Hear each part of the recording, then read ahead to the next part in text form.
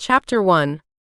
The debriefing at head office took hours, but after recounting every detail a ridiculous number of times to at least 4 different police officers and investigators, I was finally able to leave.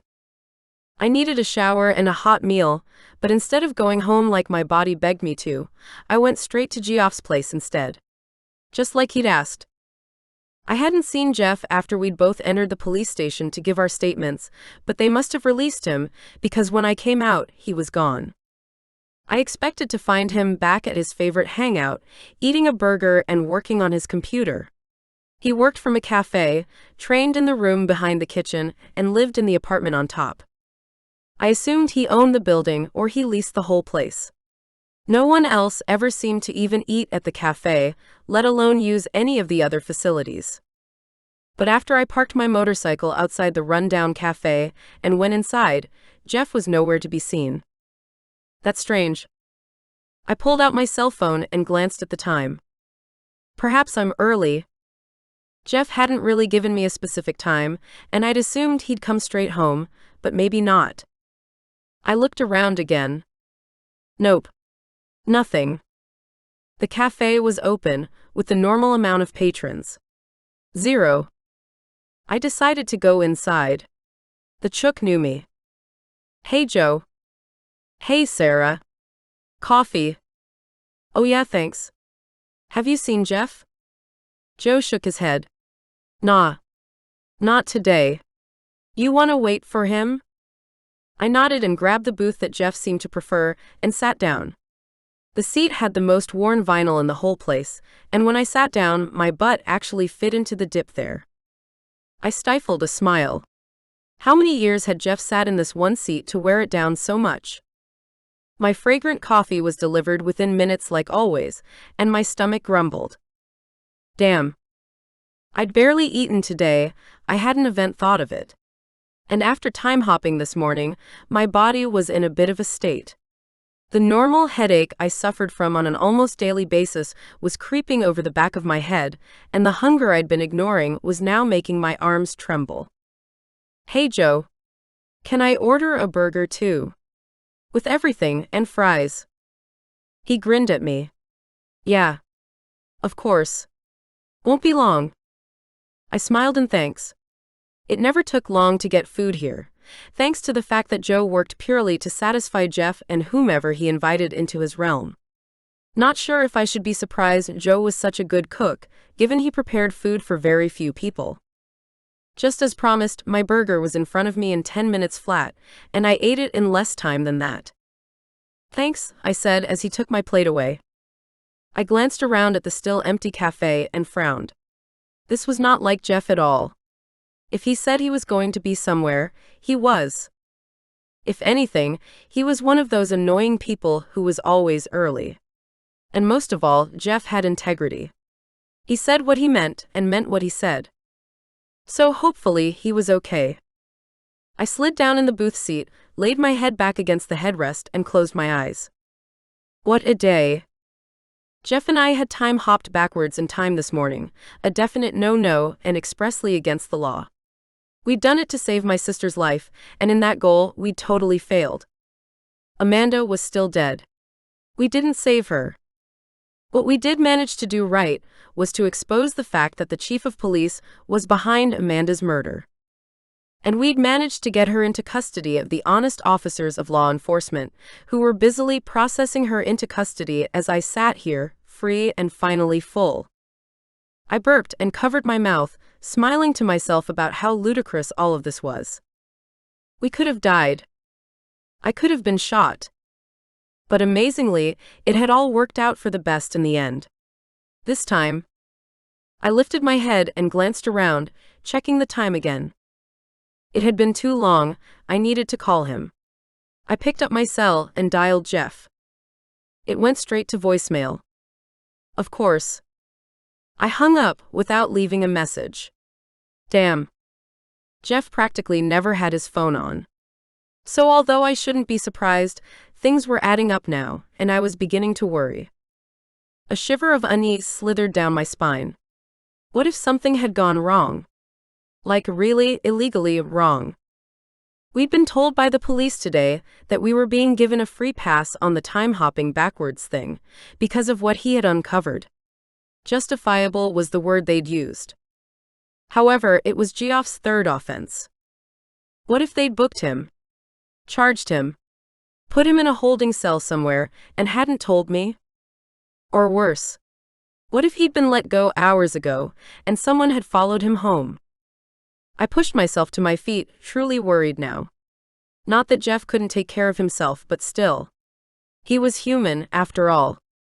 I rifled through my backpack for the spare key Jeff had given me the last time we were together. Just in case things had gone awry, which it seemed they had. But where should I start? I glanced around the empty cafe and towards the door that was two beyond the bathrooms. The first led to the training room where Jeff had regularly kicked my ass last week. The other led to Geoff's apartment above the shop. Yep, I'll start there. Hopefully he'll be up there, just taking a nap. Or something. I walked over to the door that I knew led up to the apartment. It didn't look like the entrance to an apartment. Quite the opposite. You would mistake it for the entry to a storage closet or the toilet. It was clever, really. Safe. I tried the handle and it was still locked. Good. I pulled out the silver key he'd given me and inserted it in the lock. It opened with no problems, and my heart began to beat a little faster. Why couldn't I shake the feeling that something bad had happened? Hey, Jeff. I called up the steep staircase, but nobody answered. In fact, there wasn't a single sound from upstairs.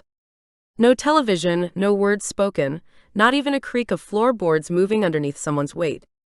So, why was my stomach still tight and my heart pounding too fast? I followed my instincts that told me I needed to keep investigating and walked up the stairs, keeping my ears pricked and wishing I'd brought my gun with me. I hadn't even thought to go get it from my apartment after the police interview. When I reached the top of the stairs and stepped into the living room, my belly squeezed even tighter. There was a scent in the air, and that smell didn't belong to Jeff. I inhaled deeply and wrinkled my nose in disfavor. Cigarette smoke and a strange aftershave scent. This is not good. Hello, Jeff. Are you here? I called out, my gaze darting all over the neat, basic living space. That's when I noticed the gray couch cushions. They were on the floor. What the? I walked forward, glancing left and right, looking for any signs that there was anyone still in the apartment. Hello?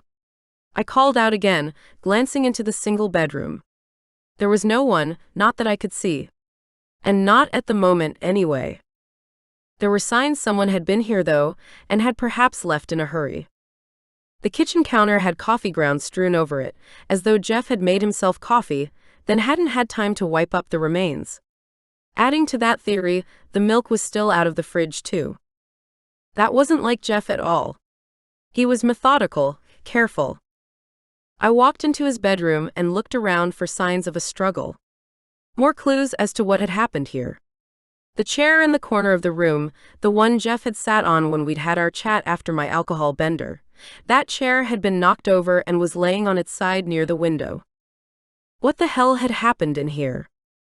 I walked back out to the living space, then toward the bathroom, then went and did it again.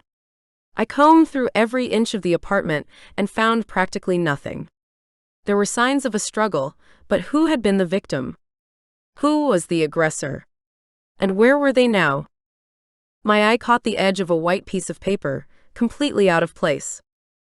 I walked toward it and there, lying on the couch, was a handwritten note. I hadn't noticed it before, which was strange. It was in Geoff's elegant, cursive writing. I recognized it because a few days ago I'd watched him write something down and made a mental note how nice his handwriting was for a man. I bent down to pick the paper up. It only had two things scribbled on it: a time and an address. The time was for later tonight, and the address was someplace downtown I didn't recognize. I folded the note in half, then in half again, before pushing it into the back pocket of my leather pants. Was it a note Jeff had made for himself? Had someone called and arranged a meeting? Or had Jeff anticipated me coming looking for him, and these were instructions for me? Maybe that address was where Jeff would be tonight. I only had one lead, so I was taking it. I turned towards the stairs, ready to go home, take a shower, and wash away the day from hell, since there was nothing left to do at the moment. That's when the room exploded with noise. A gun went off with a loud bang, and a bullet whizzed past my head. Fuck. Chapter 2. I ducked down and looked around, trying to determine the origin of the bullets. But I didn't have a clear line of vision, nor any idea where I should be avoiding. I couldn't time hop from this angle. As soon as the shooter saw my portal, he'd be able to hit his target before I could jump into it. No. There was only one way I was getting out of this, and that was to hide until I knew what sort of enemy I was up against. I rolled across the dining room carpet, went through the door, and landed in Geoff's bedroom. More bullets flew into the apartment, smashing a window and making my heart leap and pound inside my chest. Holy shit. What is this? I could hear men shouting and more gunshots being fired. Were they aiming at me? Because if they were, they weren't doing a great job so far. Or had I rather surreptitiously and massively unfortunately found myself in the wrong place at the wrong time? Ironic, a time cop caught in a spot like this. I swallowed hard, my mouth as dry as the desert. I glanced around the plain bedroom, looking for a place to hide. There was only one option. I wasn't crawling under his bed. The closet. I squatted down and ducked my head, shuffling forward. I moved as quickly but as quietly as I could across the room, slipped open the sliding closet door, which creaked way too loudly, then pressed myself in among the long jackets. With shaking hands, I pulled the doors shut behind me. What the hell have I walked into? Were these men looking for me? And why would they? I hadn't done anything wrong. Well, I suppose exposing the commissioner for first-degree murder may have landed me on someone's shit list. Damn it. A loud crash and a bang ricocheted through the apartment as furniture was tossed around. And by the extreme noise they were making, it sounded like they were throwing the heavy couches. Guns went off again, firing into the interior walls, and I clenched tightly to the leather jacket surrounding my face and closed my eyes. What a way to end an already exhausting day. I swallowed down the shriek that rose when I heard footsteps enter the bedroom where I was hiding, but I didn't dare even breathe. I couldn't stay here anymore. I had to get out before they realized I was there. The way they were stomping around and firing off their guns at nothing, it seemed like I was more likely to be shot by accident at this rate. The shooting continued, but seemed to be further away now. Had they gone downstairs? Had they taken the fight elsewhere? I hope Joe's okay downstairs by himself. I didn't know the answer to any of my questions, but I wasn't staying in the closet, in case they came back. I may not be so lucky to go undetected a second time. I snuck out by carefully opening the creaky closet door and pressed my spine against the wall of the bedroom, straining my ears for any sounds. There was a back entrance to the apartment that had a fire escape that lowered down to the street. It was probably my best shot. I crept around the doorframe and headed towards the laundry, tiptoeing as carefully as possible across the carpet. I managed to get out the back door and onto the roof without being spotted, though my arms and legs were shaking from adrenaline fatigue, and I could feel the buzz of time travel all around me. Someone was going to open a portal, maybe me. So I stretched my fingers and readied myself. This could be bad. Hey. You. I heard the shouts moments before the bullets started raining in my direction. I ran along the roof, reached the fire escape, and looked down. Shit. That was a massive drop, and scaling the ladder was not an option with that big guy at the bottom. He lifted his arm and fired at me. A bullet whizzed past my face from down on the sidewalk. Fuck. My escape plan had gone out the window. I couldn't take that guy on without a weapon myself. I pulled myself back from the fire escape and glanced behind me. I could hear footfalls on the stairs coming up towards me, and the street below was already occupied. Damn it. I wasn't going to be able to talk myself out of this one. These guys weren't interested in my story or my explanation. They were definitely the shoot first and ask questions later kinda guys.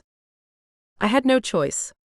I thought of a date 3 days from now and a location. My apartment. My building. I extended my hands out in front of me and threw my energy forward, a portal opening up on the roof before me. I'd never done this before, time hopped through time without a police mandate or a specific purpose. Although, saving my life was definitely a good enough reason as far as I was concerned. I'd never done it without much preparation, either. Jeff had trained me for weeks to make the one jump required to try and save Amanda. Jeff. He'd tell me to do it. He'd train me for this. My decision made and courage clamped firmly between my two hands, I ran at the portal just as the men reached the roof. I took a flying leap as they leveled their guns at me, and I was sailing through the coldness of time, then landing inside my apartment, safe and sound. Holy shit.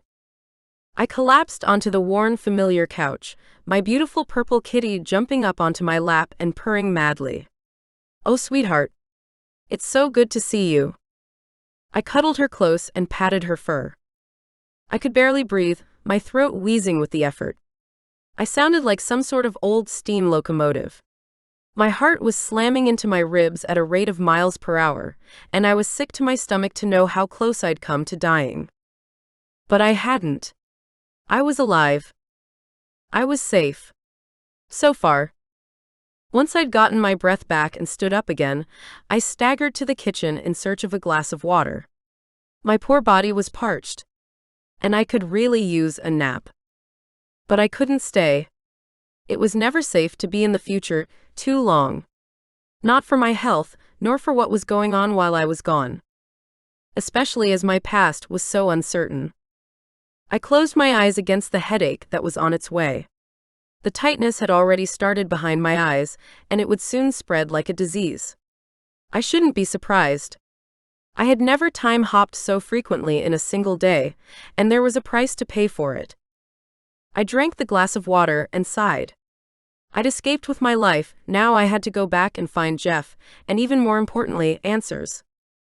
I'd thought that by stopping Amanda's murderer, I'd be at peace, and this path would be done. But it seemed that the more answers you got, the more questions you had. No rest for the wicked. I put the glass down and walked back into my living room. I patted my kitty on the head once more, then used all my remaining energy to open another portal, this one returning to the present, and into the same apartment in which I currently stood. I patted my back pocket and felt the bulge and crinkle where the piece of paper with Geoff's instructions still lay. Good. Still have it.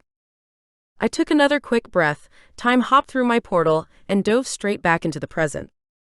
My apartment was exactly the same as I'd left it that morning, with the dishes still not done and piled in the sink. My cat slid up next to me, wrapping around my legs, purring around the kitchen looking for some food. I closed my eyes and sat up, thank God. I'm home. I quickly fed the cat and glanced around the apartment, looking for anything that might be different. I hadn't done anything to the apartment in the future while I was there. Well, other than have a glass of water, but nothing that should have altered my current present, but still. One could never be too careful. I walked around the whole place, checking my bedroom, the living room, and the kitchen. I saw nothing different nor anything of note, and hoped to hell I hadn't left a trace of traveling through time. That was never a good thing. Especially since I'd already broken the rules this morning. They may not be too lenient for a second offense. I needed to find Jeff. Like now. I glanced at the clock, then pulled out the note Jeff had written. Shit. I'd missed the meeting time by about an hour. How had I mucked up the time hop so much? Or perhaps I hadn't been thinking properly about the actual time that I wanted to jump to. There was more to it than simply picking a day and a date. I may have gotten sloppy because I was so tired. I put my hand to my head, my temples now pounding with the headache that came from time hopping too often.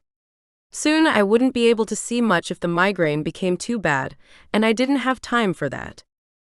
I needed caffeine and some painkillers. I staggered over to the kitchen and put the coffee machine on, then grabbed the medicine from above the fridge. Swallowing 2 of those down with some water made me feel a little better as I prepared my coffee, dumping in extra sugar for energy. I had a feeling this day wasn't ending anytime soon. How was I going to find Jeff now? I punched in a quick message to his cell phone, telling him to call me for a coffee sometime, keeping the words casual and almost intimate, hoping that if someone saw his phone, they wouldn't guess as to our connection. Which was what exactly? Friend? Colleague?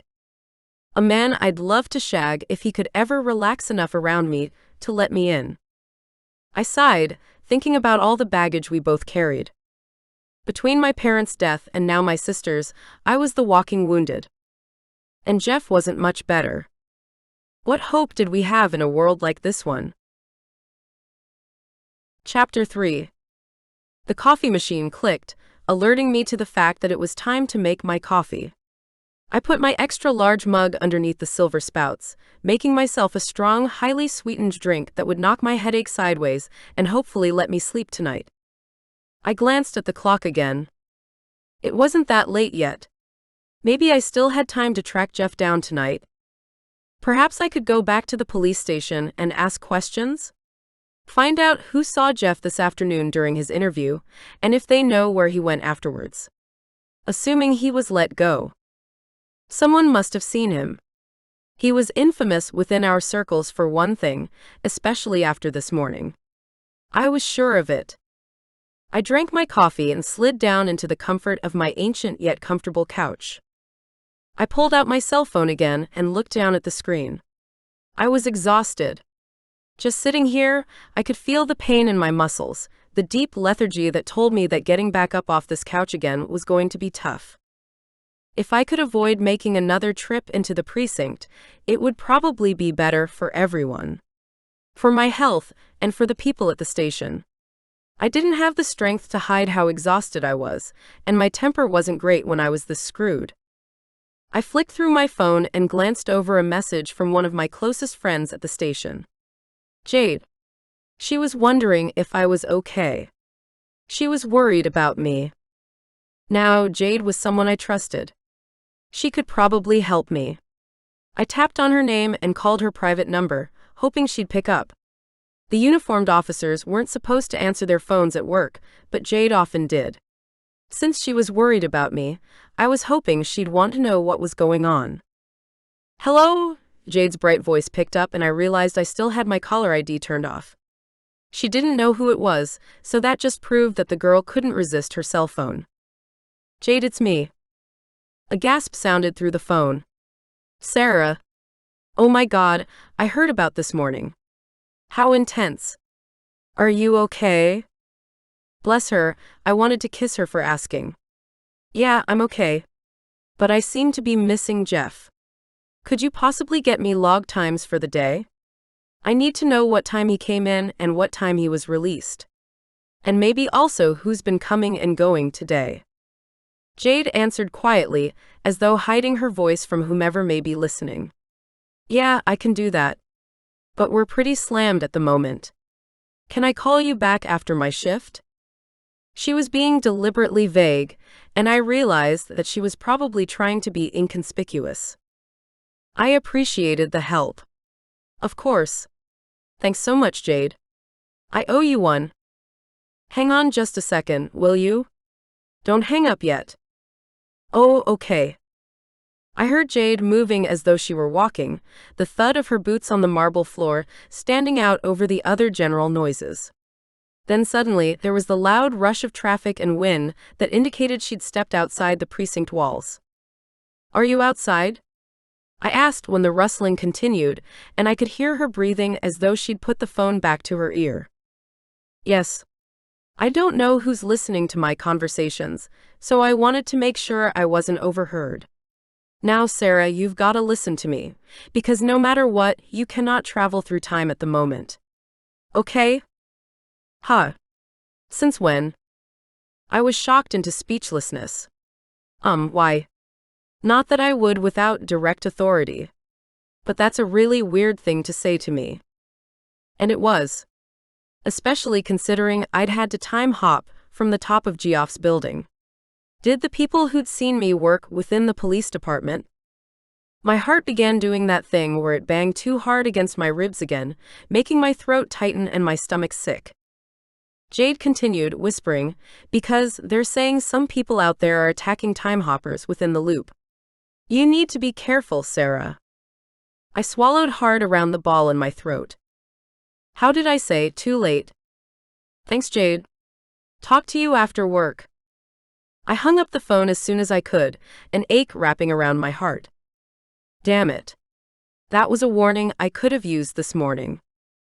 I was startled awake by the sound of my phone ringing loudly and my neck cramping horribly, pain ricocheting into my shoulders.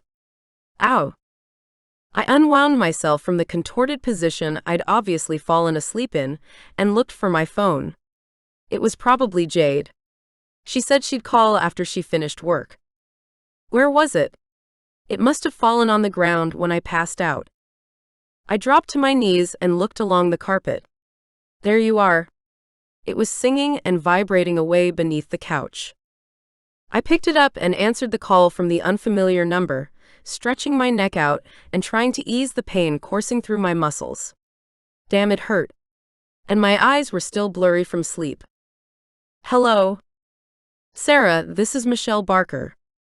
That sure as hell snapped me out of my sleepy stupor. My eyes were open and my neck pain was forgotten. Why are you calling me? This stupid bitch had no right. Your apartment is bugged and they're listening, so don't say anything incriminating out loud, okay? I froze. Was it possible? Of course. I supposed anything was possible. And if anyone knew that, I did. How many criminals had I arrested who I would never have picked out in a lineup as a murderer? But should I believe her, of all people? Michelle was a liar, a cheat, and a rat who'd sold out her boyfriend to save her own ass. But then again, I couldn't think of any reason that she'd want to help me. So, if she was advising me not to reveal too much out loud, which didn't affect me either way, who was I to go against sound advice? Okay. Can you meet me at my place? I had no idea where that was, but I was pretty sure she'd tell me. Sure. When? Now. Come straight over. And go the traditional way. Walk. Or ride your motorcycle. Don't time hop. I groaned. I couldn't help myself. Had I gotten a reputation for myself somehow? As the chick who time hopped everywhere, without any thought to the consequences.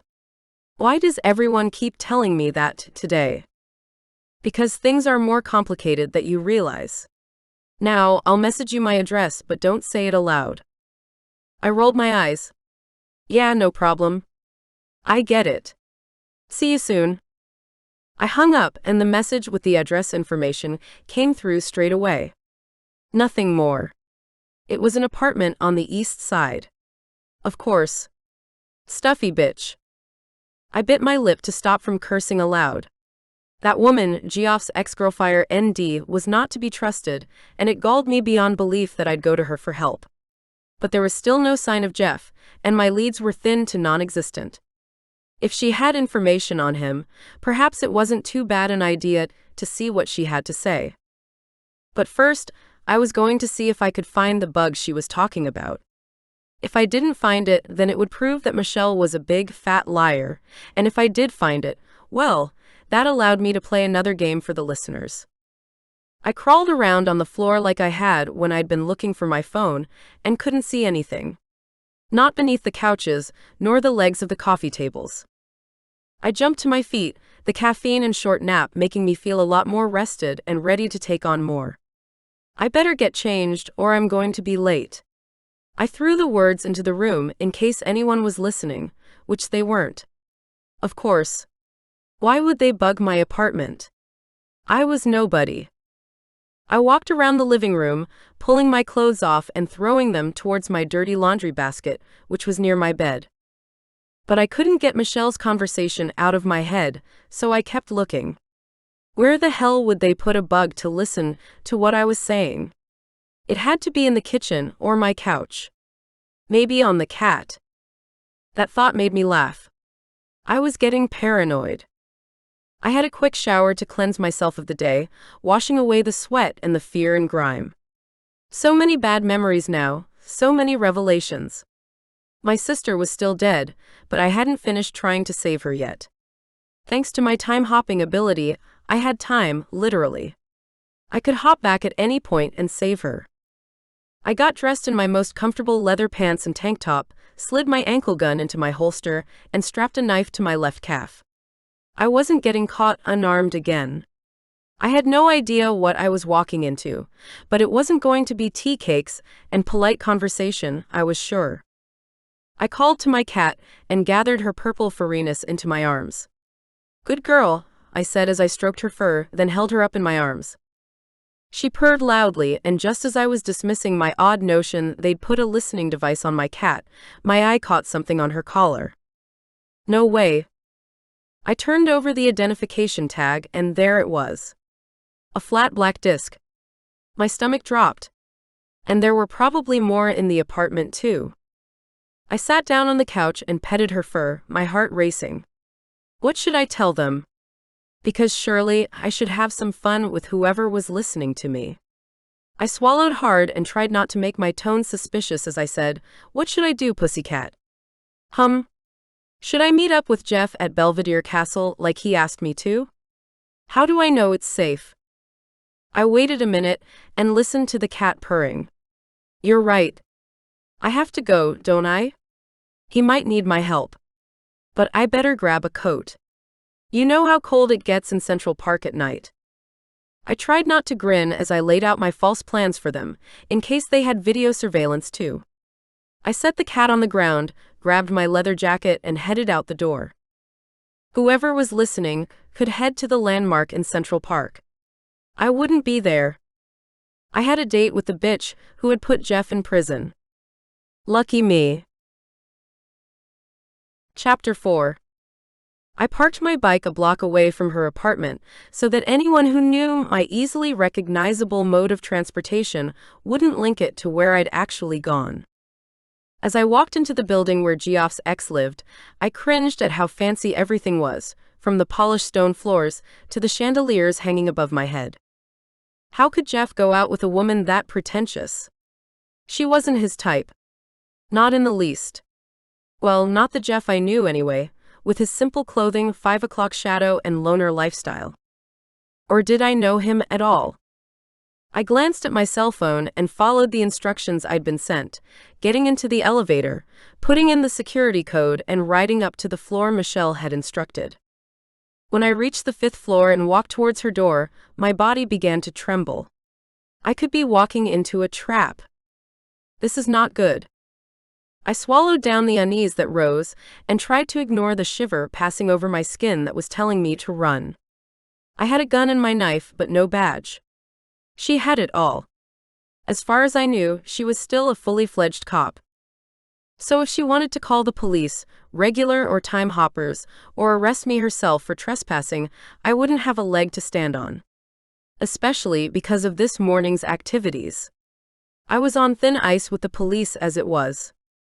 I stepped up to the door and glanced at my phone, checking the apartment she'd led me to. 7B. Yep, this is it. Before I lost my nerve, I lifted my hand and knocked on the door. How had I ended up here? Knocking on the door of a bitchy cop who used to sleep with the guy who was missing, who I happened to like a lot, who was also a time cop who had helped me illegally time hop backwards. What a mess. I shook my head. My life had been so simple a few weeks ago. But ever since my sister had died, I'd felt like Alice falling down the rabbit hole. I was free-falling, and I wasn't sure where I'd end up even now. I sure as hell hoped it wouldn't be Wonderland. There was the sound of clicking heels on hard floors, then the door swung open and Detective Michelle Barker, the slut who'd broken Geoff's heart, stood before me. Sarah. Thanks for coming. She indicated I should walk past her and into the apartment. A shiver of unease shot up my spine. It was like being invited into a wolf's den. Michelle, I managed to reply as I took a quick inhalation of breath and nodded my head once at her in greeting. I'd come this far. No backing out now. I stepped through the doorway and walked past her, moving into the most beautiful apartment I'd ever seen. It was warm and feminine, but with hard modern edges, bright surfaces, and clean lines. It was a place I'd live in if I wasn't such a slob. And the fact that I envied her this apartment and her life, her past, Jeff, it made me hate her even more. How could a woman with such great taste in living space, occupations, and men be such a cunning little witch? I spun on my heel and flicked my long purple hair over my shoulder. "What's up?" Michelle didn't answer immediately. Instead, she walked across the room and sat in the fawn-colored leather armchair, her skin-tight jeans and killer black heels giving me total body envy. Unfortunately, she also had a look about her that made me begrudgingly admire her. The way she moved was totally hot and powerful. The strength in her core, her legs, was impressive. I could tell when someone was a total badass, and this woman could kick ass. No wonder Jeff was attracted to her. But she was just so blonde. I tugged at my own leather outfit and wished I'd brushed my hair after I'd taken off my helmet. Michelle met my gaze, her spidery eyelashes catching my attention. "There's no easy way to say this, Sarah, so I'm just going to spit it out. Jeff is trapped in time." I stepped closer and stared harder at her face, looking for signs of deception. I didn't even really understand what she was saying. "He's what?" "After his interrogation, they trapped him and he can't get out without your help." "Get out? Get out of where?" "Me?" I repeated. She was asking me for help? Had the police trapped Jeff in some alternate timeline in the future? If so, how could I get him back? How do you expect me to find and save Jeff when they've taken away my badge? I can't time hop legally anymore. Michelle raised a single eyebrow above her hazel green eyes. "I didn't think you had a problem breaking the rules for the right cause, Sarah. Or am I wrong about you?" I walked forward, grabbed a chair, swung it around, and straddled the back of it. "No, you're not. I used to be. God, before my sister had died, I'd never broken a single law. Never even had a speeding ticket, despite the power of my bike's engine. I liked the rules. They kept us safe. But Jeff was worth breaking the rules. He'd done everything he could to help me save my sister, and if my adventures had put his life at risk, then I'd do anything to help him get back on track. So what's the plan then?" Michelle tapped her fingers against the armrest of her chair. "There's one problem: it puts you at risk." I resisted the urge to roll my eyes. What else was new? I assumed there would be risks with a rescue mission time hopping against the same police that I once worked for, but are you talking about something more specific? Geoff's ex nodded, scrunching up her otherwise perfect face.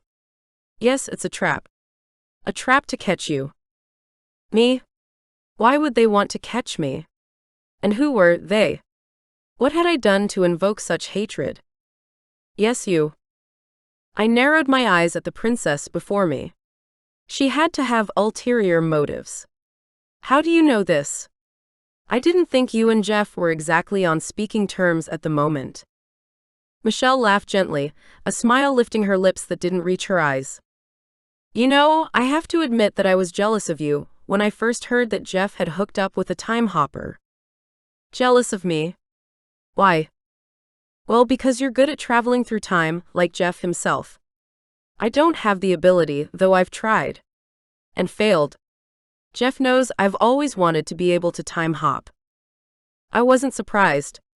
Time hopping wasn't a common ability. You had to undergo some pretty rigorous testing to get into the academy, and most of the time, the ability came from a recessive, familial gene. We didn't know if my parents had it, as time hopping hadn't been that common 5 years ago. And I'd believed my sister didn't have the gene. It was my assumption that she'd never been tested. My incorrect assumption. There was much I didn't know about Amanda, it seemed. I waited for Michelle to continue and she looked away, laughing again, this time it seemed at herself. "I've wanted to meet you, Sarah, and now that I have, I know why Jeff put himself on the line for you. You seem to be worth the effort and the danger, so my question is, will you do the same for him? When she met my gaze this time, I saw worry and perhaps a little discomfort. I couldn't stop myself from telling her the truth. Of course I will. I owe Jeff that much, at least. I swung my leg over the chair and stood up, anxious to get going. But where did I even start? I have a couple of questions before I leave. The main one being, who is hunting me? The police commissioner has been arrested, and I can't think of anyone else who would want me taken out. Amanda had been killed by the commissioner, and I'd had her arrested for it. Who else could possibly want me? And why would they go to such lengths as kidnapping Jeff to get to me? Michelle uncrossed and recrossed her legs, a frown tugging her painted lips down at the corners. Don't you know? I shook my head. No, not at all. She bit her lip, seeming indecisive, then finally dropped a bomb. I'm sorry to tell you this, but it's Amanda. Chapter 5. I must have heard her incorrectly. Ah, pardon me? It couldn't be true. There was no way. My sister was dead. And even if she wasn't, and that was a big if, why would she kidnap Jeff to get to me? There were much easier ways, like simply walking up to me and announcing the fact that she was alive. I'd grab her up tight and never let her go. Why would my sister set a trap for me? She's dead. Or she was in this timeline. But I had been trying to alter that fact, so perhaps someone else had already accomplished the feat of revising the past. I began to pace the stupidly clean living room. Who didn't have at least a random magazine lying about, or a cookie crumb on their carpet? I pulled the hair tie from my ponytail, then proceeded to put it back up the exact same way. A silly habit I had when I was nervous. Now, I definitely needed to save Amanda. Damn, I had even more questions banging around inside my head when I'd come here for answers. Calm down, Sarah. I spun around and glared at the blonde woman sitting with her legs crossed. Calm down. Calm down. Are you serious right now? God, this woman was a pain in the ass. Just relax, okay? I'll explain it to you. The problem with you time hopping at the moment is that you leave traces of yourself when you travel. How did I not know that? Or if they had taught me at some stage, I'd dismissed it without a second thought. It doesn't matter so much when you're time hopping for low-level criminals and under the police banner. They can track where you've gone, but you only go where they direct, so it doesn't matter so much. It's the same reason you get headaches. You get them, right? I nodded, frowning at her. Not many non-hoppers knew about them, but I suppose Jeff would have gotten them too. Though we'd never discussed it. Yeah, why? It's the same energy. When you create a portal and pass through, your energy signature is tagged on that time hop. In short, it means the commissioner can track you. How do you think they bugged your apartment? The commissioner? Impossible. She's in custody, isn't she? It had to be someone else. She is, but she has a lot of people working with her. They went back in time and bugged your apartment after they realized you were at Geoff's place this morning, when they shot it up. Oh. My. God. I kept pacing the living room, feeling tight and restricted and wanting to break out of the confined space and run. Movement helped me think. So, this means that Amanda and the commissioner aren't working together. Considering she'd killed Amanda, probably not. Especially if the commissioner thought Jeff was at home and sent people to kill him. But he's actually been kidnapped. Michelle sat forward on her seat. Maybe they were getting rid of evidence? Perhaps there was something at Geoff's place they didn't want you to find. The address. Had they been looking for the handwritten note I'd found? I hadn't seen anything else out of the ordinary in his apartment. There is something I found before the place got shot up. Michelle's eyebrows rose. What is it? I was reluctant to tell her. But I'm not sure if it means anything. Michelle nodded. Tell me, please. It could be the difference between finding Jeff and not. She was right, I had to tell her. Michelle seemed almost as worried about Jeff as I was. I found an address. On a piece of paper. With a time. It's possible that's where they want me to go and find Jeff. I don't know. I was deliberately misleading her, but I still wasn't sure if I should tell her the whole truth. Michelle got to her feet. All 5'10" of skinny blondness. Look, I can help. I can train you how to leave as little trace as possible when you time hop. It's the only way to protect yourself. I wanted to say no. To throw the offer in her face. She couldn't time hop herself, but she knew tricks I didn't. Unlikely. Michelle nodded as though answering an unasked question, and I released a long-held sigh. What other choice did I have at this point? I didn't want to trust her. I didn't trust her, in fact. But this woman, whom I considered the enemy, was giving me all the information that no one else had, and asking for nothing more in return than for me to help Jeff, which I would have done anyway. Okay, but first, I need to meet with Jeff. I knew the paper I'd found was a message from him. Knew it in that type of gut instinct feeling that I had to follow. Michelle's eyes widened in surprise. But how do you know where he is? I pulled the piece of paper out of my pocket and handed it to Michelle. I found this at Geoff's apartment before they shot up the place. Michelle looked at the address and nodded. Okay. I'll let you borrow some clothes. I frowned at her. Huh. Why? What was wrong with my kick-ass leather pants and pink tank top? Michelle grimaced. That place has a very specific dress code, and you will stand out like a sore thumb in your biker gear. You know what this place is? I probably should have Googled the address beforehand, but between hiding from the bullet slingers and passing out from pure exhaustion, I hadn't really thought about the piece of paper in my back pocket. Yes? Michelle didn't say any more, but it was pretty obvious that she knew what she was talking about. She stood up and walked towards another room. I assumed it was her bedroom. Come on. We're a similar size. I guarantee I'll have something for you. Michelle headed into the room and I rolled my eyes. She was seriously going to give me a makeover? I'd never let anyone mess with my style. My purple hair, my too tight funky clothes. Ick. What was she going to do to me? Put me in some sort of white business suit? A pink dress? Hopefully whatever it was wouldn't make me vomit. I followed Michelle into the room and glanced around, trying not to imagine Jeff in this woman's bedroom. In her fancy big bed, between her white and blue sheets. You already have a pretty cool look, but you'll have to sexy it up a bit for this place. Are you serious?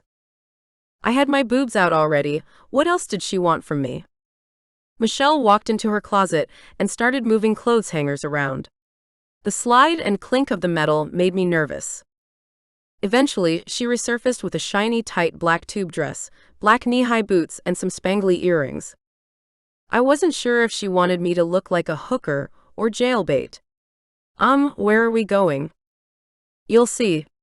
Throw these on and leave your leather pants on, maybe. They'll work well. Do you need a push-up bra? Because getting the girls out will help in a place like this. I stared at her. Was she serious? I already had on my best bra. I wasn't showing any more tits than I already was. Plus, my neon pink straps would look kinda cool with the black strapless dress. No. I'm fine. Suit yourself, Michelle said with a shrug. I'll give you a minute to change while I look for something to wear myself. Michelle closed the door to the bedroom and stayed inside the walk-in closet. I sighed. At least she wasn't dressing me up for some sort of highbrow cocktail party or anything. I wouldn't cope with evening wear at the moment. It was way outside my comfort zone. I stripped out of my pink tank and pulled on the clothes she'd given me. The all-black look was actually quite flattering, and I was glad I'd kept on my leather pants, as the dress would have barely covered my ass. I plumped up my boobs a bit, and when I glanced in the mirror, the cleavage looked good. I couldn't quite work out where we were going, but a part of me was a little excited. Shivery, almost. By the time I'd put in the earrings, Michelle was back. I think we should brush your hair out. Maybe braid it a little. I indicated to the mess that was my hair after a motorcycle ride. Sure. Whatever you want. Michelle pulled out a chair in front of a large mirror, and I dropped into it. She handed me a brush, and I ran it through my hair, pulling most of the tangles out before handing it back to her. I'm just gonna braid the front, keep it off your face, Michelle said, as she began weaving my hair into an elaborate pattern that I would never have had the talent or patience for. Thanks. I sat still and finally admitted to myself that I was beginning to like this chick. And I didn't want to. I wanted to hate her. That was much easier. Almost done? I asked, my feet getting itchy. I wanted to get moving. Michelle handed me a red lipstick. Put this on and we're ready to go. Red? Eek. But who was I to argue? Okay. I applied the lipstick and allowed it to dry, before handing the tube back to Michelle. You're coming too. I glanced at her perfectly polite outfit. If she was wearing that, I was getting changed. She nodded. Yeah. Give me a sec. She walked back into her closet and came out wearing an outfit very similar to mine, except her short dress was white, and she wore a leather jacket that was long and fitted. Let's go. We walked out of the apartment and down the elevator. You got your bike with you? Michelle asked. Yeah. I parked it a few blocks over. Why? I'm wondering if it's worth taking it for effect, or whether we should just grab a taxi. Effect? Were we going to a biker bar, or something? I didn't know, so I just waited for Geoff's ex to decide. She tapped her finger against her chin once or twice, then nodded. Taxi. She stepped onto the street and waved an arm. A cab pulled up in front of her as though by magic. Seriously? Who does that?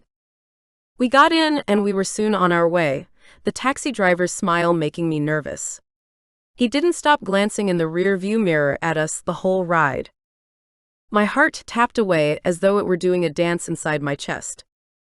Here we are, Michelle announced as the taxi pulled over. I got out of the cab and stepped into the side alley, water sloshing in a puddle beneath my leather knee-high boots. Are you kidding me? I looked up at the dark building before us. It was a strip joint. A classy one, sure, but still. Why couldn't I stay in my leathers? It's not like there was a dress code for women. We'd look like the strippers the men paid to dance for them. Because you don't want to attract attention. We look like a couple of girls on a party night out. So just blend in. I took a deep breath, a shiver of fear racing up my spine. And if this is a trap? Then if worse comes to worse, even though I've told you to refrain, you save yourself. Time hop out of there and leave me. I'll find my own way home. A part of me didn't like that idea. I didn't leave someone behind who couldn't fend for themselves, but then again, perhaps Michelle could? Okay. I nodded once at my partner in crime, gathered my courage and surged forward into the fray of glitter and alcohol. Chapter 6. I couldn't stop the way my stomach dipped and my courage raced for the door the moment I stepped into the club. This wasn't familiar territory for me. The darkness enveloped both Michelle and myself, and the dim lighting cast shadows over the dozen or so men in there. Music thumped with a deep bass that I could feel passing through my chest with each beat. A half-naked woman gyrated on stage, doing an excellent job in time to the music. I can't frickin' believe this. As I followed Michelle into the room, most of the patrons turned to stare at us. Or rather, to check us out. Like we were meat on a platter, and they were hungry as hell. A shudder rippled through my body. I need a drink. Go for it. I'm right behind you. I assumed Michelle was speaking metaphorically, because I headed for bar and left her standing in the middle of the room. She was looking around, I assumed, for Jeff. I suspected at least half a bottle of vodka was going to be needed to wash away these chilly feelings. Or perhaps tequila. Lots and lots of it. The sexy-looking female bartender, with massive fake boobs spilling out of her tank top, gave me a tired smile. "Can I help you, love?" Yes, you can." "Can I get a couple of tequila shots, please?" The chick glanced at my cleavage. Was she checking me out like all the male patrons? But at least she went about getting the shots without pause. "Hey, I haven't seen you around here before," a guy said as he sleazed his way along the bar and stopped right next to me. I didn't look at him, because I could practically feel the disgust in my veins ramp up 200%. Trust your gut. Always trust your gut. No. I haven't been here before. And I don't work here, if that's your next question, I answered as calmly as possible, watching the bartender finish pouring the shots. Part of me was mortified that people were assuming I was purchasable. Apparently, Michelle had been right. We certainly blended in well. The bartender slid the shots across the bar, and I tapped my credit card on the machine she handed me. I'd ordered 2. 1 each for Michelle and me, but as my brain began to register just how uncomfortable I was in this place, I decided to drink both. I threw back the first one, the sting of the alcohol making me gasp and swallow hard. But my nerves were still getting to me. I was shaking, and I couldn't have that. So I threw back the second one, and this time the tequila tasted even more like gasoline on my recently singed taste buds. "Gah!" I hissed as I dropped the second glass to the countertop. The guy to my left pushed a little closer. "Hey, girlie." I groaned, not wanting to deal with him, but it seemed I had to. I turned to him, expecting to find an old, fat man in a suit. "Why don't you just—" The words stopped short in my throat as I focused on the guy hitting on me. He wore tight blue jeans and a jacket, with a gray hoodie beneath that was lifted up so it partly covered his face. Not what I was expecting. I looked closer. My heart pounded harder, and my skin tingled with recognition. "Jeff?" "Shush." I turned my back to the bar and stared out like this was any other normal night. "Come on with me, hottie," he said, and grabbed my hand. I went with him willingly, my stomach tightening at the press of his hand against mine. Jeff didn't touch me unless we were sparring, and he couldn't avoid it. This was different. He pulled me to a booth in the back of the place, right next to the rear exit sign. I glanced at the vinyl before I slid onto the seat. I didn't even want to think about what sort of fluids had been spilled on the cheap material.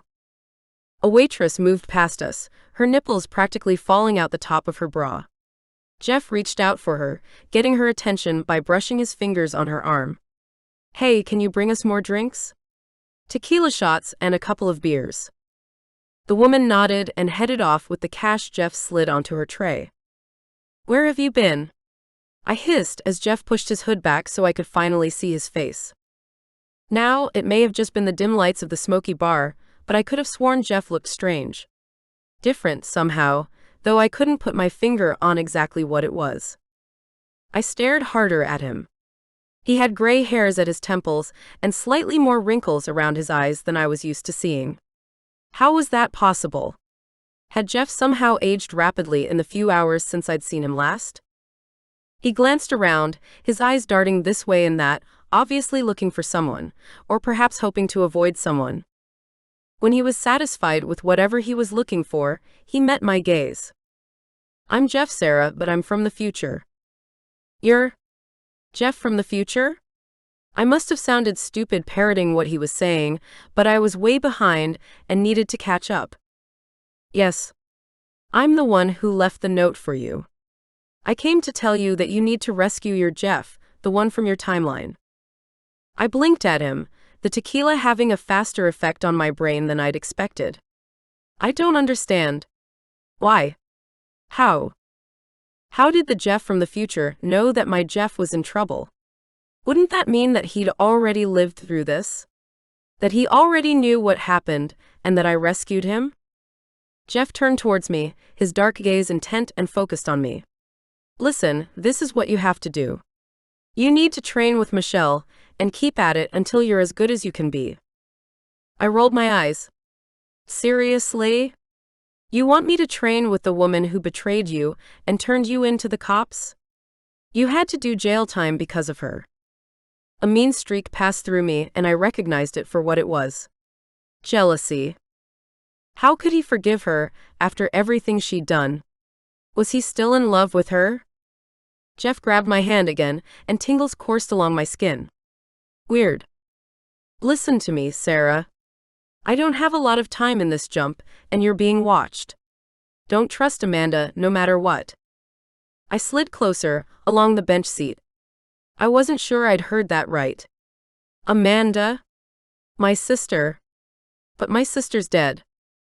Or she was in the timeline in which I was currently living. You know she's not really. That's not how time hopping works. I cocked my head to the side. What are you talking about, Jeff? There was a loud crash as a man in a leather jacket threw a guy in a suit across the pool table, sending beer bottles and champagne glasses on a nearby tall table smashing to the ground. What the? My eyes caught the gaze of one of the men in the fight. I knew him. I'd seen him at the precinct in the city this morning. Oh no. Not the chief too. Oh shit. That's one of the police chief's guys. This is a setup. Crap. How had they known I'd be here? Quick. Move. Jeff slid out of the booth, and I moved around the other way. How had they known we would be here? I had the only note from Jeff. They'd never seen it. Unless they'd probably bugged Michelle's place too, and heard us discussing it there. Damn it. I could see Michelle across the bar, and she was trying to get through the crowd to us. But people were gathering to watch the fight, which was still underway. I glanced over at the back door, the only exit in the place. Did we have time to get out? The same back door I'd been thinking of using to escape opened, and two more big guys walked in. I sensed from their belligerent stances that they weren't here to help us. Quite the opposite. The hairs on the back of my neck tingled, and I opened the zipper on my left boot. The two new guys spotted Jeff and lunged for him. Shit. No. We didn't have time for anything else now. We had to fight our way out. The two big guys lunged for Jeff. He punched the first guy in the jaw, swung around and plowed his fist into the belly of the second one. Two bikers inside the bar came for me, and my heart rate quickened. I bent down and pulled my knife from the inside of my boot. I dodged their punches and swung my arm, stabbing one of them in the shoulder. He cried out, and his colleague quickly threw a punch at me, straight into my ribs. I grunted with the impact and dropped the knife just as I'd pulled it out of the guy's shoulder. The pain winded me, and I staggered sideways into the crowd. Sarah. Michelle came running toward me, finally having cleared the crowd. She kicked one of the bikers in the back, then slammed her elbow into his nose. We need to get out of here. No arguments here. I looked back at future Jeff, but he was being towed toward the exit. One of the men I recognized from the chief's office had Geoff's arm bent at an odd angle, and the other guy was holding a knife to Geoff's throat. I called out to him, my first instinct telling me to run over and help. Jeff. Why the hell did I leave my gun at home? No, Sarah. Run. Jeff barked at me, and the guys turned to look at me. Fuck. I turned and clashed gazes with Michelle, seeing the understanding in her eyes. Jeff was right. We didn't stand a chance if we stayed here. There were too many of them. Michelle took off, weaving through the crowd and heading for the front entrance. I took one more look at Jeff. I didn't want to leave him here. Not with them. Not before I'd found out more of what I needed to do. Go. Jeff yelled once more, and I could tell that he meant it. His teeth were bared and his gaze was intense, right before they pushed him out the exit. One of the men stayed behind and started rushing at me, pure menace in his eyes. They were all counting on me to go into the time loop and rescue Jeff. The last thing I should do was get captured as well. But I didn't want to run. I wanted to stay and fight. I looked around for my knife, but couldn't see it anywhere. It must have been picked up or kicked out of the way. Shit. I had no weapon and no advantage here. I turned and fled, begrudgingly running away. I bolted through the club, knocking over a tray of drinks and causing a massive commotion, before finally running out the door into the cold air. I was panting, I was terrified, and my freaking boobs were practically falling out of the strapless dress Michelle had lent me. How much more undignified was this night gonna get? Chapter 7. Michelle was nowhere to be seen on the dark and now very busy street, and when I glanced back at the club, a whole lot of guys poured out the door. They were coming after me, and they clearly meant business. I needed to get out of there, and quickly. I wanted to run, my arms and legs tingling with adrenaline, making my limbs shake. All my blood was being pumped into my muscles to make it easy to get away. I knew that. It was physiology. Biology. But I fought it so that I didn't look suspicious. I started to move, slower than I wanted to, but faster than a normal person would. I picked up my pace, darting around the spectators and people who were milling at the bar, rubbernecking. I still couldn't believe that my own police chief was somehow involved in this ridiculous conspiracy. The man who ran my precinct. He had nurtured and coached me and helped my career advance. Of all the betrayals, I hadn't seen that one coming. Sirens went off in the distance and I stopped, my heart pounding. Were they looking for me? Someone had called the cops, and they'd be investigating what went on here tonight. If I wanted to know what was going on, then I should probably hang around and listen. Watch. See what I could pick up. Not that I wanted to. But the detective in me was curious to solve this puzzle. There was a thrift shop on the corner that was still open, and I headed toward it, figuring it may have something that would disguise me. I was way too conspicuous like this. My clothes were designed to stand out, and my purple hair was like a beacon flashing in the night. I ran across the street and entered the door in a hurry. "Hey hun, what are you looking for?" The woman behind the counter asked me as soon as I stepped foot inside. She had a ton of blue eyeshadow on her eyelids, and her hair was whipped up into an old-style beehive shape. In my eyes, she was perfect. Just something warm. "I'm freezing," I said, faking a shiver as I rubbed my bare arms up and down. "Oh, of course. Come over here. I'll show you our coats." I followed Mrs. Beehive and picked out a wool sweater and a vest with a hood attached to it. "Do you happen to have any wigs, by any chance?" I asked. My sister used to tell me that spotting me in a crowd was the easiest thing in the world, as she used to just stand on a chair and look for my purple hair. I've always loved my look and never wanted to change it, but at this moment, with bad cops looking for me and Jeff on the run, I didn't want to stand out too much. She glanced at my purple locks and smiled, as if she understood why someone with my hair might want to change. "Sure. This way." There was a great assortment of wigs on the shelf in the corner, and as the lady handed me a hair tie and a hairnet, I chose a dark brown bob. That should help me disappear. I pulled the stiff, sticky wig on over my hair and used the round mirror on the shelf next to the display to check my reflection. "You look completely different," the woman said with a sigh. It was almost as though she missed my purple hair. I turned to her and smiled. "Yep. That's the idea." She grinned and walked over to the counter to ring up my purchases. Luckily, I still had some cash stuffed in my bra. "Here you go," I said, handing over everything I had. "Keep the change. Thank you for your help." I zipped up the vest, covering my ample cleavage, and headed back toward the bar. There was a large crowd outside the bar now, and the police were everywhere. Part of me wanted to run. I was sure they would be looking for me. Hopefully, the two big guys who'd seen me in the club and had grabbed future Jeff had taken off. I doubted they were here on official police business. Despite everything strange that had happened, a part of me was still at a complete loss as to why my world had so quickly turned upside down. I needed answers.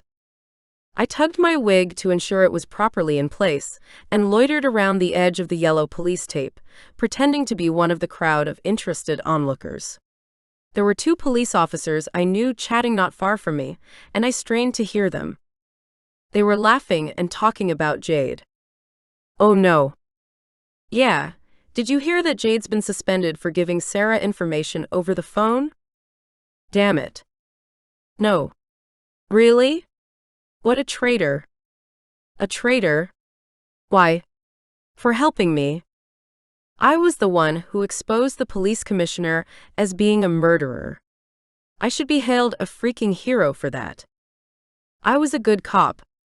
I worked hard. I was fair and excellent at my job. When did I become the enemy? I turned my back on them, tucked my head down, and walked away. I didn't want to hear any more. I couldn't go home for obvious reasons, but was unsure of my options. I pulled my phone out of my pocket and started scrolling through accommodations in the area. A motel popped up only half a block away, so I pushed my legs to walk faster. I needed somewhere safe to rest and think about what I was going to do next. I found the motel and was relieved to find it cheap but clean. I gave them my credit card. I didn't want to because if the police wanted to find me, they could trace my bank details. Or my phone. But I didn't have any other choice. I was out of cash. I'd been separated from Michelle. And I was starting to think that there was a much larger conspiracy going on here than had first appeared. Besides, I planned to be out of here after a few hours' rest, so hopefully by the time they caught up with my credit card transaction, I'd be long gone. The old guy behind the reception desk handed me a plastic card with a strange bird logo on it that represented the motel's branding. Here you go. Room 20. Second floor. Thanks. I took the room key and made my way up to level 2. My room was near the fire exit as I'd asked, for an easy access and escape. Once inside, I locked the door with the deadbolt, then moved the chest of drawers in front of the door, leaving a gap so I could get out fast, but positioned just in case I needed to push it in place across the door to stop anyone entering. I went into the tiny bathroom and pulled off my wig. God, that thing was hot. I ran my fingers through my hair. Yuck, my scalp's all sticky and gross. As was the rest of me. But I wasn't having a shower yet. I'd had too many bad dreams of someone sneaking in and attacking me while I was in the shower. I couldn't think of anything worse than being grabbed while naked and vulnerable. And for some reason, at this point in time, it seemed like the exact sort of thing that would happen to me. I washed my face with cold water and stripped off the vest and sweater. I knew I looked like a cheap hooker with the clothes I had on underneath, and as I took a better whiff of myself, I grimaced. Yes, desperately needed the shower. Maybe later, after I calmed down a bit. I pulled my cell out of my pocket and dialed Michelle's number. The phone rang once, then went straight to voicemail. I decided to leave a coded message. Hey Michelle. It's me. I'm staying locally. I'll hopefully catch up with you tomorrow. I hung up the phone and set the cell down on the bed, then thought again and reached over to switch it off. Now, what was I going to do? Shower and then change into what? Put my sweaty, yucky clothes back on? Damn.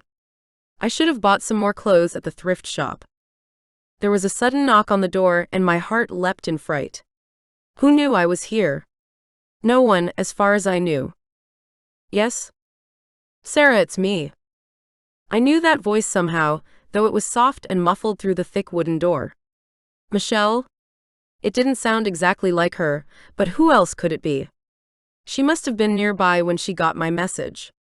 Damn, that was fast. Coming. I rushed over and pulled open the door, expecting to see Geoff's ex, the blonde bombshell, on the other side. Instead, there was another blonde bombshell, only this one I'd known since the day she was born. Oh my God. Amanda. Sarah. My sister rushed forward, arms open, and embraced me. I closed my eyes and squeezed my sister tight, despite the worry that now infected my mind. She was alive. She hadn't died on that rooftop. How was that even possible? Don't trust her, no matter what, don't trust her. I could hear the future Jeff warning me off Amanda. Beware the drunken dead sister, my only sister. My only family. Who should I trust? The woman I'd known my whole life and bailed out of every bad situation you could possibly think of. Or a man I'd only known a few weeks. A good man. A decent man. When Amanda pulled back, I moved around her to re-lock the door, and this time I pushed the dresser over the entry properly so that I could feel safer. Hopefully no one else was coming in after her. Amanda sauntered toward the bed, then turned around, and that's when I noticed how good she looked. She wore faded blue skinny jeans. Her skin glowed with good health, and her hair was brushed to a glistening sunshine. She hadn't been sitting in a hole somewhere. She hadn't been in jail or dead. She looked amazing. "Where have you been, Amanda?" "I've been to hell and back trying to save you." Amanda smiled, and I struggled to suppress my shudder of disgust. That cold, calculating smile of hers I'd seen too many times before. "I know you want answers, Sarah, and I'm happy to give them to you. But not here. Not now." That had to be the strangest thing Amanda had ever said to me. I put my hands on my hips and glared at her. "What are you talking about? You were killed, like literally dead. I'm still getting over the shock of seeing you here alive, though I'm grateful. Intensely, intensely grateful to have you alive again. But I need to know what's going on, Amanda." Amanda relaxed her arms and her shoulders, and pouted like she always did when she wasn't getting her way. "Your friend is in danger, Sarah, and I'm here to help. I wanted to warn you so that you could help her. You could do something about it." Who was she talking about? My friend? You mean? Jade? Those police officers had been talking about Jade getting into trouble, about speaking to me and helping me when she shouldn't have. Yes. The woman who works at your precinct. I narrowed my eyes at Amanda. "Why should I trust you?" Amanda's eyebrows rose high, and a punch of guilt hit me in the belly. Because I'm family. The only family you have." The truth hit me in the chest like a roundhouse kick. It was true, she was my family. My only family. But that didn't make Amanda a good person. Toxic people were not given immunity simply due to a blood relationship. There was another knock at the door, and I called out, "Who is it?" "It's Michelle." I groaned and rolled my eyes. I wanted Michelle to arrive before. Now, I wasn't sure what to do with her. "Hang on." I turned away from my sister, who didn't try and stop me, and pushed the heavy drawers back out of the way, and unlocked the door. I pulled open the heavy door with an out-of-breath huff, and Michelle was on the other side, a worried expression etched on her face. "You okay?" I sighed, not even sure where to begin with my explanation. "Yeah, come on in, Michelle. Look who's here." I turned with my arm outstretched to indicate Amanda, but she was no longer standing behind me. Michelle shut the door and clicked the locks into place. "Who? Did you manage to get Jeff? Where'd she go?" I walked over to the bathroom and opened the door, but Amanda was nowhere to be seen. Not in the bathroom. I even checked the closet. No. Amanda, my sister. She was here. I was just talking to her, and when I turned around to answer the door, she's gone. How was that possible? The answer hit me like a sledgehammer to the brain. Fuck. There was only one way in and out of this apartment. The front door Michelle had just entered. Which meant Amanda had become something she said she'd never be. Do something I didn't even know she could do. She had to be a time hopper.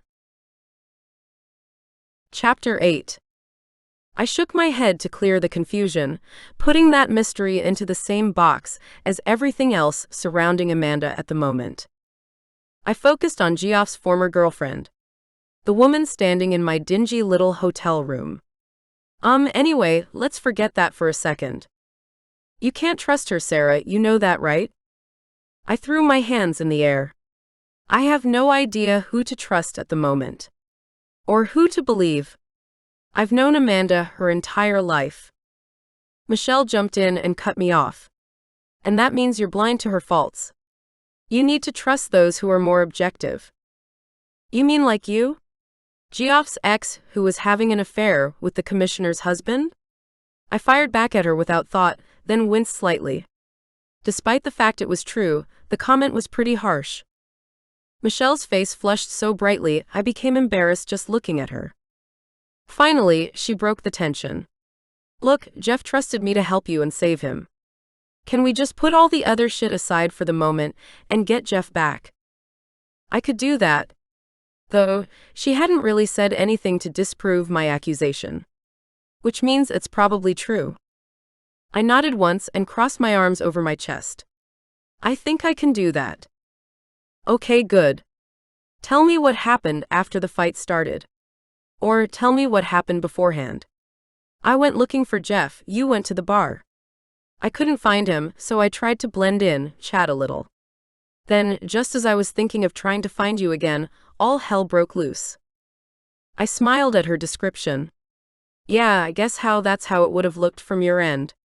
Except for one crucial difference. I explained to Michelle about future Jeff coming to warn me about my sister, and telling me that I had to rescue my Jeff. I also told Michelle that I thought her apartment may be bugged as well, since her home was the only place we'd said aloud where we were going. I deliberately misled anyone listening in at my little home. Michelle began pacing the small room, her high heels making little impact on the threadbare carpet. So, future Jeff came back to tell you that our Jeff is stuck in a time loop? I sat down on the squeaky mattress. Yeah, pretty much. Did he say anything else? He said I couldn't trust Amanda. I chewed on my bottom lip, worry weaving through my heart. I didn't want to believe it. But future Jeff, who obviously knew far more about what was going to happen than me, repeating the same thing that everyone else had, was one of the main reasons I was beginning to change my mind. I simply had to begin believing it. Those from the future knew the secrets of the past. Well, you can't. Hypocrite. I didn't like it when Michelle said the same thing everyone else did, and that had everything to do with her past. With Jeff. I sat on the bed and leaned back on my hands. After I'd disguised myself a bit, I went back to see if I could hear anything else interesting. And I sighed. Unfortunately, I did. Some of the cops standing around were talking about Jade, my friend at work. I called her yesterday and asked her to get some information for me, to do some digging around. They seem to have caught her. What did they say? I thought about the conversation that I'd overheard, not wanting to get it wrong. Something about her being punished. Michelle's face twisted. I stared at her. Do you know what they mean? Not exactly. It could mean a lot of different things, but either way, it's not good. It never is. She could be in a lot of trouble. I knew it. Shit. So, we have a future Jeff who's been captured, a current Jeff who's trapped and missing, my friend is in trouble because of me, and my sister could be the bad guy. Have I got that straight? This time Michelle's mouth tweaked up at the edges in a wry smile. Yeah. For fuck's sake. I let all the strength go out of my arms and flopped right back on the soft mattress with a defeated sigh. What a mess this all is. Michelle grabbed a chair from where it rested near the wall and pulled it forward, then sat down on it. I agree, this is just crazy. I turned my head to look at her, but didn't get up. I was struggling with the heat in my eyes and the tingling in my nose.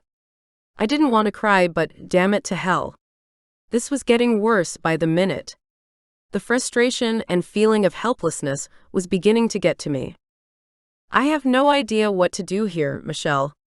On top of everything else we're dealing with, it looks like the chief is after us now. The chief. My old boss. Those guys in the club were definitely his minions. I know they've got Jeff, and they shot up his apartment. I've already got the police commissioner on murder, which obviously didn't stick since my sister's still alive, so she must be coming after me too. Right? I know too much, and yet I know nothing. Michelle sighed and her shoulders dropped. Yeah, you're definitely a target now, and if you weren't the only one who could save Jeff, then I'd recommend you disappear for a while. I sat up and glared at her. I'm not going anywhere. If my sister is some sort of femme fatale, I want to know about it. Michelle smiled at me but didn't say anything. My head was spinning.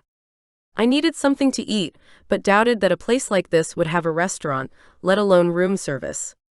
So, we need a plan. We do, Michelle agreed. We need to save Jeff. That's the #1 priority at this point, so I suppose the best way to do that is to time hop back and stop Jeff from being taken in the first place. Since I'd already committed several offenses in the past week, what was another one now? I was damned no matter what at the moment, so why not break a few more laws while I was at it? Yes, I think that's the most sensible plan, but we need to do some training first, Michelle said, and her words triggered another memory. That's right. Jeff told me to train with you.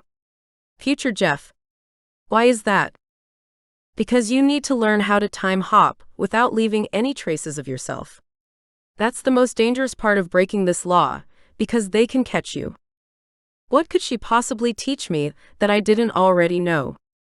But if Jeff had risked his future safety to come back and tell me that, then perhaps I needed to listen. And do what he said. More training, okay. Once I left the academy, I didn't think I'd do a lot more training, but between Jeff and you, this month is pretty full already. Michelle grinned. Yeah, well, knowledge is power. So, we better get to it. I wearily got to my feet, wondering if this required gym pants like Geoff's training usually did. Now. She shook her head. No. Come back to my apartment for the night, then let's start in the morning. Bunking down with the enemy? I didn't think so. Maybe I should just stay here. Although a shower and somewhere safe would go down well right about now. Michelle walked around the bed. I suppose we could stay here together, my place is nicer. But I'm not letting you out of my sight. Especially since Amanda seems to be on your trail. Good point. Okay. So you're all right to come back with me and start work in the morning? I didn't want to say yes, but as fatigue dragged at my legs and my belly rumbled with hunger, I couldn't say no. Yeah. Okay. Thanks. And just like that, my enemy's enemy became my friend. Of sorts. We caught a cab back to Michelle's slick apartment, and after a long shower and a quick dinner, I was soon fast asleep in the most comfortable bed I'd ever slept in. Waking up in a strange bed in a bright light clean apartment was, well, strange. I could hear someone moving around outside my door, and as I stretched my back, I groaned at the deep weary feeling inside my muscles. The stress was getting to me, I had to admit. Everything that had happened surrounding Amanda's death had been stressful enough, but now this. Jeff missing and my sister alive. My poor body couldn't take much more. There was a soft knock, then the door opened. Morning, Michelle greeted me with a sunny smile, and I stifled the groan that rose.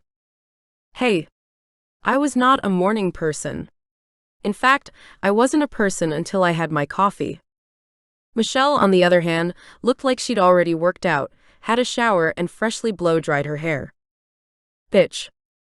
I picked up some clothes for you. Hope they're okay. Coffee's on. Come out when you're ready.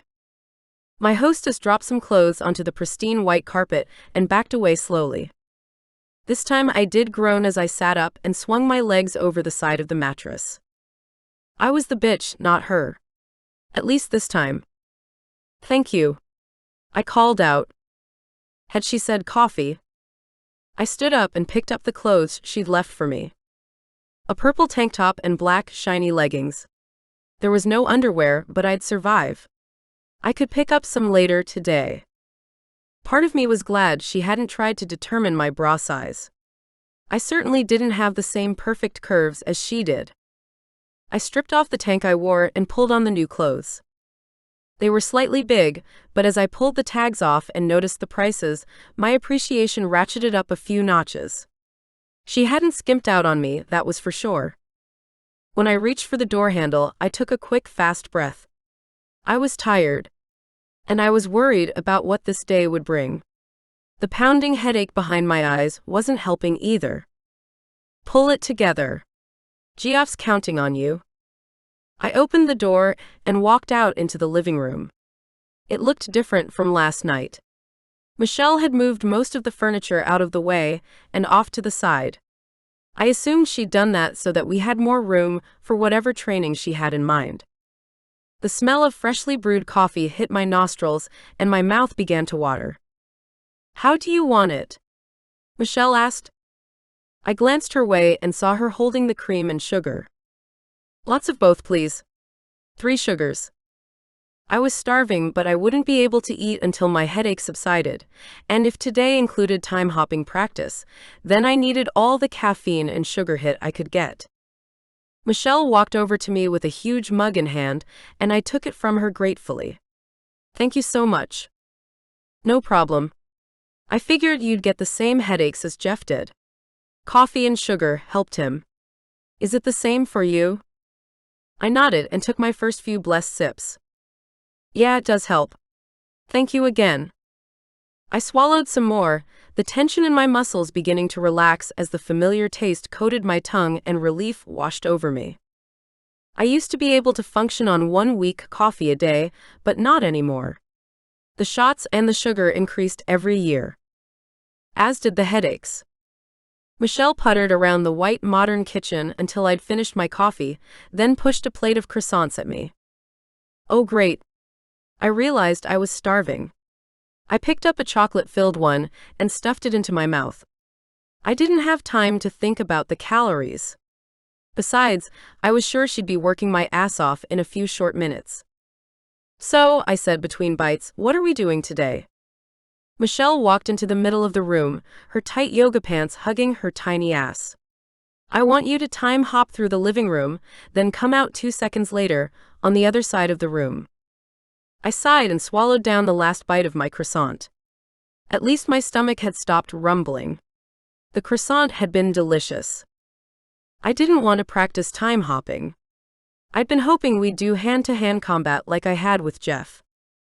Okay. I nodded my head and focused. I'd agreed to Michelle training me, so I really had no choice but to suck it up and do as I was told, since everyone on the non-Amanda side of the fence seemed to think I needed it. I focused my energy, opened a time loop, and chose the destination and time. Just like any other day. Except it's not. I pushed the reservations to the back of my mind, took a quick intake of breath, and jumped into the time loop. Cold air whooshed past me and I was back. In Michelle's apartment, almost running into a painting on her wall on the other side of the room. I skidded to a halt with nose only inches from the painting and spun around, pretty happy with myself. I smiled. "How was that?" Michelle's lips turned down and she crossed her arms over her chest. "Crap. You need to be a lot faster than that." I stared at her with my mouth open for longer than I cared to admit. "Sorry." She sighed. "You're gonna get caught, Sarah, and worse, you're going to leave evidence of your time travel in the loop because you're slow."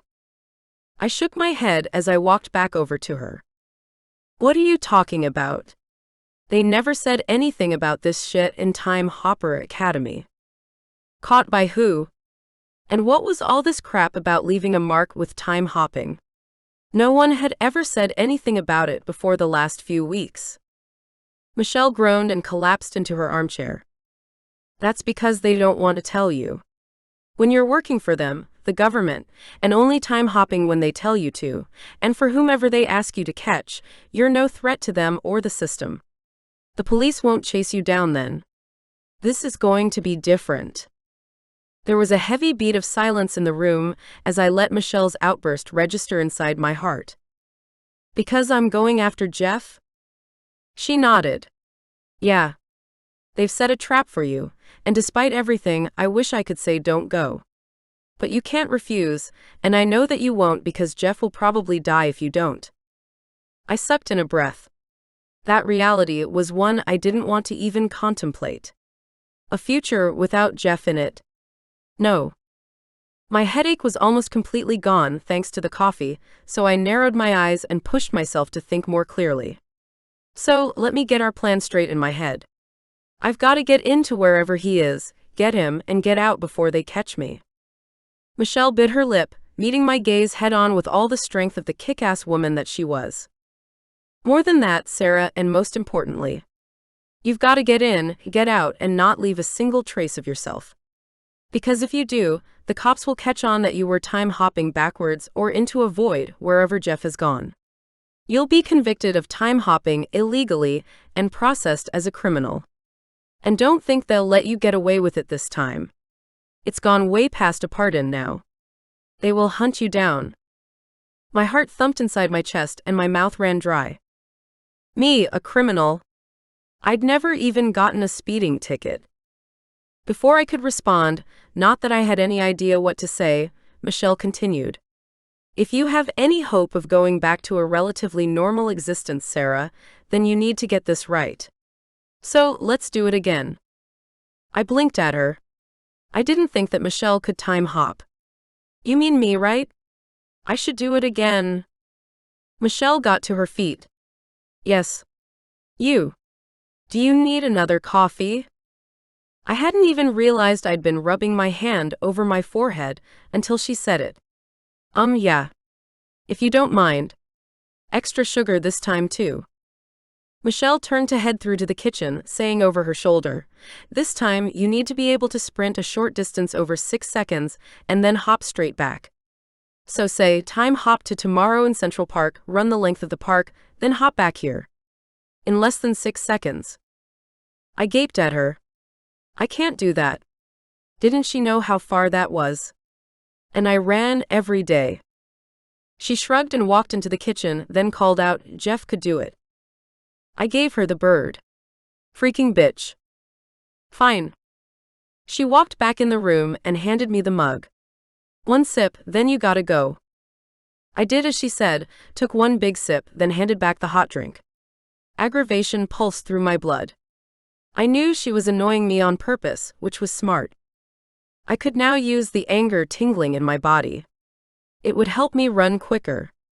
Nothing better than wanting to punch someone in the face to make your arms and legs pump faster. Fine. But get me some ibuprofen, would you? If we keep up this pace, I won't be able to see through the headache soon. Michelle nodded and stepped back. Will do. Go. She took out her phone. I'm timing you. I turned away from her, not wanting to look at her stupid blonde head. Phew, okay. I shook out my hands, pressed out the time loop energy for a time early tomorrow morning, and the whirling light appeared before me. Okay. Let's do it. I jumped straight through without a second thought. It was cold in Central Park this morning. The sun had barely peeked its head over the horizon, and I had no time to spare. I ran along the path, shocked by how slow I was. I should be faster. I was fatigued from the hop, my second in half an hour. Shit. That was what Michelle had been talking about. I started running hard, jumping over the stones littering the path. I pushed my tired legs faster, harder, a part of me wanting to cheat. Quit.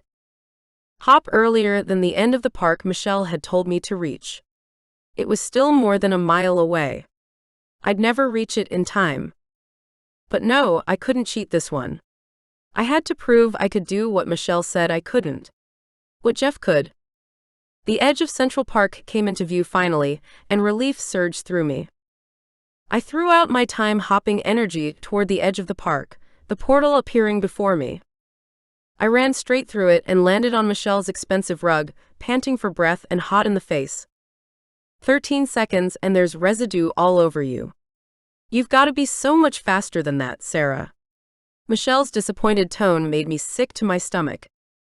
I groaned and threw myself on my back, my head pounding with the power of a hammer on an anvil. Fuck me. This was hopeless. Michelle walked closer and put her hand down to me. I focused on her. She was holding white pills and a glass of water. I hauled myself up to my feet, then staggered to a chair, plopping down as if boneless. Thanks. I took the pills and swallowed them down. I wasn't used to hopping more than once a day. More often than not, only once or twice a week in reality. This was crazy. I don't know how to do it. I can't run faster than I already am. You can. And you can time hop faster too. You've got to forget everything they taught you at the academy. You can hop within hops. Your body can move faster even with the fatigue and drag of the time hop. You can do this, Sarah. So get up. Let's do it again. I wanted to hit her. I wanted to literally punch the woman in the face. And with that tension coiling in my muscles and my gut aching with the need to run, I pulled myself to my feet. All right. Let's do it again. I walked over to the edge of the room and threw out my energy, until a time portal swirled before me once again. I jumped through and jumped through and jumped through. Failing time and Tom again. Damn it. Jeff should have picked someone better than me to save him. By the end of the day, I was exhausted, almost blind with headaches, and as cranky as a cat on a hot tin roof. I went to bed with strange memories whirling in my mind and Geoff's future hanging over my head. Tomorrow needed to be a better day. For all of us. Chapter 9. The next day was not a better day. Not initially, anyway. I woke up with a blistering headache and muscles that wouldn't move. Quite the opposite. My whole body was so cramped I couldn't even straighten my legs. Fa.arc. I gasped out as pain pulsed through my body like molten lead, heating me and making me want to scream. I rolled onto my back, gasping for breath as the pain robbed me of the chance to breathe. I tried to stretch, but my back spasmed and my arms hurt too much to lift above my head. Shit, this is terrible. Even the softness of the new bedsheets beneath my legs didn't make up for the pain I was in. I'd slept over again at Michelle's place because she'd insisted last night. And to be honest, I hadn't had enough energy left to even consider heading home to my place. She'd done a full sweep of her apartment more than once and found 3 bugs. She'd destroyed her phone and removed her computer from the apartment. Hopefully she was right and no one could hear us, because if they did, they'd know how inept I was at doing anything she asked of me. Oh God. I blinked my eyes open and focused on slowly stretching out my arms, my legs, my toes. Oh no, cramp. I eased back my foot slowly and it stopped. Thank God. Damn, I needed some water and a whole lot of strong as hell coffee. The door opened and Michelle popped her head in. You ready for another day? I groaned. Oh God, no. I sat up in bed and swung my legs over the side of the mattress. I was wearing my panties and the new tank top she'd given me yesterday. I needed to go shopping because I wasn't borrowing Michelle's underwear. I think we need a plan B. Michelle opened the door properly and stood in the doorway with her arms crossed. What are you talking about? That smug scowl and superior attitude was one I was beginning to loathe. I'd seen it far too many times yesterday. The woman knew how to scowl in just the right way to piss me off. I struggled to meet her gaze because, despite what she said, I really did believe I was never going to grasp what she wanted me to. But I did look at her finally, then sat up straight and stretched out my aching arms. Yesterday worked, okay? You've proven how inept I am. My ego had taken a battering yesterday, as had my ass. Michelle relaxed her arms but continued to glare at me. Sarah, this is not about soothing your ego, okay? Jeff is literally in mortal danger. If you want to go after him and get yourself caught, then you do that. But I'm trying to help you achieve both goals. Rescue Jeff and not get caught. Now I felt even worse. Thanks for making me feel bad. Michelle threw up her hands in the air. I cannot believe you're giving up this easily. Jeff said you were tougher than this. Damn it, Sarah. Then she turned around and stormed off, slamming the door to my bedroom as she went. I put my head in my hands and closed my eyes. I didn't feel tough. This morning I felt like a marshmallow. A melted one. Foo-ck. As much as I hated to admit it, she was right. I was being childish and ridiculous, but I was so overwhelmed. Like seriously, David and Goliath type overwhelmed. And with perfect Michelle standing over the top of me, watching me fail over and over again, and telling me repeatedly how bad I was at my job, well, that wasn't helping things. I heard the front door slam and realized Michelle had left me alone in the apartment. Now I'd driven her away too. Damn it. I fell back onto the mattress and lay with my head on the soft pillow, closing my eyes to block out the world. Only a few weeks ago, my life had been so easy. So simple. My sister had been a pain in my ass, but she'd been alive and well. And I'd also been blissfully ignorant of her dangerous job and lifestyle choices. I'd had a good job at work, where people respected me. I was on the way to a rank advancement and a raise. Things had been sweet. I realized the way my thoughts were headed and pulled myself up. No way was I going to wallow in self-pity. That wasn't my style, and I didn't want to start now. I was giving up too easily. And that needed to change. Right now. I forced myself to stand up and jumped up and down to shake off the melancholy. Life was shit sometimes, but I'd never been a quitter. Not after Mom and Dad had died. Never, in fact. I was just having a bad moment, hopefully. Okay, gotta do this. I can do this. I have to. I pulled on some leggings I'd borrowed from Michelle last night, determined to have a shower later on when I had more clean clothes to change into. The most important thing was that I figure out how to do this job without landing in the shit with Jeff. He was counting on me. And it was time I pulled my head out of my own ass and delivered. I headed out into Michelle's lounge room, where the furniture had been cleared once again for me to run and hop. My head hurt, as it always did in the morning after a time hop, and I saw a pot of coffee had already been brewed on the counter. Guilt sliced through me as gratitude for Geoff's blonde ex flooded through me. She knew the way to my heart. I strode across to the kitchen, made myself a cup with twice the normal sugar and cream, and drank it down fast. The caffeine hit was almost instantaneous. God, that's better.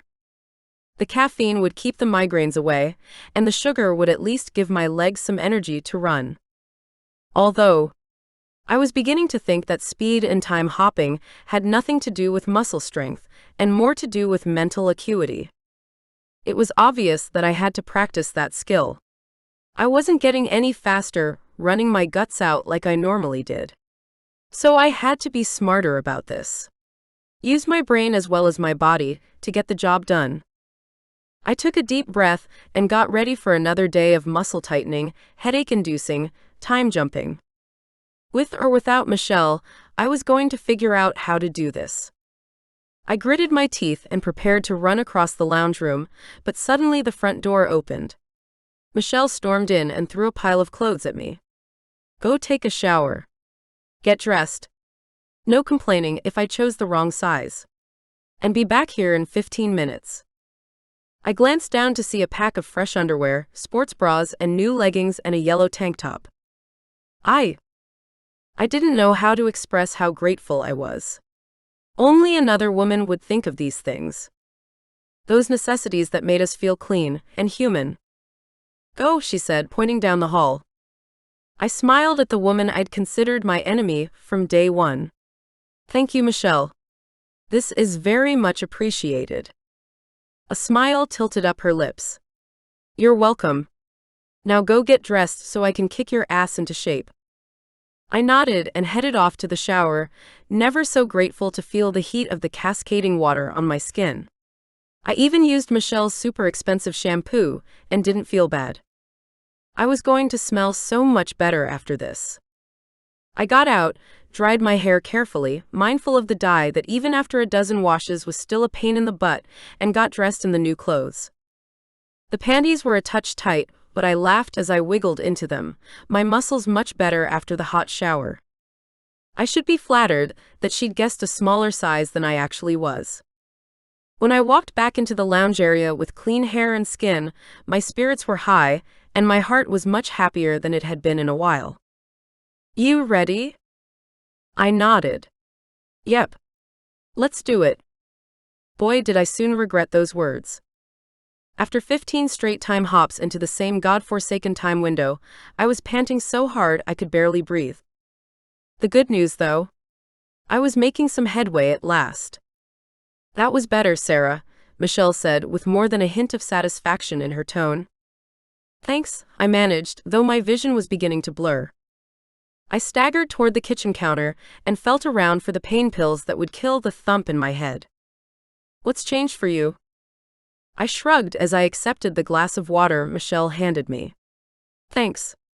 It's the whole concept of hopping within a hop thing, I think.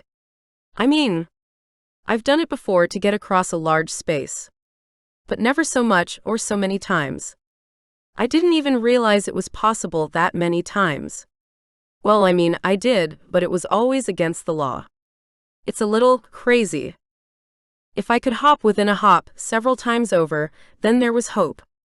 I'd always known it was faster, but it was against the rules. Maybe they didn't allow it, because they could lose track of me that way. I had to think about all the other rules they enforced that didn't make sense, and see if I could use them to my advantage. I had to turn my previous thinking about time hopping on its head. Well, whatever you're doing, well done. Michelle patted me on the arm. I've got to head out for a meeting at work. I tried to get out of it, but I can't. Plus, I'm hoping to find out more about Jeff while I'm in there. You all right if I go out for a few hours? Definitely. I collapsed into a chair, and Michelle threw me a bottle of water. Drink that. Put the coffee machine on again. I'll be as quick as I can. I waved my tormentor away, a smile lifting my lips. I was sore and I had a massive blinding headache, but I could see the light at the end of the tunnel. And that was more than I'd had in days. Hope. When my headache finally annoyed me enough to stand up, I staggered over to the countertop and managed to pour myself a coffee and get most of it into me before I lost my sight completely. An hour later, I was actually relaxing on the couch, trying to enjoy the little bit of time I had before it was time to train again. My cell vibrated on the kitchen table, and I grabbed for it. Someone from the outside world. When I saw the name flashing on the screen, I jumped to answer it. Jade? Where are you? Are you okay? I hadn't heard anything from my friend since they'd caught her helping me. I hadn't wanted to contact her in case it made things worse for her. But that hadn't stopped the niggling worry in my mind about where she was and how she was faring. Sarah. We need to meet. Her tone was serious and unease filled me. I'm sure. Where? Jade listed an address in a very dodgy part of town. If this was a trap, I'd be screwed over in that area. I'd be in an unknown location, with no one to call on for help if things went pear-shaped. Which, based on my current experience, seemed more likely than not. Why there, Jade? I mean, do you have something to tell me? Can't you just tell me now on the phone? Yes and no. I have information about Jeff. But I can't tell you now. We have to meet somewhere, privately. I don't want anyone to hear me. Or follow me. What choice did I have? Okay. But it'll take me at least an hour to get there. Unless I time hopped. But everyone kept telling me not to do that unless I had to. Not in public. And not into a space where I couldn't necessarily trust the people who'd be possibly waiting there to trap me. Please hurry. That was all she said before hanging up. I groaned. I needed another hot shower after my practice, but that would have to wait for another day, it seemed. Hopefully Jade didn't mind how sweaty I was. I grabbed my jacket and keys. I didn't have my bike. I'd need to take the subway or a cab. I didn't have time to wait for Michelle either. Jade could be in trouble, and even though I suspected a trap, I still had to go check it out. If I could help her, I would. I texted Michelle the address I was heading to as I went out the door. I was loaded up on caffeine, and instinct told me I was heading straight into a trap. I just knew it. But I couldn't do anything except try to meet whatever was coming, head on. Chapter 10. My adrenaline buzzed along every nerve in my body as I traveled the hour to meet with Jade. As a time hopper, it seemed absolutely futile to spend so much time moving about the city like everyone else when I could have just opened a portal and popped out at the location she'd specified on the other side of the city. But I needed to conserve my energy. And Jade herself had told me 2 days ago not to be time hopping at the moment. Obviously, I had been in my training with Michelle, but that felt different. More controlled. With Michelle there to help out if things went awry. Today, I was on my own. And if I got caught and screwed up everything Michelle and I had planned, she'd be pissed off. Couldn't have that. I caught myself laughing as I took a seat on the subway train. Somehow, I'd managed to do a real turnaround regarding Michelle. I'd gone from truly thinking of her as an enemy to her now being one of the only people I felt I could trust. Life was strange sometimes. In the end, I transferred subway stations and caught a cab, and ended up at the small restaurant at which Jade had asked me to meet her. I stood outside, looking up at the broken fluorescent sign, and my heart dropped. I thought I could trust Jade, but I knew, just knew, she was leading me into a trap. I hope I'm wrong. I sucked in a breath and pushed on the glass door, stepping inside the restaurant. The smell of old cooking oil and greasy hamburgers assailed my nostrils, making my stomach grumble. I definitely hadn't eaten enough today. I looked around, squinting in the dimly lit space, trying to see my friend. The back of my neck crawled with a spidey sense that said this wasn't good. Not good at all. Suddenly, I heard my name being called out. Sarah. Over here. Jade was standing in the back, beside a booth, waving frantically at me. My stomach dropped, but I smiled. And despite my better judgment, I walked over to her. I mean, what choice did I have? I was here to help her if I could. Despite my spidey senses going nuts. Jade, are you okay? I heard you were in trouble, and I've been so worried about you. I reached for her, to hug her or reassure her that everything was going to be okay. She didn't respond to my touch, instead nodding and gesturing for me to sit down. You want to order something, Sarah? A coffee? Lunch, maybe? I wasn't sure if you'd have eaten yet. She was shivering, and her lips were pale. From stress? Or from being repetitively being chewed on, the way she was doing right now. Either way, Jade didn't look well, and she obviously didn't want to talk about any trouble she might be in. Sure, I kinda need something to eat. Jade called over the young male waiter, and he handed me a menu. There wasn't much I felt like eating, but I ordered a grilled cheese sandwich. Something to soak up the ache in my belly that was telling me something was wrong. The best kind of comfort food in the worst of times. The waiter scribbled down my order on a white notepad and headed off. As soon as he was gone, I looked over the table at my friend. Now tell me, what's going on, Jade? She glanced around as though expecting someone to walk in on us. I looked too, but couldn't see anyone. In fact, there was no one else in the restaurant except for a busboy and our waiter. Was Jade being paranoid, or was she actually expecting someone? Perhaps she was sneaking around with valuable information she'd taken from the police station. Was she trying to avoid the cops like I was? Tell me, Jade, it's okay. Why did you call me and ask me to meet you here? Jade twisted the napkin in front of her until it began to shred. I wanted to give you something. What? She was going to have to be more specific than that. Jade reached down beside her and lifted a file up from the seat next to her. Then she pushed it across the table toward me. What is it? I asked, even though I could clearly see Geoff's name printed across the top tab. It looked like one of the many files we kept at the precinct. Jade went back to twisting the tattered napkin in front of her. It's information for you. About Jeff. I know you're looking for him. It's a log of what's been going on with him. I opened the file and scanned the information. That's weird, I said aloud as I read through the pages, looking for anything that might help me. But there was nothing. If anything, the dates and times looked fabricated. What is? Jade asked as my lunch arrived, the melted cheese oozing out the side of the golden toasted bread. I checked again, running my gaze across each line. There's no record of Jeff being interrogated at all. I looked up and Jade was frowning at me. Could this have been altered?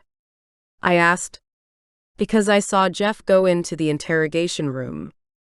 I picked up my sandwich and took a few bites, the relief of hunger making it taste delicious. Damn, I hadn't realized I was so hungry. I kept eating, groaning at the way my body enjoyed the food. God. I needed that.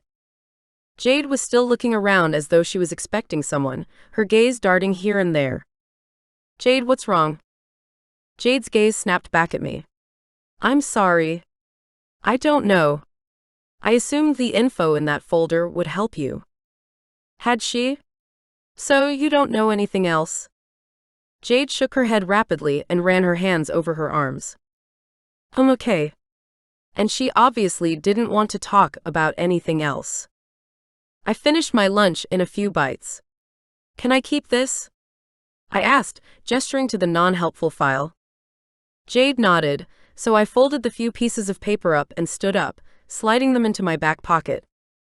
Maybe Michelle would be able to decipher something from all of this. Before I left, I had to ask. Are you okay, Jade? I heard that you were in trouble for helping me the other day. I am so sorry about that. If I'd known you'd be implicated in all this shit, I would never have involved you. Are you going? Jade asked, ignoring my question once again, her eyes widening. I stared at my friend for a long moment. She looked so strange. Like a shell of the person I'd once known. What had happened to her? Yeah, I've gotta go. I glanced down at my phone, then slid it back into my pocket. My cell reception was terrible in this part of the city, and I couldn't tell if Michelle had texted back or not. Something was truly odd about this encounter, but I couldn't shake the feeling that Jade had more to tell me. Jade shivered and met my gaze, unspeaking. Are you okay, Jade? You don't look so good. Her eyes began to tear up and she shook her head. No. Things aren't looking good for me. Oh God. The poor girl looked tortured. I'm so sorry, Jade. What can I do?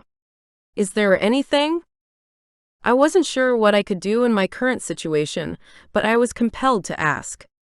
I owed her. She'd helped me when I'd asked her to. Jade suddenly stood up and faced me, her face strong and tight for the first time since I'd arrived. I'm sorry, Sarah. The hairs on my neck tingled and my gut tightened. What for? Hard hands clamped down on my wrists, yanking my arms behind my back and cuffing them. Who? I tried to turn around, but I was held tight and forced face first onto the table in front of me. The plate next to my face clattered and my face squashed against the tabletop. My heart rate shot up and I began to shake with the adrenaline suddenly pumping through my blood. Who would have the balls to set a trap for me and arrest me like this? What the hell?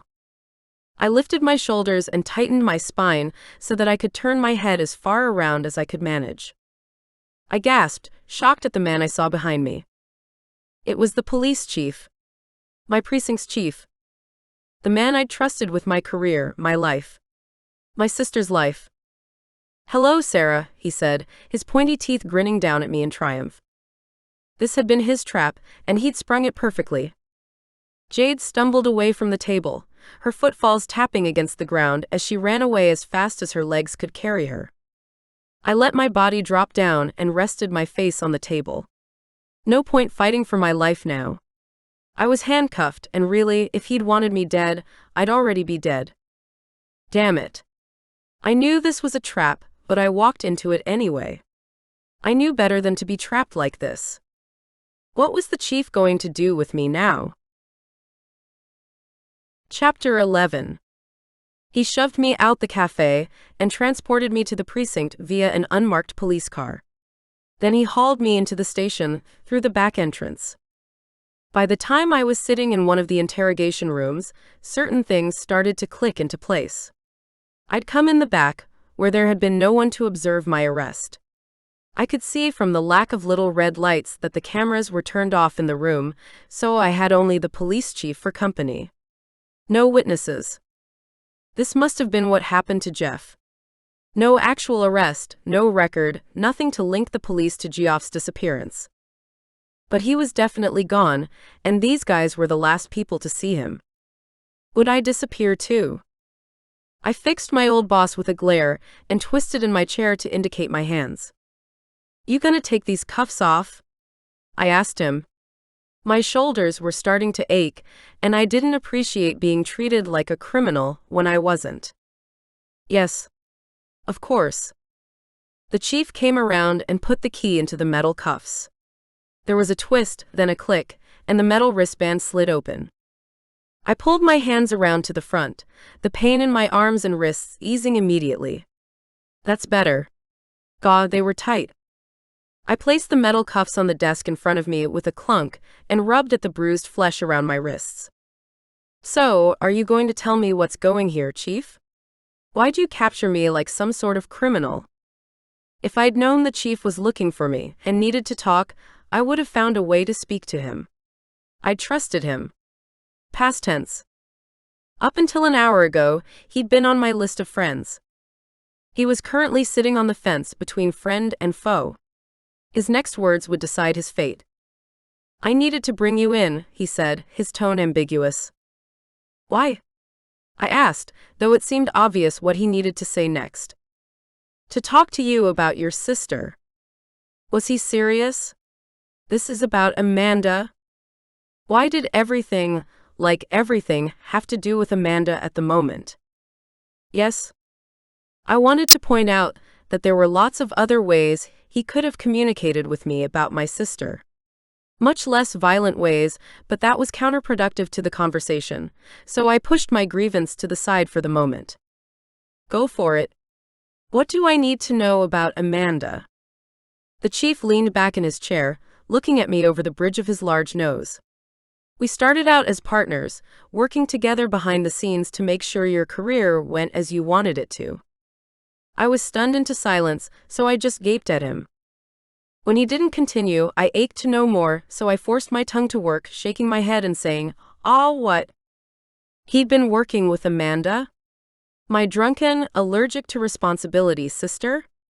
I couldn't believe it. The chief folded his hands over his large belly that had seen far too much fried food and sugary donuts lately. It's true. Amanda didn't necessarily want to work with the police department at the start, as you know, I'm sure. I nodded, agreeing with him, at least on that. Yeah, I remember how annoyed she was when she found out who my chosen employer was. Then what happened? He smiled. When I explained that the work she would be doing would further your career, she agreed. So the blowjobs? The time hopping? Everything was for me. Oh God. I'm going to be sick. I held up a hand and pushed it out at my boss, hating what he was telling me. Hang on. I'm not sure I've got this right. You approached my sister to give her a job. Why would they have even thought to ask her? Yes. Amanda had a certain beauty and attitude that we needed, and of course we assumed that she'd be able to time hop as well. The ability has been linked to genes, and you two obviously shared that. I shivered. Oh God. They'd gone after her because of me. Yes, I'd known that time-hopping abilities ran in families, but it was a new science, and Amanda had never even shown the faintest inkling to be tested for it. I swallowed hard. These facts being thrown at me were beginning to overwhelm me. Go on. Well, she mostly did undercover work, as she obviously fit into the party scene extremely well. The glint in my chief's eyes made a shiver of unease slither down my back. He'd wanted Amanda to do a little rooftop action with him, that was pretty clear. But had she? And was that the reason he was hunting her now? Okay, so you got her a job and she agreed so that it would help me? Yes. My stomach dropped even further and my heart clenched in my chest. My baby sister had been trying to help me, without my knowledge, and definitely without receiving my gratitude. Tears welled in my eyes and I blinked them away. I'd had no idea. Okay, well, what happened? The chief leaned forward again, his eyebrows dropping lower over his dark eyes. She went rogue. started doing everything her own way. I couldn't stop her. He shook his head as though he was supremely disappointed. I almost laughed, but managed to rein it in. If they'd actually bothered to ask me, which they should have, I would have told them that giving Amanda this type of responsibility and power wasn't a good idea. Yeah, Amanda's always been very wild, hard to contain. I'm a little surprised you even tried. If he'd given me even just 5 minutes before they'd hired her, I would have told him that Amanda would use time hopping for her own personal gain. This job was a true test of character, to be able to time hop without thinking about all the things you could do if you accumulated the knowledge of the future. Not to mention being able to change the past if you chose to break the rules. Going back to stop my sister's murder was the first thing I'd ever done for myself. And I thought I'd failed. Obviously not. So where is she? What is she up to now? I tried to give my voice a tone of agitation, which wasn't difficult. The chief sighed. Amanda is determined to go back in time and kill someone. Someone she believes should die, but I, among many others, believe that justice should take care of itself. Bullshit. I looked at him, allowing my surprise at his answer to shine through in my expression. Take care of itself? What are you talking about? Our time-hopping system means that we are constantly interfering with people who would otherwise be committing major crimes. The chief didn't address what I said, but instead changed the topic. Have you seen Amanda recently? Or has she been in contact with you at all? I shook my head. No. Not at all. People keep talking about her, and yet the last time I saw Amanda, she was being shot by the police commissioner. The chief's face colored with hot blood. Was he blushing? He cleared his throat with a rough cough. Listen, Sarah, we've worked together for a long time, and I know you're a good police officer. A good person. Nothing like your sister. If you see Amanda again, you need to tell us. You can't trust her nor anything she says. I was smelling a rat here. A big one. But what could I do about it? I had no proof, only a gut instinct that said this was all wrong. So, for the moment, I would play the game of victim. Not a problem, Chief. Of course, I'll contact you. I want to get to the bottom of this, more than anyone. The chief opened his mouth to say something else, but he never got around to it. There was a massive explosion inside the precinct, and my chair flew up and backward. Chapter 12.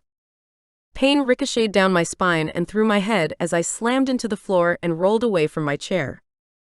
I gasped for air as I pushed myself up to a stand. I could barely see through the smoke, and my ears were ringing from the percussion. I shook myself and groped for the wall to get my bearings. Damn it.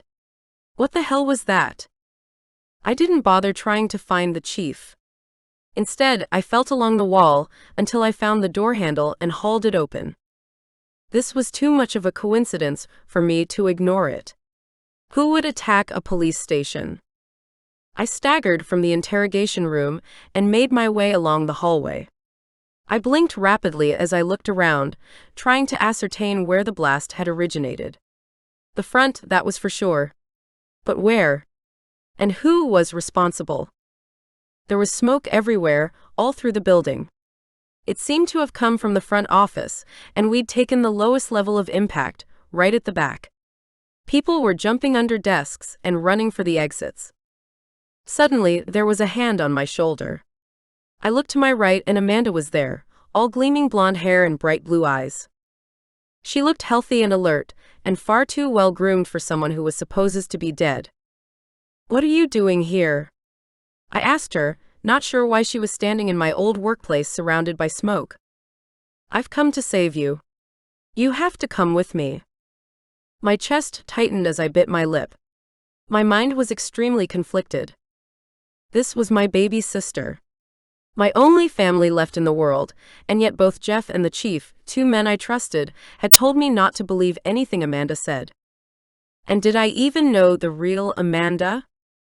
The sister I knew would not be running covert ops for the cops. A gun went off and Amanda grabbed me, pulling me along the hallway. "Shit. Did you bring your gun with you?" she asked me. I gaped at her. "I'm not firing on my own people. They think they're being attacked." Amanda rolled her eyes. "Fine.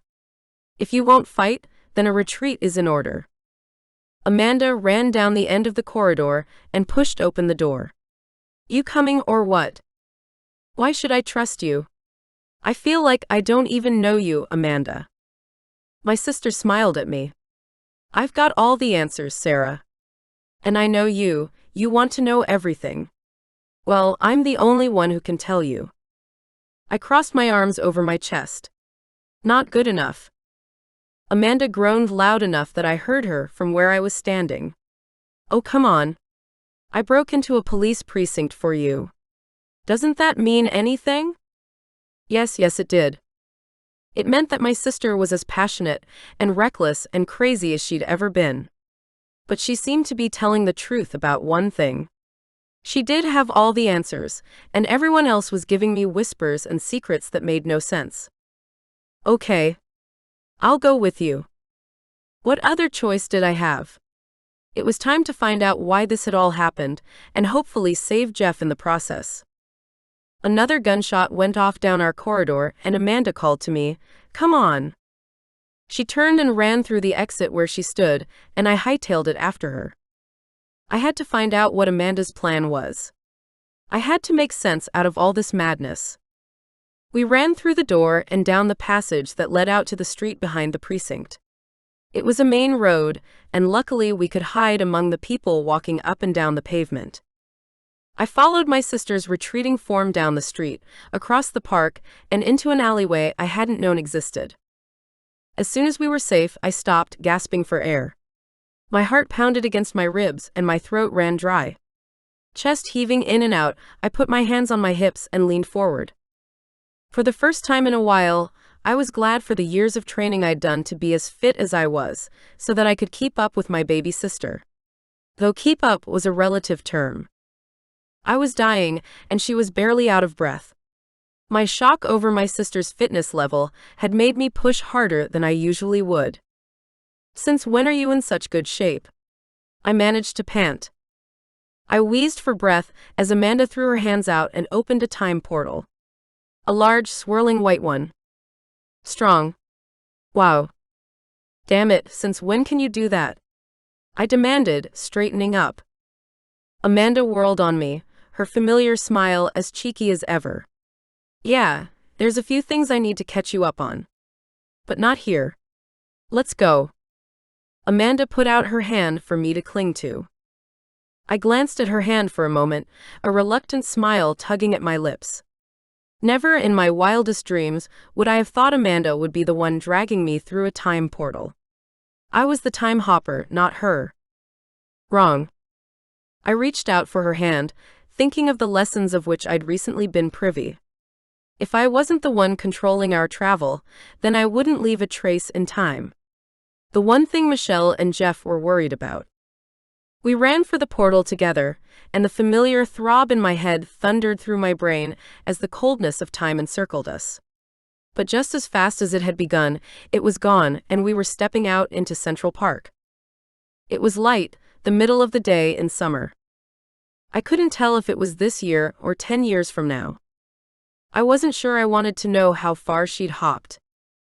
As soon as the portal closed back up, I let go of Amanda's hand and staggered to a nearby park bench.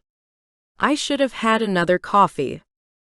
I pressed the palms of my hands into my temples and squeezed my skull between my hands. The pressure helped relieve the pain a little, but not enough. Amanda opened the satchel that she wore slung over her shoulder, then handed me a bottle of water. "Here. It's not ideal, but it'll help." Beggars couldn't be choosers, so I took the bottle and drank half the water, an unfamiliar tang covering my taste buds. What was that weird taste? I asked as fear skittled through my gut. Amanda wouldn't bring me all the way here just to poison me, would she? Amanda smiled knowingly. "It's magnesium.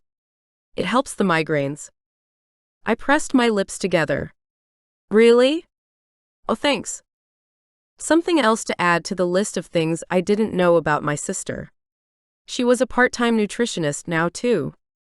I swirled the bottle around, mixing the powder a little more, then drank more. If there was a more natural way to combat the time-hopping sickness, then I was all ears. Amanda suddenly turned and looked at me. I'm sorry I had to bring you through time. I know it makes your headaches worse. But I didn't have any other choice. I cocked my head and looked at my sister, who was doing her best to look abashed, shuffling her sneaker in the dirt like a toddler. What do you mean, you didn't have any other choice? I needed somewhere I could talk to you and keep you safe. Things were about to get even more heated back at the precinct. I didn't want to know how she knew that already. Okay, well, I suppose I need to trust you on that one, but you have to tell me more, Amanda. I mean, like, what the hell is going on? Amanda sat down on the park bench opposite me, a running path dividing us. She cocked her head, a smile lifting the edge of her lips. You've got to be more specific than that. I laughed and pulled my hair out of its ponytail. I mean, what other reaction was there? Okay. I mean, what's going on with you? How'd you end up working with the police department? Why are you on the run? And where's Jeff? A grin spread across Amanda's face in a way I'd never seen before, and it was beautiful. Striking. Then she laughed. Your brain always works so fast. I didn't respond to the compliment, not wanting her to distract me. Amanda leaned back against the bench and sighed. I was approached by your boss at your Christmas party 2 years ago, and he convinced me to help you. Which of course I wanted to do. That long? Wow. How had I not known? 2 years? I gaped at her. You've been time hopping for 2 years and didn't tell me. Amanda glanced away. I tried to. So many times. But it was never the right time, and then all this shit happened and it was too late. I swallowed hard. Nothing mattered right now except for one thing. Amanda, why did Jeff and the chief tell me not to trust you? Amanda met my gaze again and this time shrugged. I rolled my eyes. Come on. You know the reason. Amanda sighed. It's because I'm breaking the rules of time, according to them. Well, really, according to the rules of time hopping, we should never go back, or risk breaking the time continuum and disrupting the future. That made sense. I'd always been warned about breaking the rules, and up until Amanda was murdered, I hadn't been tempted to do anything that could alter our future. Then something the chief said came back to taunt me. But there's one thing I don't understand, Amanda. What's worth all this risk? Amanda's eyes lit up, and she stood up and rushed over to my park bench. Then she sat down next to me and turned towards me. I angled my body towards her. She had my full attention now. I want to kill someone bad. My chest tightened in shock and disbelief. First-degree murder was a death sentence in most states. Amanda. No wonder everyone was so unhappy with her. Oh no, it's not what you think, she said, her voice high and excited. I found out who killed Mom and Dad. I've been going back in time, investigating their murder, and finding the people responsible. If we go back and kill them before they commit the crime, then we can undo it all. My mouth dropped open.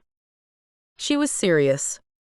Amanda grabbed for my hand and squeezed it hard. Come on, Sarah. Don't you get it? We could be happy again. We would have our family back. That's all I want. This wasn't adding up. Then why is Jeff so set against me trusting you? Like, enough to send a future self back to warn me. And why did you, or whoever you're working with, kidnap him? Amanda just groaned as though my questions were annoying her. Jeff is a rule follower, you must know that by now. He wouldn't like the fact that I'm breaking all those magical laws that the Time Hopper Board made up a decade ago. Well, I think that's simplifying things a bit, especially as Jeff was charged with time hopping backwards himself. But Amanda. She squeezed my hand again, sliding even closer so that our knees knocked against each other. Don't you get it, Sarah? I'm here because I want you to come with me. I want you and me to time hop back to the past and fix our lives. I stared at my baby sister, aghast that she'd even suggest such a thing. And another moment later, I was wondering why the hell I hadn't thought of this sooner. Chapter 13. But the consequences, the consequences. I'm not sure about this, Amanda. She dropped my hand and glared at me. What's wrong now? Okay, say we do this. We go back in time and prevent our parents' murder. What if we return to a much worse future than this current one? And that was assuming that Amanda could kill this man, or men. I wasn't sure I was capable of committing murder. Not even on the person who'd killed our parents. It can't be worse than this, Amanda insisted. I wasn't sure about that. I had, or I did have, a job that I loved. A great apartment, my cat. That was great, right? That was enough? I let out a big, heavy sigh. Fuck it, you're right. We're lonely as hell. I had to agree with her. Sure, things could be a hell of a lot worse, but they could be majorly better too. I was perpetually lonely, racked with grief, and always pushing against the responsibilities that my parents' death had foisted on me. Yes, Amanda yelled as she jumped to her feet. I stood up next to her. I still had questions. So, other than giving me this chance to help because they're our parents, is there another reason you want me? Amanda stopped jumping on the spot and looked at me. There has to be two people. I can't do this alone, and you're the only person I can trust. A shiver of unease slithered down my spine. I wasn't sure why.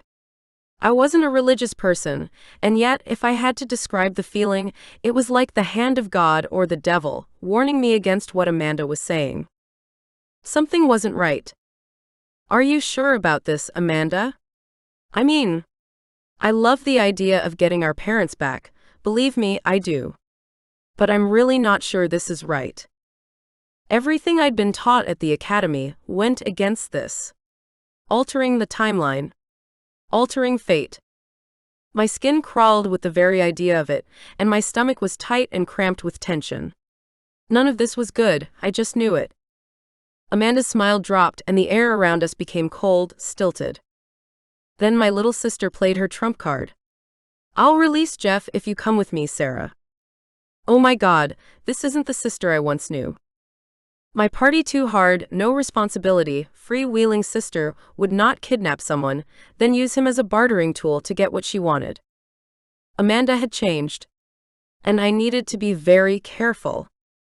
I approached her slowly, carefully, like one did a wounded animal. Okay, Amanda. If you release Jeff, I'll go with you. But are you sure no one else can do it? She'd probably already tried other people for this job, and I was her final choice. Amanda shook her head forcefully. No. It has to be us. It has to. Don't you see it, Sarah? We can change our whole lives for the better. I chewed on my lip. This was a freaking big risk to be taking. But I didn't have any real choice. I knew that. So with my ribs tight around my heart and my stomach cinched with worry, I nodded. All right, Amanda. I'll do it. Really? I nodded, clenching my jaw with determination. Yes. Let's do it. Yes. Amanda did her little victory dance once again, and I watched her with a jaded eye. I would do this to help Jeff, and then I'd find out what had happened to change my little sister into a kidnapper. Amanda turned away, whirling her hands around in excited motions. Panic pulsed through me. I grabbed for her elbow. So, we're going to Jeff first, right? Amanda threw a bolt of time hopper energy at a tree, and a portal opened up. Yeah, this one will take us to him. I thought you might want to see him first, she said with a grin that made me elbow her in the side. My sister had picked up on my feelings for Jeff, even though she'd never even seen us together. And she was right, unfortunately. I did care about him. In more than a platonic way. More than a man who was helping me, a colleague, a mentor. He'd become more, though I didn't know in what way.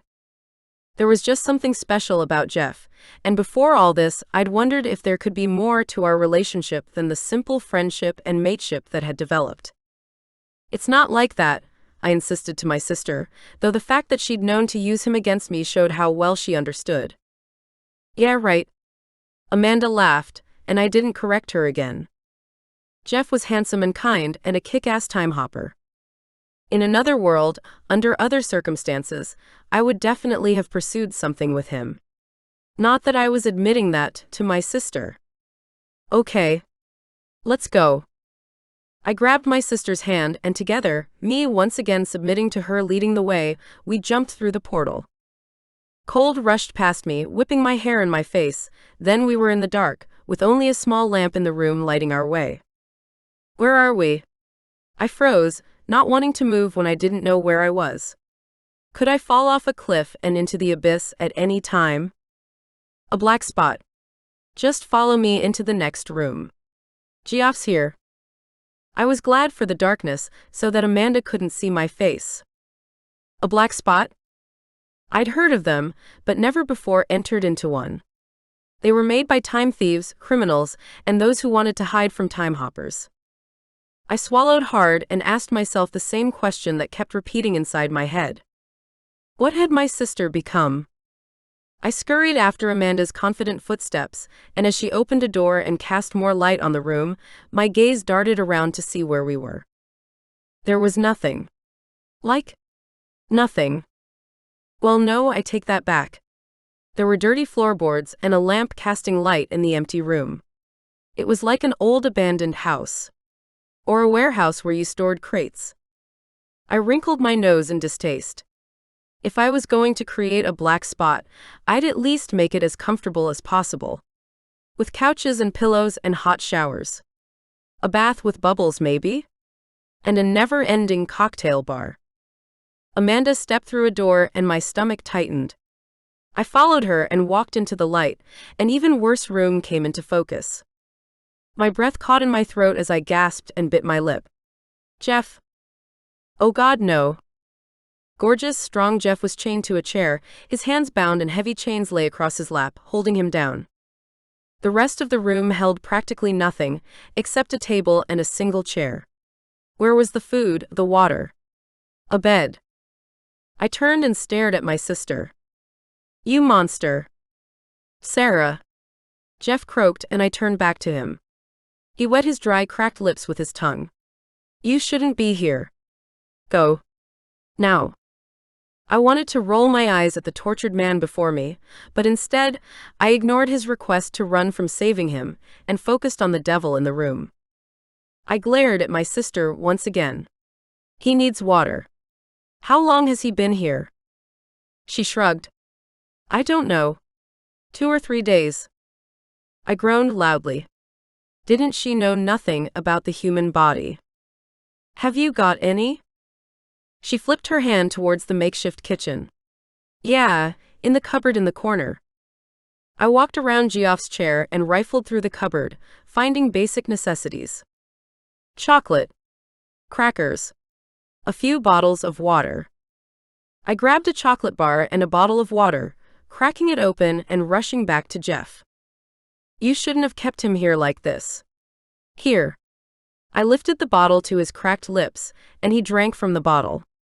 The water slid over his mouth and down his chin. He swallowed gratefully, and I tipped it up to give him more. Where's the key?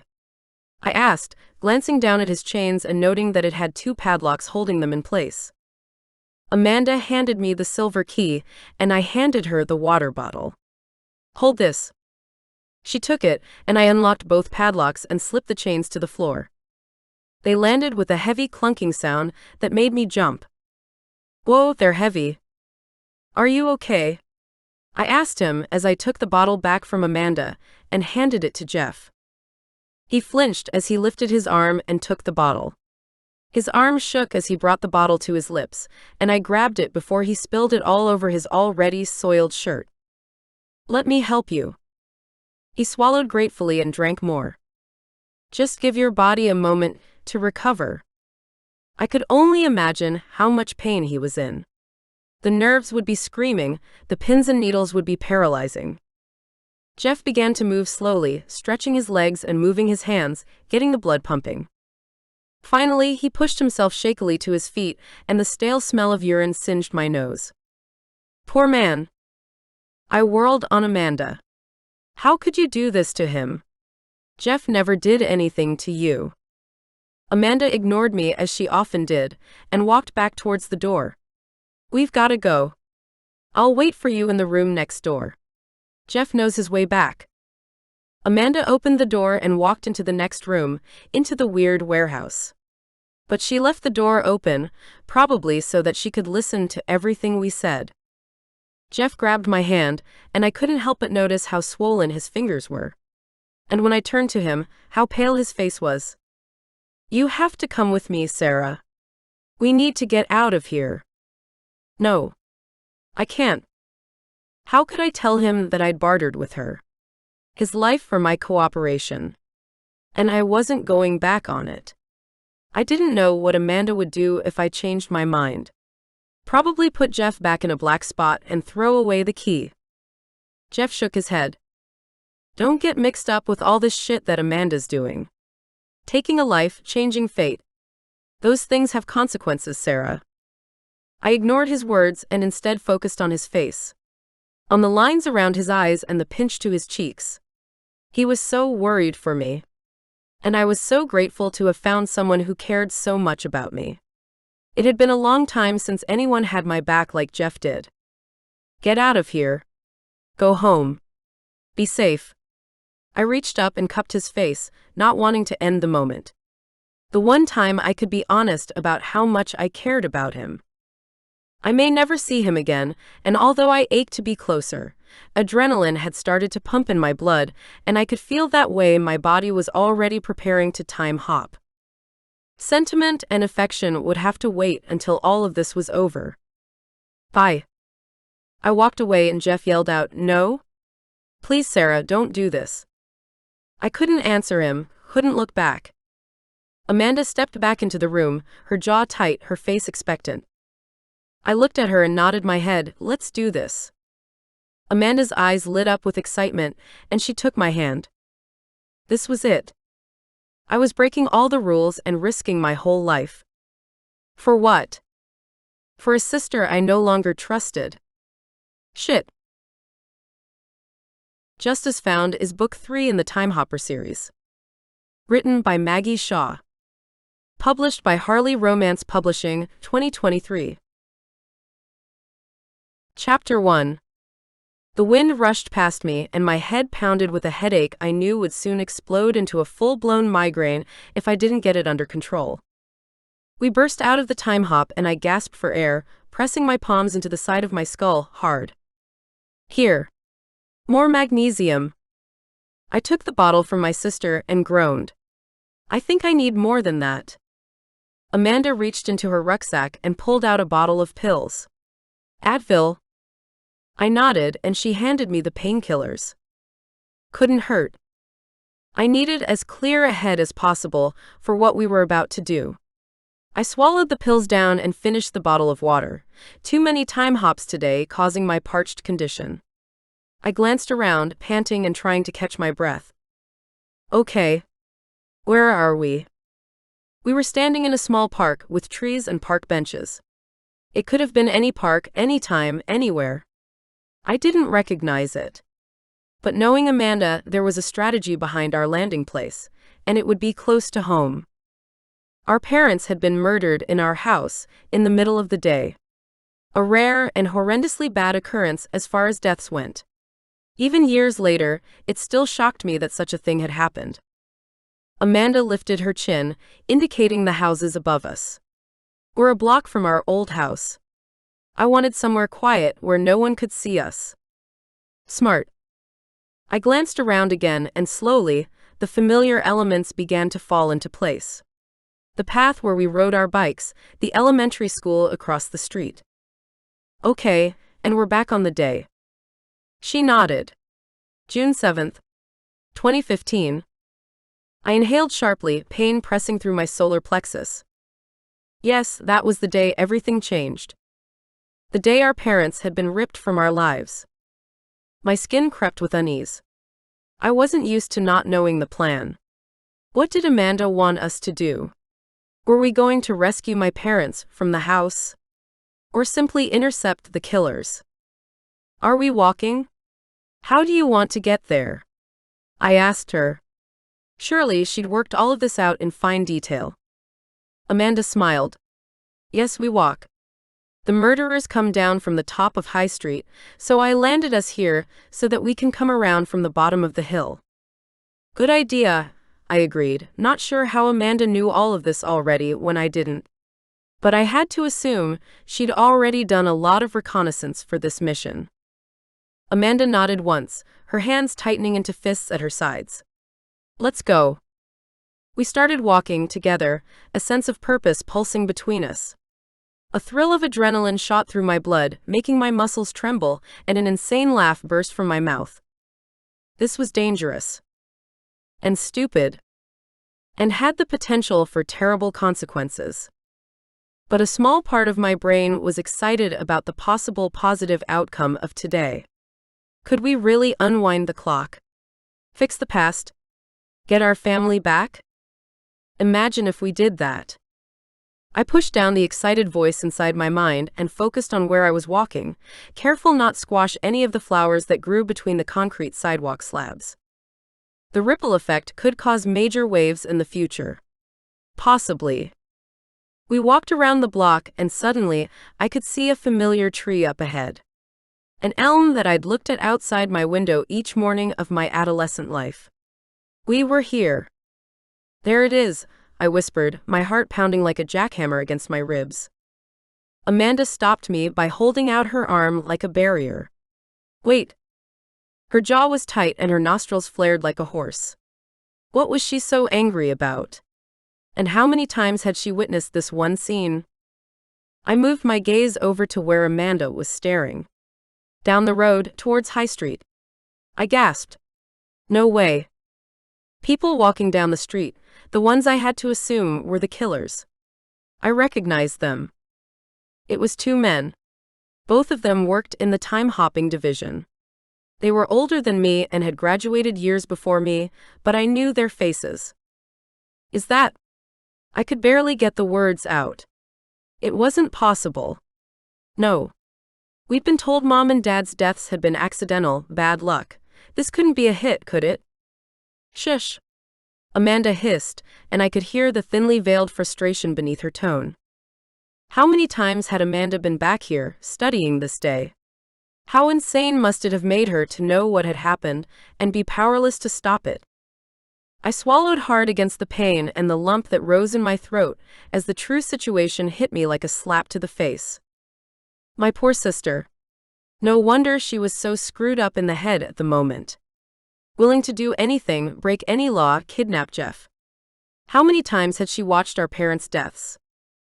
I wanted to ask her more questions, but as we continued to monitor the men walking towards us, Amanda's posture became more and more rigid. I didn't dare ask any questions. Not yet. What time was it? I glanced at my wrist. Unfortunately, I wasn't wearing a watch, but was I home? My past self? Had I been home when it had all happened? Had Amanda been home when this had occurred?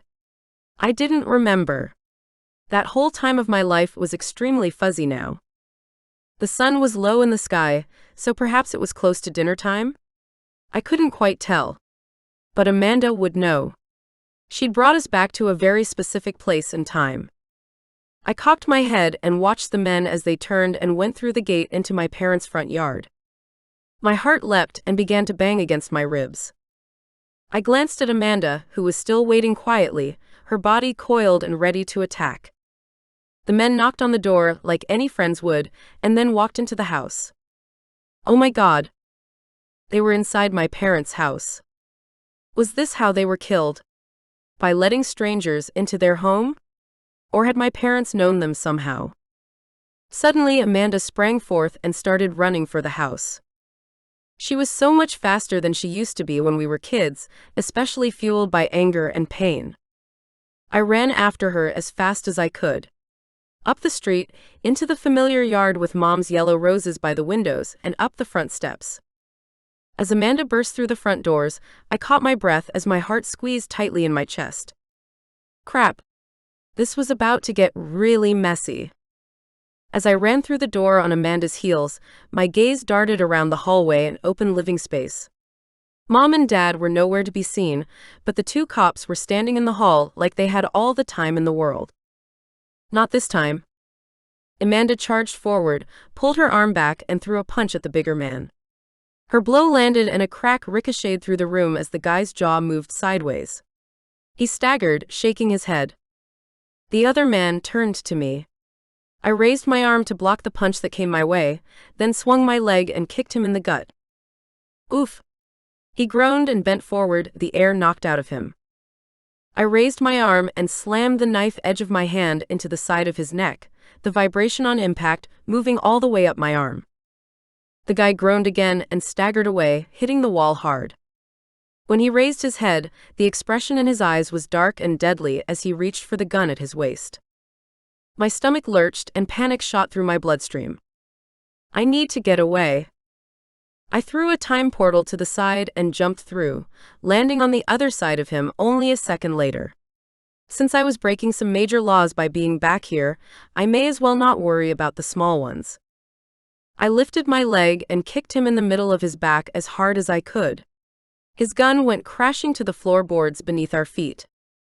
Amanda's angry grunts caught my attention, and I glanced her way to check how she fared. She was on top of her guy, pummeling him in the face over and over again.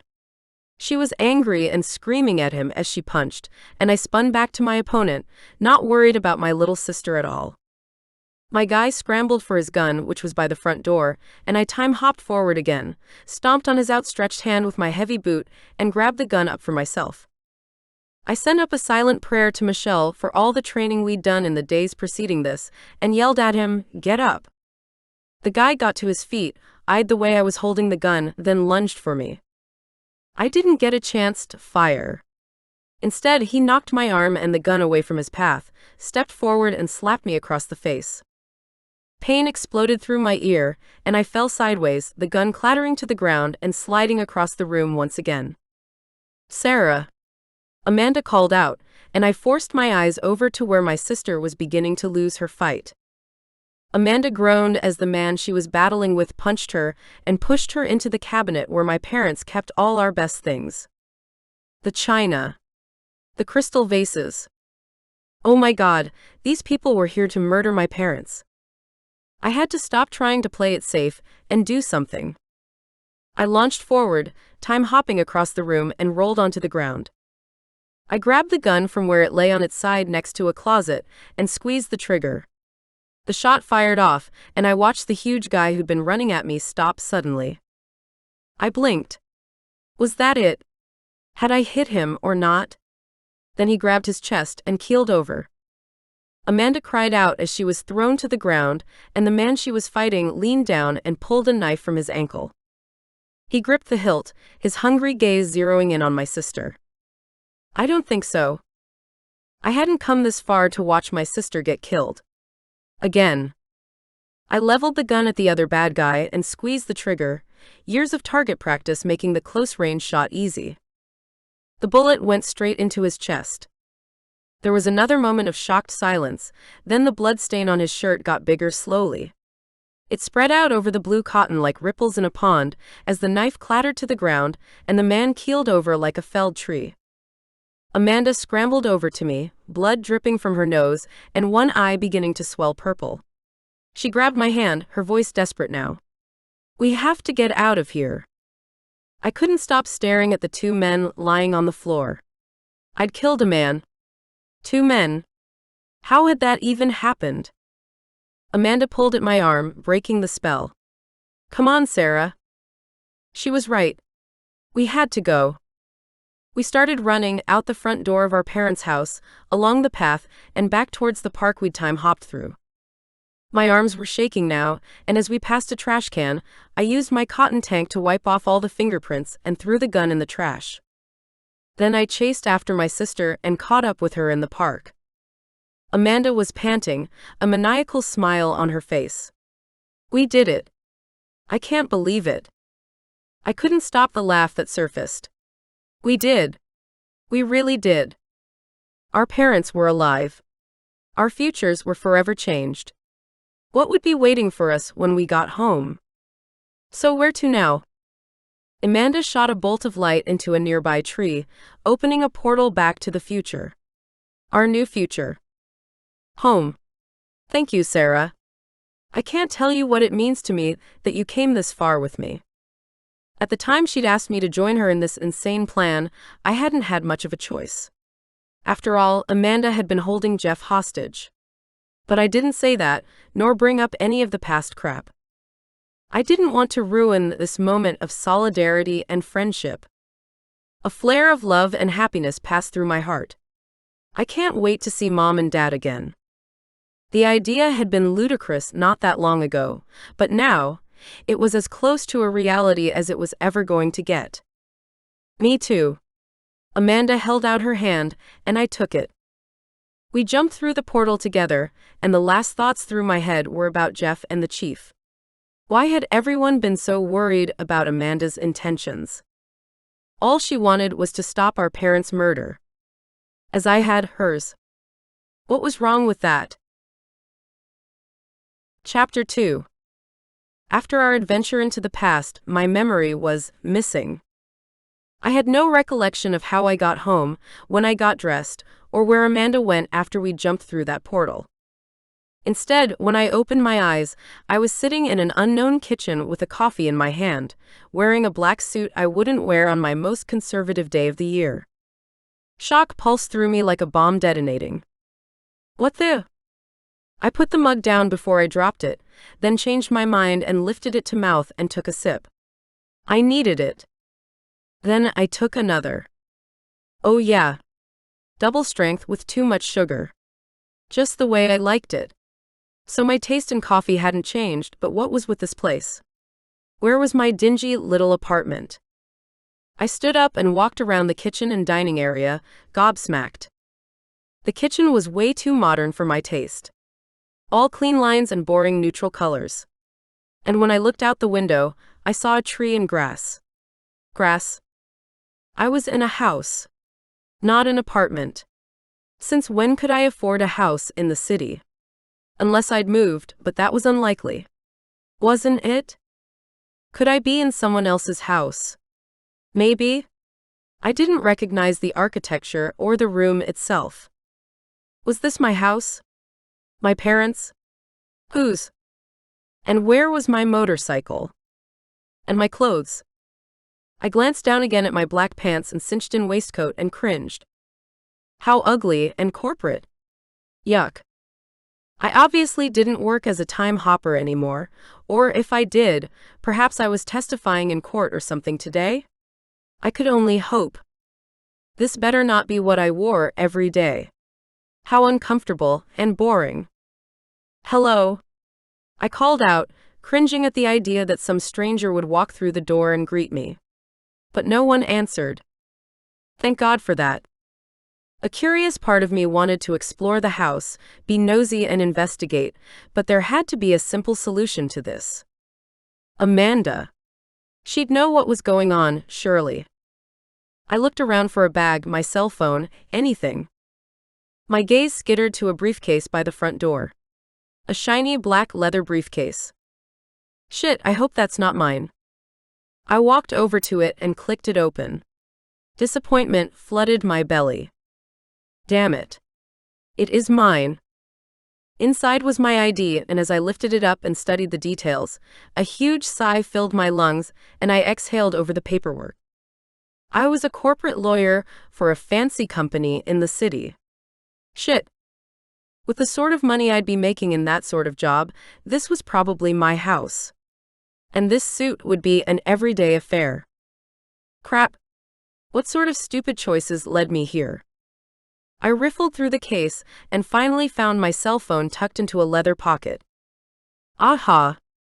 I pulled it out, put my thumb on the ID, and opened the phone to call Amanda.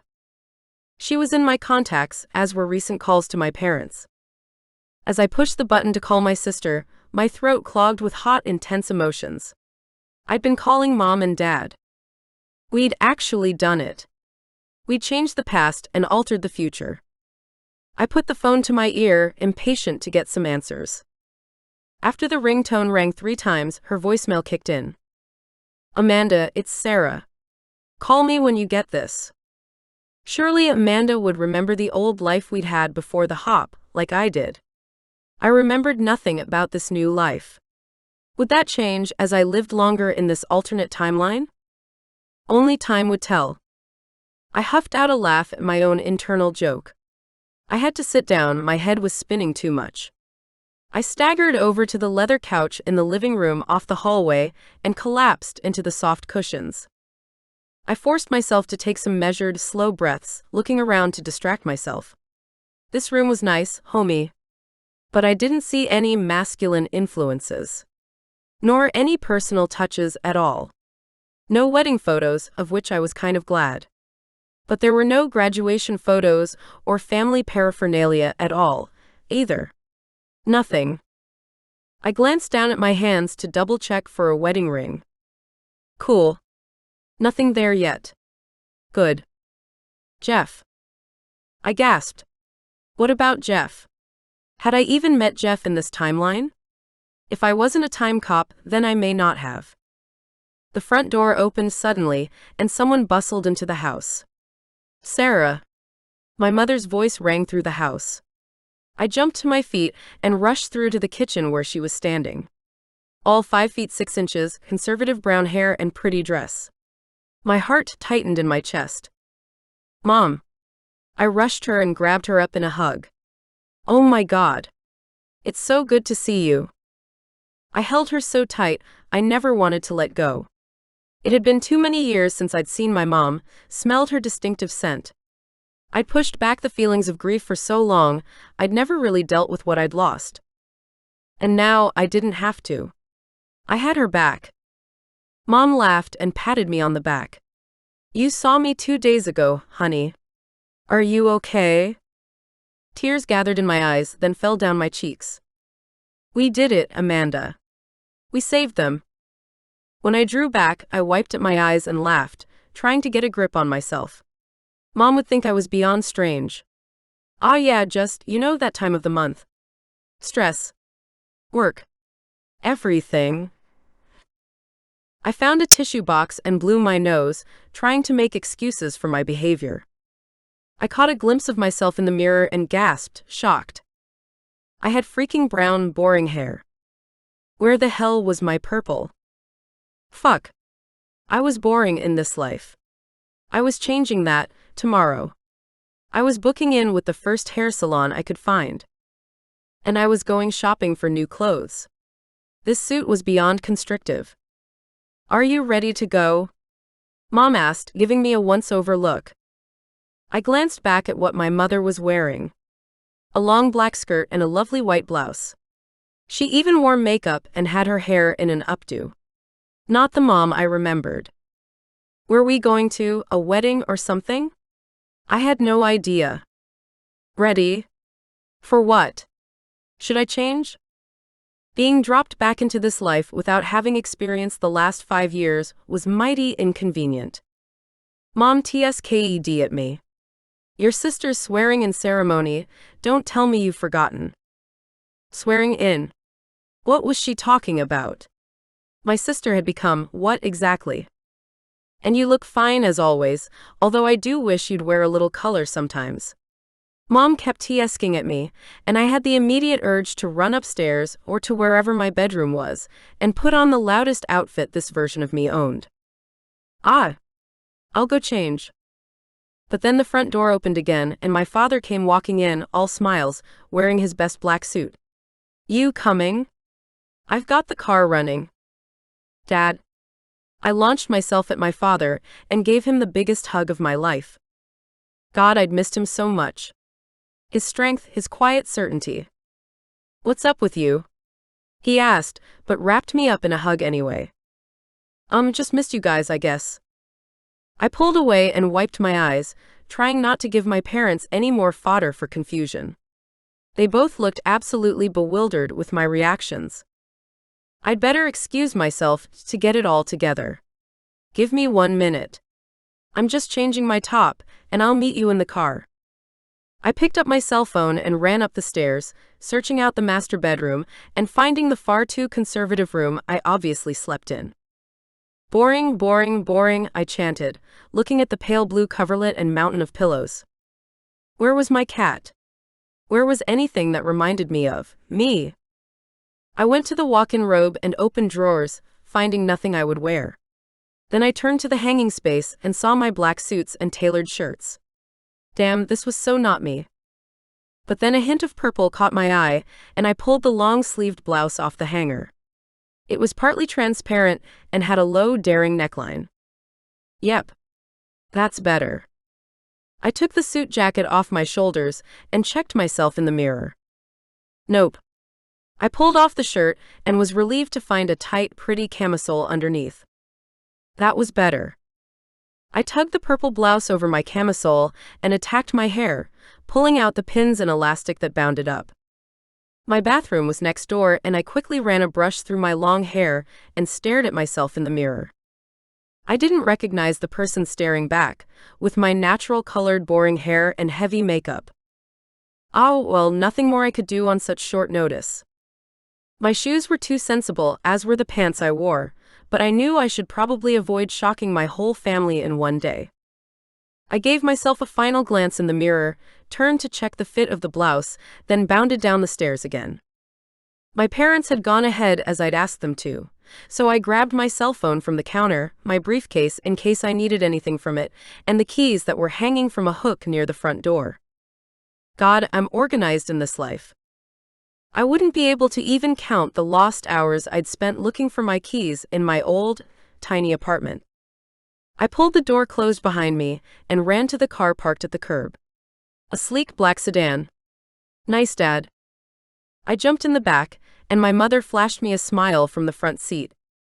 That's much nicer, Sarah. I wish you'd wear your hair like that more often. I stifled the frustrated groan that rose as I buckled myself in. Don't worry, Mom, you're right. I'm heading off on a personal day tomorrow. Shopping, hairdresser, the works. I need a makeover. There was silence in the car. A personal day? My mother repeated. Yeah. Was that not a thing in this future? My dad chuckled. Good for you, kid. I told your mom just last night that you work too hard. I relaxed back into the seat, my heart still pounding too fast from my racing around the house. I wasn't as fit in this timeline, that was for sure. So, remind me where we're going again? Mom shook her head. Amanda's swearing-in ceremony. Seriously, Sarah, how could you forget a thing like that? I plastered a smile on my face, pushing through the awkward moment. That's great. What do you think, Dad? I looked towards my father, hoping he'd reveal more. I think it's great. Amazing, really. She'll be the youngest chief of police, ever, I believe. Not just in her agency, but in all of them. I wanted to swallow my tongue, but instead bit the inside of my cheek. She was what now? My sister had become the chief of police? Impossible. Of what division? My dad looked at me through the rear vision mirror and frowned. Precinct 87, of course. Oh my God. It couldn't be a coincidence, could it? I nodded and glanced out the window, swallowing hard. That's great. My little sister was being sworn in as the chief of my old precinct? How was it even possible? She was 22, for one thing. And a complete slacker for another. My stomach churned and a chill coursed over my arms as the hair rose and prickled my skin. This was bad. This was really bad. How did it even happen? Here we are. Park there, Jack, Mom said, pointing to a parking spot near my old station. I got out of the car, numb and concerned. What the hell was this? Had Amanda done this on purpose?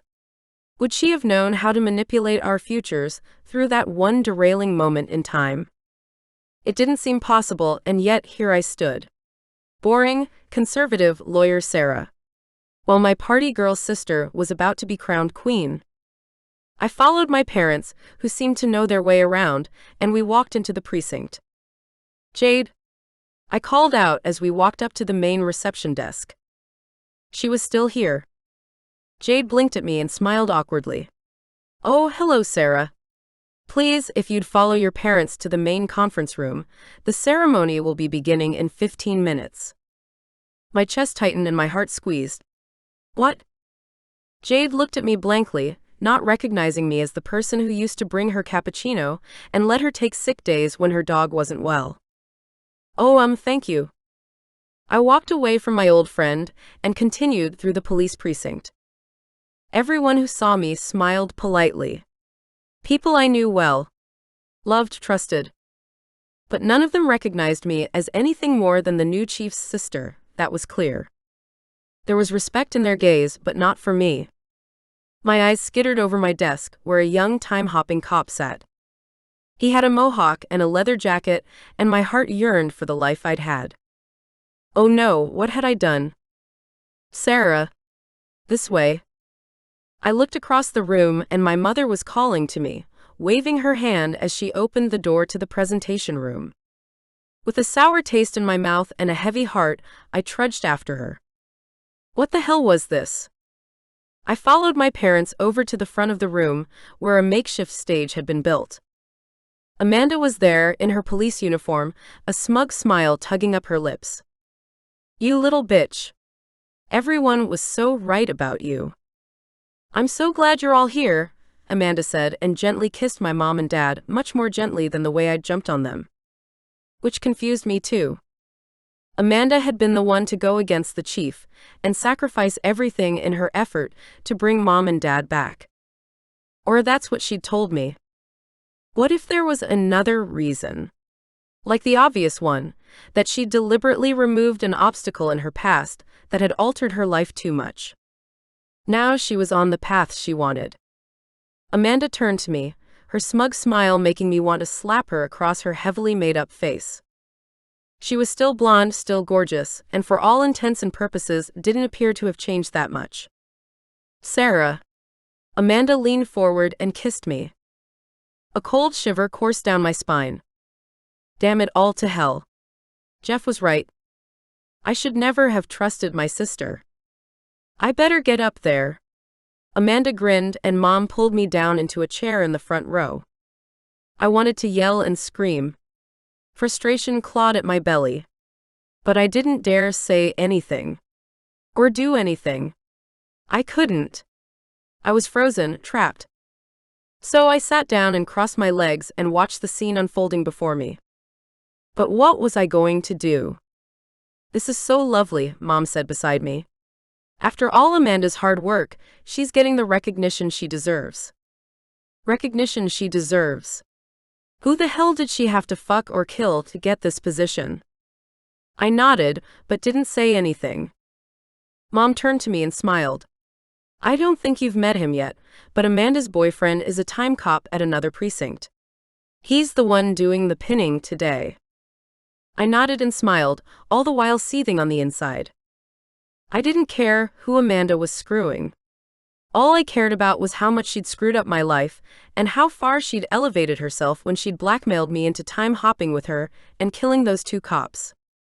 An older woman I didn't recognize spoke into a microphone, welcoming us all to this auspicious occasion, and effectively silenced the small group of people who'd gathered to watch Amanda get pinned. The speech went on, and then finally, Amanda was brought forward to do her oath. She looked ridiculous in her uniform and high heels. Bloody hypocrite. She'd always said my job was boring, stupid, too responsible, and now look at her. A man walked across the stage with a smile and took the pin from the speaker and pinned it to Amanda's chest. Shock ricocheted through my soul as I recognized the man who was sharing an intimate moment with my sister. The man who'd helped me time hop backwards to save my sister from her murder only a week or so ago. It was Jeff. He was Amanda's boyfriend. Oh fucking hell. Chapter 3. After the ceremony had finished, we were led into the adjoining room, where a table was laid out with a cake, some snacks, and drinks. My hands tightened into such fists that even my short nails began to bite into the skin of my palms. "I'm going to get a cup of tea. Would you like one?" Mom asked. "Coffee, please, Mom," I answered without glancing at her. My gaze zeroed in on Jeff, where he stood in the back of the room watching people. Observing quietly, something he was so good at. Hot tingles burned my eyes, and I blinked the melancholy tears away. Jeff looked exactly the same as he always had, except for the uniform. Gone were the casual, nondescript clothes. Instead, he looked professional and strong and happy. I couldn't tell. He wasn't smiling, but there was a confident air about him that hinted at contentment with his current lot. Mom went over to the table of sweet treats, and I couldn't hold back my curiosity any longer. I walked over to where Jeff stood with his hands in his pants pockets. When his gaze hit mine, my breath caught in my throat. God, I hope he remembers me. "Oh, hello. You must be Sarah," Jeff said, sticking out his hand in a friendly manner. Disappointment cut through me like a knife. I stuck my own hand out and shook his. "Ah yes, you must be Jeff." He grinned as he pulled his hand back, and my stomach dropped. I'd never seen that smile before. He actually did look happy. Much happier than the Jeff I knew. Guilty as charged. I can't believe we haven't met up to this point. Really? How long had they been together? I nodded and stepped closer. Yes. Mom swept by with my coffee, kissed Jeff, and excused herself to talk to Dad. I was left alone with him once again, and my heart cried out at the injustice of this situation. I cleared my throat, pushing my emotions down and away. "Tell me more about yourself, Jeff. What sort of officer are you?" He turned and smiled at me, though it was a cordial look, with no recognition in his gaze whatsoever. A time cop, of course. The only thing I've ever wanted to be. I nodded, forcing the tears back inside once again as they swam dangerously close to the surface. "That's great." I took a sip of cheap, bitter coffee and winced. Yuck. Don't they have decent coffee in these places anymore? Amanda strolled up, kissing Jeff loudly on the lips and making me want to scratch her eyes out. She turned to me. "Thank you so much for coming today, Sarah. I know it's difficult for you to get out of work most of the time." I forced a smile to my face. Oh, I wouldn't have missed it for the world. I can't believe it, my little sister, chief of police. It's almost unbelievable. I forced a laugh out to show that I was joking, but the look in Amanda's eyes told me that she understood exactly what I was saying. Good. You haven't forgotten either. Amanda turned to her boyfriend. "Jeff, sweetie, I haven't eaten all day, what with the preparations and everything. Would you mind fixing me a plate while I talk to my sister about something important?" Jeff bobbed his head at me in a gesture of goodbye. "Of course. Be back soon." He walked away, and I couldn't resist watching his tight ass and thinking about all things that could have been. God, I missed him in leathers. The man was so hot in the most unconventional way. When I turned back to Amanda, I didn't try and hide behind pretense anymore. "What the hell is going on here, Amanda?" She smiled serenely at me as if I didn't affect her in the least. "Stop overreacting, Sarah. Being with Jeff isn't personal, it's just a precautionary measure." My mouth fell open, my brain reeling from what she'd said. A what? I didn't understand. "You're in love with Jeff." "Fuck off," I hissed at her, horror coiling inside my gut. Amanda laughed. "Such eloquent language, Sarah. You are. And I knew the best way to make sure you didn't say anything to anyone about what we did was to keep Jeff close." My mouth dropped open. She wasn't serious. She couldn't be. "You're keeping him as your boyfriend, as blackmail over me?" I couldn't believe it. This woman was evil. "And what are you going to do if I step out of line?" My beautiful sister smiled sweetly, the shine on her pale pink lip gloss catching my eye. I don't think you want to find out, Sarah. Pain tightened around my ribs. Would she really hurt Jeff just to get back at me? Why not? She'd done it before. What happened to you? I demanded, and Amanda laughed again. Nothing. Oh, something had happened. I couldn't have possibly missed all the signs that my sister was such a terrible person, could I? Tell me one thing then, why did you need to be police chief of all things? Was it the power? The money? There wasn't much prestige with the position, not that I knew anyway. To get justice for those who deserve it. There was an edge to Amanda's voice that told me this was personal to her. Justice, huh? When people said it like that, they usually meant revenge. Jeff came back with a plate of food for Amanda, and my sister kissed him again in front of me, lingering far too long over his lips. I rolled my eyes when they couldn't see me and slowly stepped away. Congratulations again, Amanda and Jeff, lovely to meet you. I nodded at him and smiled as genuinely as I could. You too, he said, and flashed me another one of his beautiful smiles. I turned away before he could see the pain in my eyes and the tears that swam in my vision. I needed to get out of here. I set the cup of coffee down on a table and excused myself to go to the bathroom. The pain in my heart, in my chest, was surreal. Oh God, Amanda was right. I'm in love with Jeff. I collapsed onto a couch in the ladies' room. I'd always given my sister the benefit of doubt, but no more. She was an awful person, and to use Jeff like that against me was the lowest form of blackmail. I wanted him back. As mine as he was meant to be. I stood up and walked back toward the conference room and made my excuses to my parents, citing work as a reason to leave. I needed to undo what I'd done and fix everything so I could go back to the timeline that was the correct one. The first thing I needed to do was try and find someone, anyone, from the real timeline. But where should I go? And to whom? Home. No. That wasn't my home. Or even my house. I'd never wanted to live in a house in an outer suburb. How the hell I'd ended up there? God only knows. I began walking around the streets of the precinct, making a lap, not wanting to go far from the parents I'd just gotten back. But there was another reason I didn't stray far. The people inside the police station were my only friends, even if they didn't know it. The chief was gone to goodness knows where. Jade and all my other colleagues didn't remember me. Not even Jeff knew who I was. I coughed to clear the lump in my throat, a wave of helplessness flowing over me.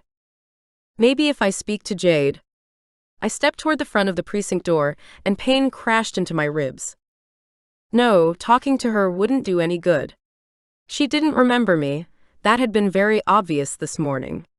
So, even if I could convince her that I knew her, what good would that do? My parents came walking out the glass doors, laughing and smiling as they walked down the steps. Sarah, we thought you'd gone to work. Mom's happy smile almost undid me. A few days ago, I would have sold a kidney for just one more moment with my parents. Perhaps I should just stay in this timeline. Enjoy my new life, the money I obviously had. My parents. I could sit back and forget everything in my past and work toward a better future. I rushed forward. I love you guys so much. I just had to come back and tell you that. Mom hugged me, then Dad did too, both of them laughing nervously. Are you feeling okay, Sarah? Something isn't quite right with you today. I laughed loudly and wiped at my cheeks where the tears were falling.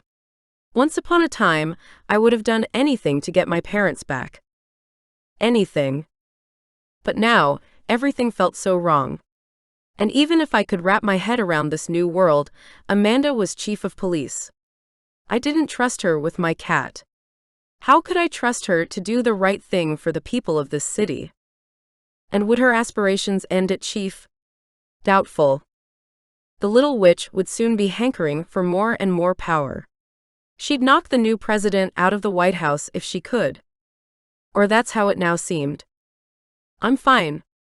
I've had a strange day. Thank you for picking me up earlier, but I think I'll make my own way back. Of course. Mom kissed me on the cheek again, and Dad gave me a smile that broke my heart. God, I've missed them. They climbed into their sedan and left, and my breath shuddered in my chest. If I reversed the event that Amanda and I had created, would that result in my parents' death? Most certainly.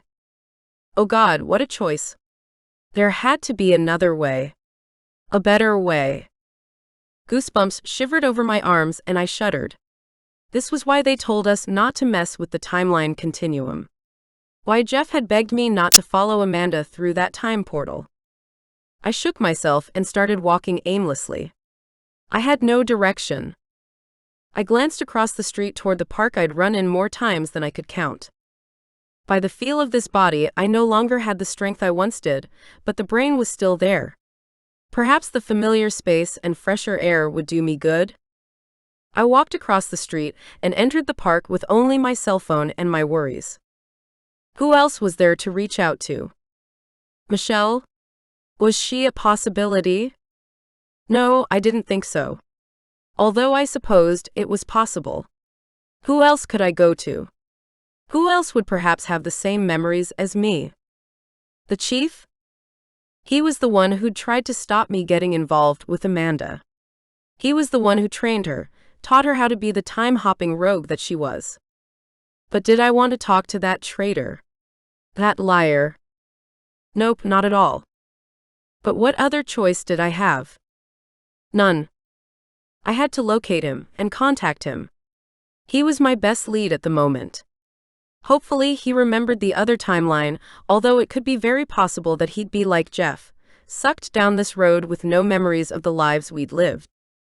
I found a park bench and sat down, pulling out my cell phone and running an internet search for any sign of my original police chief. I knew his name, his age, his approximate area of residence, but I had no idea if any of that was still accurate. Gotcha. I found him. He was the principal of a big school just outside the city. A principal, interesting. I'd never taken the chief to be much of a child person. I called the school and was soon connected to the office. Could I speak to Principal Thompson, please? The principal is in meetings for the rest of the day. Can I take a message? Meetings, my ass. Yes. Can you please tell him Sarah Pollock called? Please ask Brad to call me today and tell him it's urgent. I hated using the chief's first name. I'd actually never done so in my life. But calling him the chief to his assistant would only confuse matters. Can you tell me what this is regarding? Are you a parent of one of the students? No, I'm not. This is about the 87th Police Precinct, and it's a personal matter. I'd appreciate you giving him the message as soon as he's available. At the mention of the precinct, she gasped a little. Yes, of course. I hung up the phone and put the cell next to me on the bench. What was I going to do if the chief didn't remember me? I shivered as the need to cry swept over me again. I shook myself hard. No. I was not giving up on this. I'd track Michelle down, and anyone else I could think of who could be related to this mess. My cell phone rang beside me with some sort of pop music tinkle that made me groan. Who was I in this life? Seriously. Hello, Sarah speaking. Hello, Sarah, it's Principal Thompson. Oh, Chief, I'm so grateful you called me back. There was silence on the other end of the line, and a cold chill washed over my whole body. Chief? Oh no. He didn't remember either. Then his voice crackled over the line. Meet me at the deli in half an hour. Oh, thank God for that. The deli was what we used to call an old rundown cafe in Chinatown. Best egg rolls in town. I'll be there. As I walked to the cafe, I took my time, arguments within my own mind driving me to distraction. I didn't want to go to the chief for help.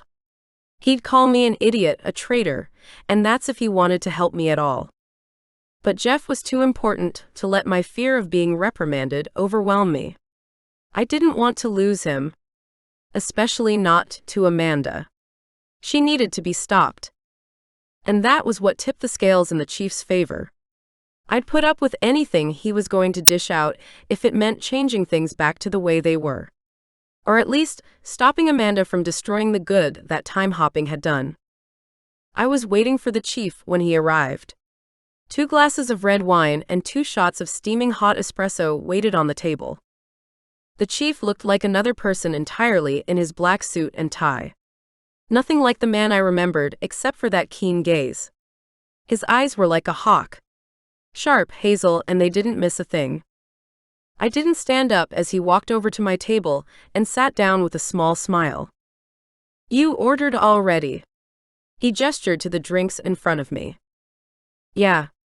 But if you want to order food, be my guest." I pushed his glass of wine and coffee to his side of the table.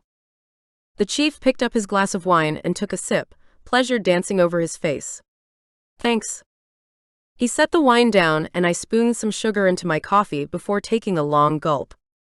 I'd been surprised by my lack of headaches today, a definite bonus to not time hopping regularly it seemed, but as I intended to hop again pretty damn soon, the extra caffeine wouldn't hurt as a prevention. "So," he said, his smile taking on a smugness that I found more than a tad annoying. "So," I repeated, waiting for him to direct the conversation, but he didn't. He just sat opposite me and sipped his glass of wine with a twinkle in his eye that told me that he was enjoying my discomfort far too much. "I like your hair," he said, his gaze sweeping over my chestnut-brown conservative do. I inhaled sharply through my nose, clenching down tightly on my jaw. That was a low blow. I didn't want to deal with the smug bastard, but this was the only lead I had. I may as well come out with it, get the embarrassing part over and done with. "You were right. Okay? Is that what you want to hear?" The chief chuckled. "Yeah, you can start with that." I picked up my wine, needing some fortification for the groveling that was about to take place. "Fine. You were right. I should never have trusted Amanda. She's evil. A lot worse than I ever realized. And I should never have agreed to alter the timeline to save my parents. The ramifications have been astronomical," he finished for me. I nodded. It was so hard to admit that I regretted changing my parents' fate, because I didn't. My parents were alive. Happy and well. But at what cost? Yes? "So why have you come to me?" he asked. "I need your help in stopping Amanda. No one else remembers the alternate timeline." I wasn't sure why the chief did, and I didn't bother asking him. He stretched back in his seat and groaned. This was why I wanted Amanda captured and taken out of this. Because she's evil. I hated using that word for her, my baby sister, but I couldn't think of another appropriate description. She wanted ultimate power. A tyrant who was only concerned about her own life. That wasn't someone I wanted running my city. No, because she has the power to alter timelines. Not many time hoppers have that power, but she does. I hadn't known that, but it didn't change the fact that it was a bad thing. Okay then, what can we do to knock Amanda out of power? Was there a way to fix everything in this timeline and not go back to the old one? My parents would still be alive, and I was sure with a good hair dye job and a change of occupation, I could get my life back on track. The chief pressed his lips together for a moment, then shrugged. "I don't know. But what I do know is that she's as corrupt as they come. She wanted my position to extract revenge." "Revenge on whom?" "Me. For preventing her from doing what she always wanted to do. Go back through time and alter your parents' fate." "Her fate?" I bit my lip. I wasn't sure that was all it was. But I tried not to dwell on the hows and whys, only the possible solutions. "Can you think of any way that we can knock her out of her position? I mean, you were chief for how many years?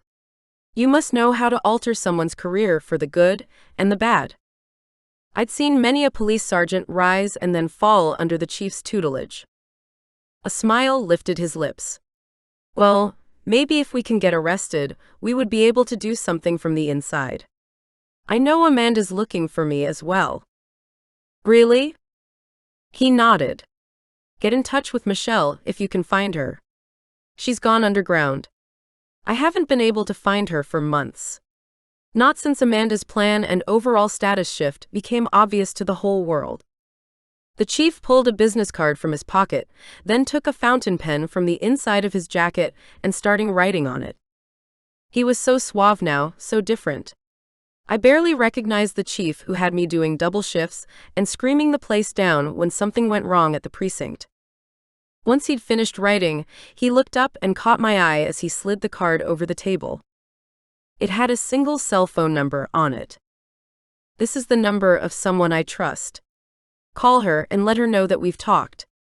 She may be able to help you. I took the number and immediately saved it into my cell phone. The last thing I wanted to do was lose my one lead. Thank you.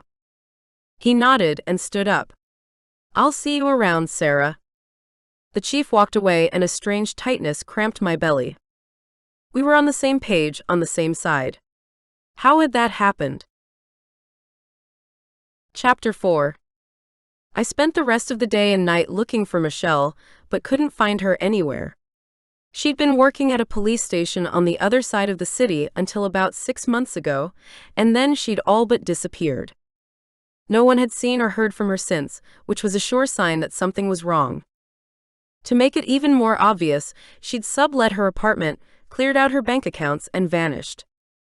After a crap night's sleep in my expensive sheets, I woke to the annoying sound of my new cell phone ringtone. I really had to change that freaking tune. I answered after I'd groped around my bedside table and found it. Hello? Sarah, it's Amanda. My eyes popped open, suspicion clouding my brain. Oh, hey. What the hell was she calling about now? I was hoping we could meet for lunch. I could officially introduce you to Jeff.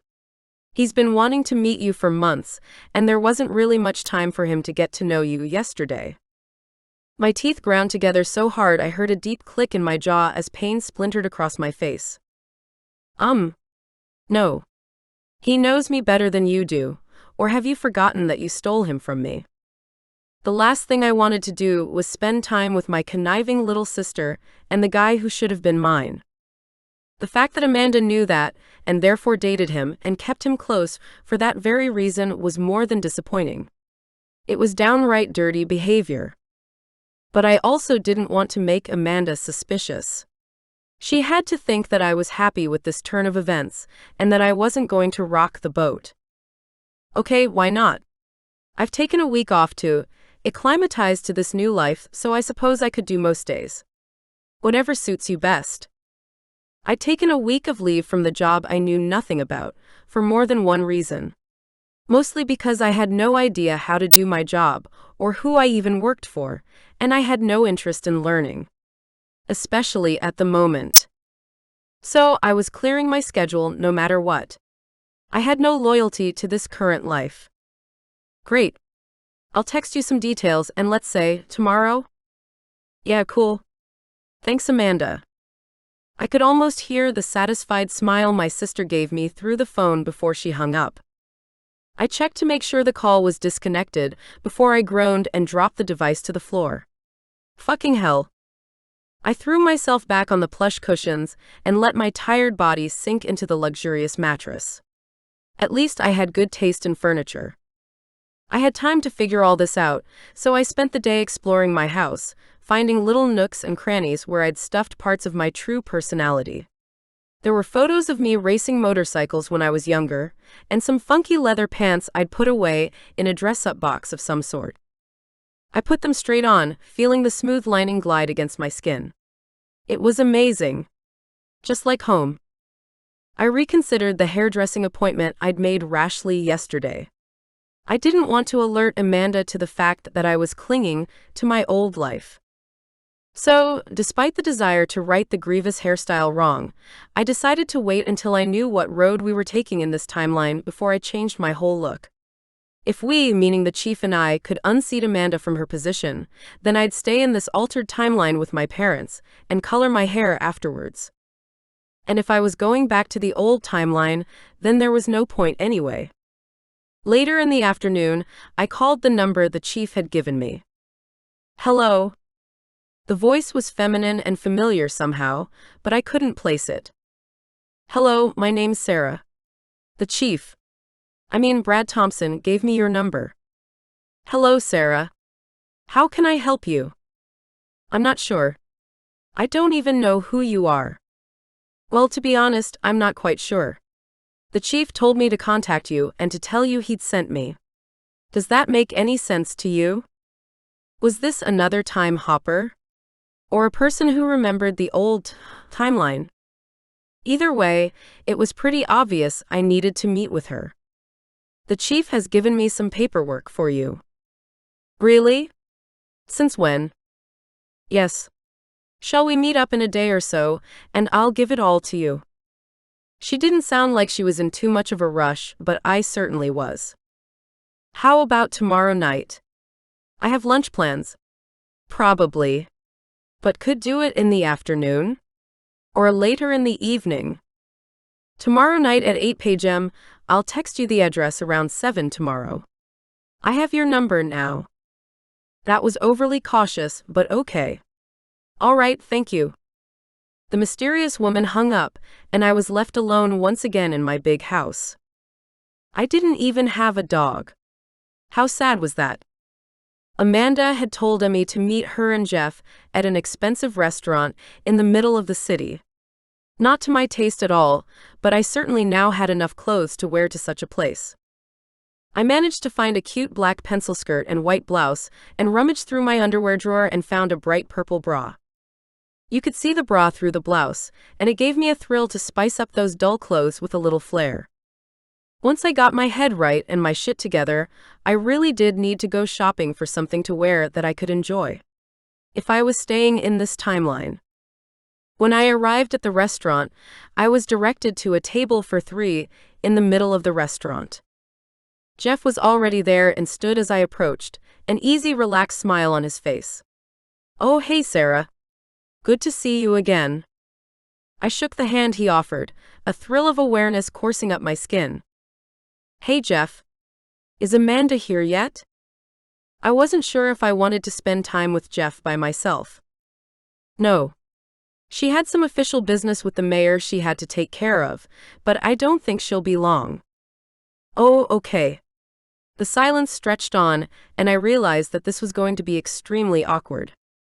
Had Amanda planned this? Did she want me to feel this way? I couldn't tell, and it didn't really matter, so I sat down opposite Jeff and picked up the already filled glass of water. I took a sip, then looked up into those brown eyes that I knew so well. Or used to know well. It made my heart leap in my chest to see him sitting so close and not telling me off for being late. Not wanting to talk about training, or scowling at me because that's what Jeff did. He scowled. Not this one. He was way too pleasant. So Jeff, how's your day been so far? He sat further back in his chair with another smile. Good. Busy. How about yours? I shrugged and picked up the menu, glancing down at it. Whoa. $27 for a salad. I'm taking a week off, so not doing much actually. He cocked his head to the side. Isn't that unusual for you? Your parents and Amanda talk about you like you're married to your job. I looked up again. Yep. That's me. A workaholic. To a job I don't remember doing. Oh yeah, but I've gotten burned out lately. A week off won't kill my career, I'm sure. He nodded but didn't say anything else, and the awkward silence stretched on forever. Shit. I hated that it was so awkward with Jeff. Even the first time I met him and he was all secretive and cold and pricky, it was never awkward. Then something occurred to me. Perhaps Jeff knew where Michelle was. They were partners in the other timeline. Could they have dated in this one too? But how to bring it up surreptitiously? I was thinking of taking some self-defense classes, actually. With Amanda being so tough and strong, it's really inspired me to want to know more about defending myself. God, where was the bucket so I could throw up? Geoff's smile wavered. I may be able to help you with that. My eyebrows shot up. Did he still train at that little cafe in Chinatown? You? You could teach me? Oh, to have his hands on me again, throwing me across the mats. A wave of regret passed through me. Why hadn't I taken advantage of my closeness to Jeff while I could? Jeff chuckled. No, not me. My ex-girlfriend teaches self-defense. She's an ex-cop herself. I think I have. He reached down and opened his briefcase, rifling through it and finally surfacing with a flyer. Jackpot. Michelle is working here at the moment, I'm pretty sure. If you're looking for someone to teach you, there's no one better. Michelle always said that women should be teaching women because of the difference in size and strength to a man. There's a special technique, apparently. I took the flyer and noticed the name of the gym where she worked. It was on the other side of town, but at least it was in this city and not another state. Thanks so much. Are you and your ex on speaking terms? That's unusual. I folded the flyer in my hands and watched Jeff run his fingers through his thick hair. We parted amicably. No need for any tension. I was glad I wasn't drinking water when I heard that, or I would have spat my drink all over the table. So in this timeline, Geoff's ex hadn't cheated on him with the commissioner's husband, then gotten Jeff sent to jail for time hopping backwards. I suppose that was a good thing. Sorry I'm late. Amanda chirped as she bustled toward our table, dropping a kiss on Geoff's lips and reaching over to hug me. Hey. No problem. We ordered our food and Amanda took over the conversation, chatting about her new position. The stress, the responsibility. She laughed and stroked Geoff's face and looked for all the world like a loving girlfriend. Jeff hung on every word she said and barely spoke about his own life unless it was to supplement her story. I managed to choke my chicken salad down, despite the tightness in my stomach and the ache in my chest. The time passed slowly and somewhat awkwardly, and I was grateful when it ended so that I didn't have to keep looking at Geoff's face when he gazed at my sister. Chapter 5. After my depressing lunch, I wrapped my head around the fact that I needed to forget about Jeff and his connection to Amanda, and work out a way to unseat my sister instead. No point in crying over something and someone I never truly had. The next step was getting to Michelle, but how much would she remember, if anything? Would she be like the chief and know what was going on in every way? Her disappearing act indicated she may, and I wanted someone else on my side. Or would she be like Jeff and not recognize me even when I was standing in front of her? I sighed, pain tugging at my heart. I couldn't believe I'd lost Jeff. I'd been so stupid not to work out that I loved him in time to do anything about it. I picked up my cell and called the number on the flyer. No one answered the phone, so instead I looked on the website and saw that Michelle was scheduled for teaching 2 classes tonight. Looks like I'll be dropping in tonight. So I had a plan and a time to meet Michelle. Now to kill the time in between. My lips lifted as an idea filled my head. Yep, that was what I was going to do. I used the downtime to go shopping. The credit cards in my purse were black, and I took advantage of the stupidly high credit limits, buying new running gear, leather pants, jackets, and colorful tops of every description. By the time I turned up at Michelle's place of work, I was feeling more like myself, wearing bright purple leggings, a tight black top, and springy trainers that had me aching to go for a run. But when I walked into the gym, it was much quieter than I expected. I walked up to the reception desk and pulled out my credit card to cover any fees. I'd like to pay for Michelle's class tonight, please. The blonde girl behind the desk looked up with a pained smile. I'm sorry, Michelle isn't available tonight. Oh, I saw on the website. Yeah, she usually runs several classes a week, but we haven't seen her in the past couple of days, so we're not sure when she'll be back. Really? Funny that. Was it a coincidence that she disappeared around the same time that the timeline had reset? Is that normal for her? I mean, could she be sick or something? The woman narrowed her eyes at me as though I was asking too many questions. She could have moved on to another job and not told us. It's not unusual for a trainer. Would you like anything else? Yes. I would like to get in touch with Michelle. I've been told she's the best self-defense teacher for women around. Do you have a cell phone number for her? I wasn't giving up on this. The blonde narrowed her eyes further. We do not give out personal information. I stood up straighter and suppressed the need to glare at her. That's fine. I'll sign up for her classes anyway. Here's my card. Put the next month on it, please. The receptionist huffed and puffed and pushed forms at me. What package? All access or? The most expensive one you have, I answered, pushing the card across the desk at her. I may never be able to utter those words again, so I may as well use them while I could. The receptionist took the card without giving me a second glance, and I filled out the forms, taking special care to look up my own cell number that was written across one of my business cards I'd found at my house. If Michelle was around, she'd be monitoring the airwaves and computer databases, I was sure. That woman was no slouch in the brains department. Well, if you do see her, tell her that Jeff sent me. I pushed the forms at the woman and smiled as brightly as I could.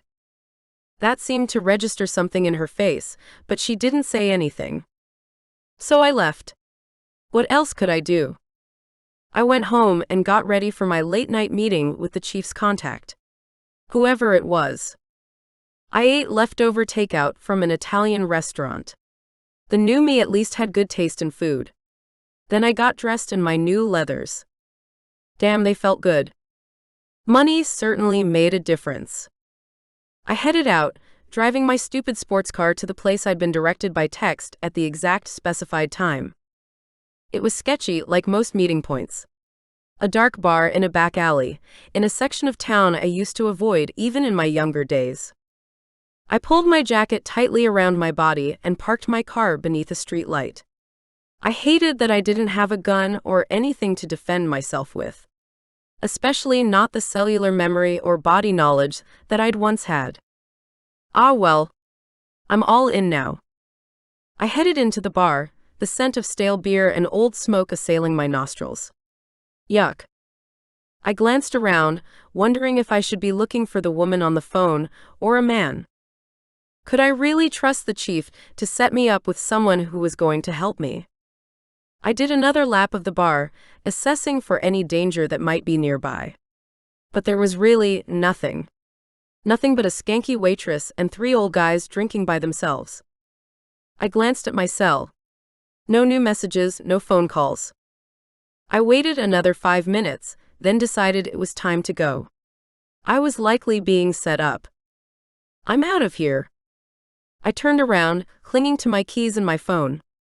My heart pounded in my chest, and I couldn't stop the disappointment that swam through me. Another dead end. I began walking for the door when a woman walked into the room through the main entrance, out of breath. I stopped dead. I knew her. Knew her well. Sarah. She smiled, and I couldn't help smiling back. Jade. I pulled Jade in for a hug, only to realize too late that she didn't know me.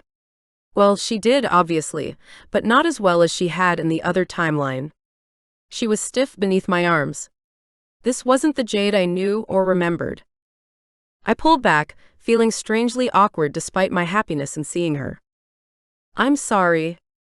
I'm happy to see someone I know. Be quiet. Let's sit down. My eyebrows flew up at the assertive tone in Jade's voice, and a strange giggle arose. She was obviously capable of more than I'd known possible. Ah, okay.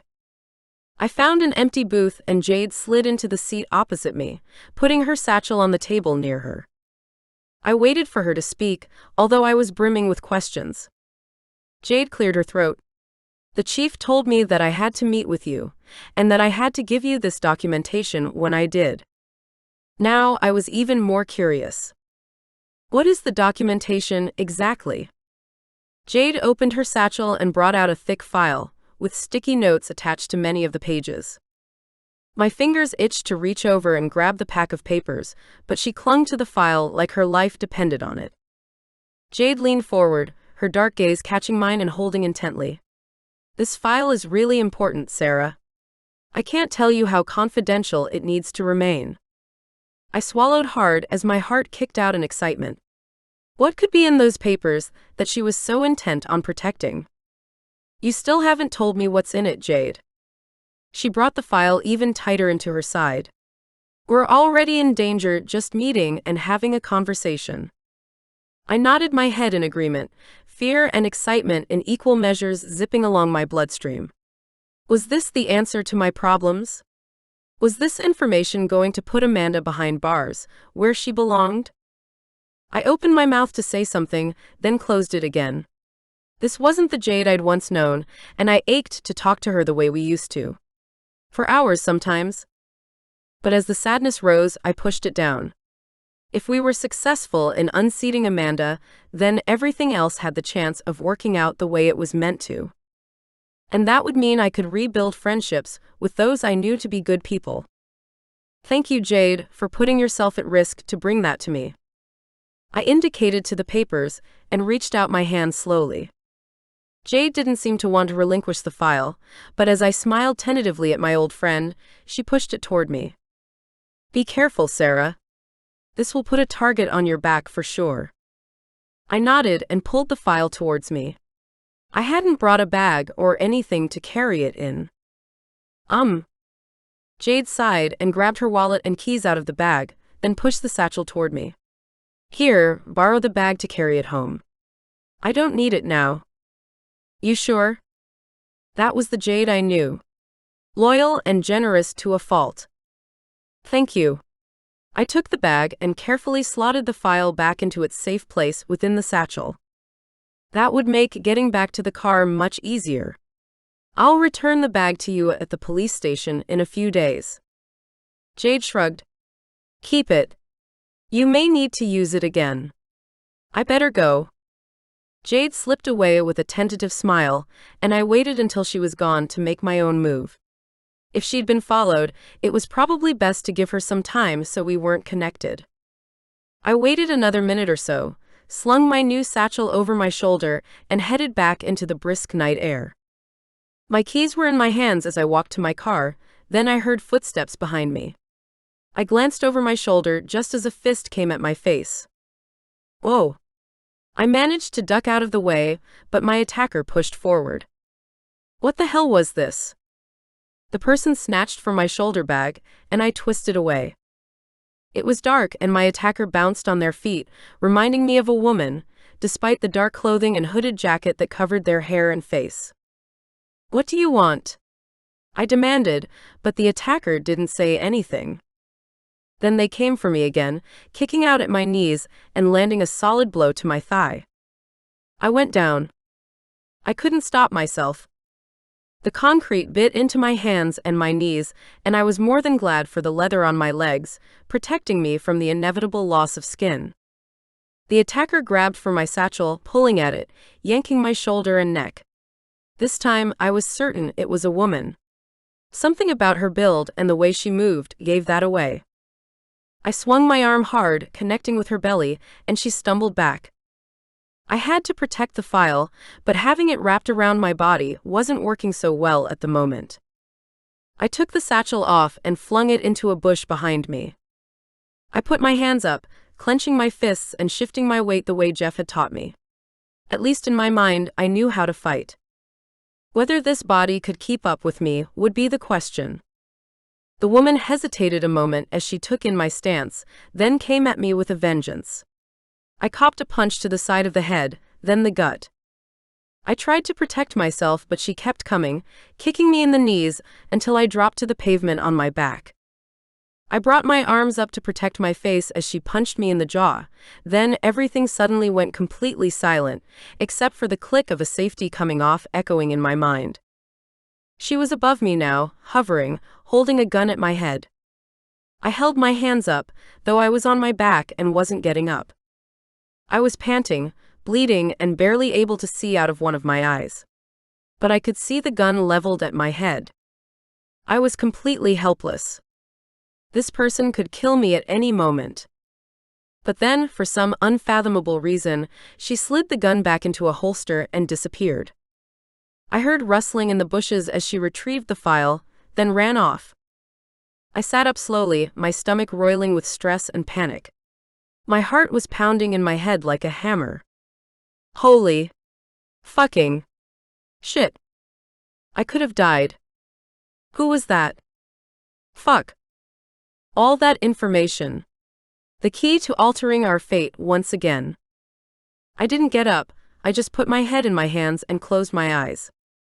I was back to square one. Even worse than that.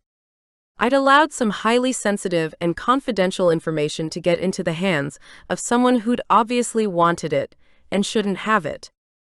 And to add insult to injury, I hadn't even gotten a glimpse of the first page. I didn't know what it was about, let alone whether I could use it or not. Oh God, what have I done? I could have undone years' worth of work for the chief.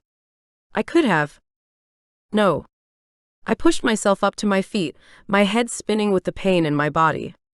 Damn, I wasn't used to this type of fighting. I inhaled sharply through my nose, willing my heart to stop racing and my muscles to stop quivering.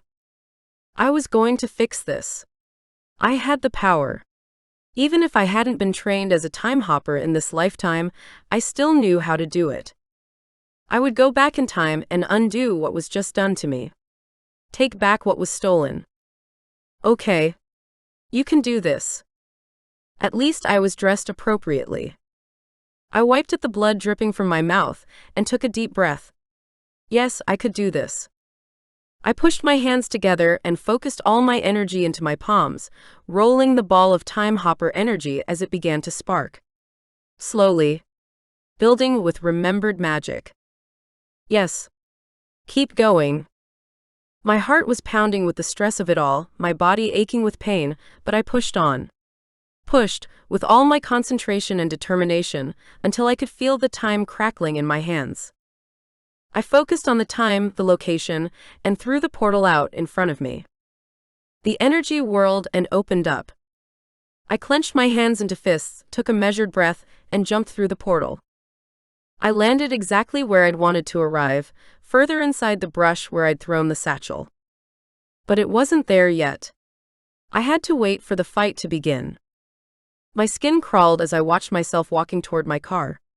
Then my attacker came from behind, and I caught a glimpse of blonde hair and a very thin pair of legs. It could be Amanda, but was it? Would she really attack me for the file? Well, she'd had the opportunity to kill me but hadn't. Perhaps that meant that she was indeed someone who cared for me. Or at least had a conscience. The fight began, and I found it hard to watch myself get beaten so soundly. So I kept my gaze lowered and tried not to flinch every time I cried out and fell to the ground. This version of me really did need to do more work at the gym. Then, suddenly, I threw the satchel into the brush at my own feet. Yes. I dropped to my knees and reached for it as quietly as possible, pulling the bag over to me and throwing it over my shoulder. I didn't want to watch anymore, so I ducked down, quickly moving through the trees and getting away. I conjured the time portal once again and jumped through to reunite with myself in the past. This time when I went back, I was even more injured somehow. As I lay on the ground groaning, my nose was broken, as were my ribs. Oh. I rolled to the side, grabbing my rib cage. My attacker must have come back and done more damage when she found the satchel gone. Damn it. I managed to roll to the side and push to my feet. I looked around, searching the area for my attacker, but nothing. Not a sign of anyone around. Good. I stood up straight and inhaled slowly and found I could breathe. Not well, and the pain was still severe, but maybe the ribs were only bruised, not cracked. I hobbled over to the cafe and slid alongside the outside of the building, finding the satchel still resting where I'd left it against the wall, nestled in an alcove that couldn't be seen from the road. Relief flooded me. I had it.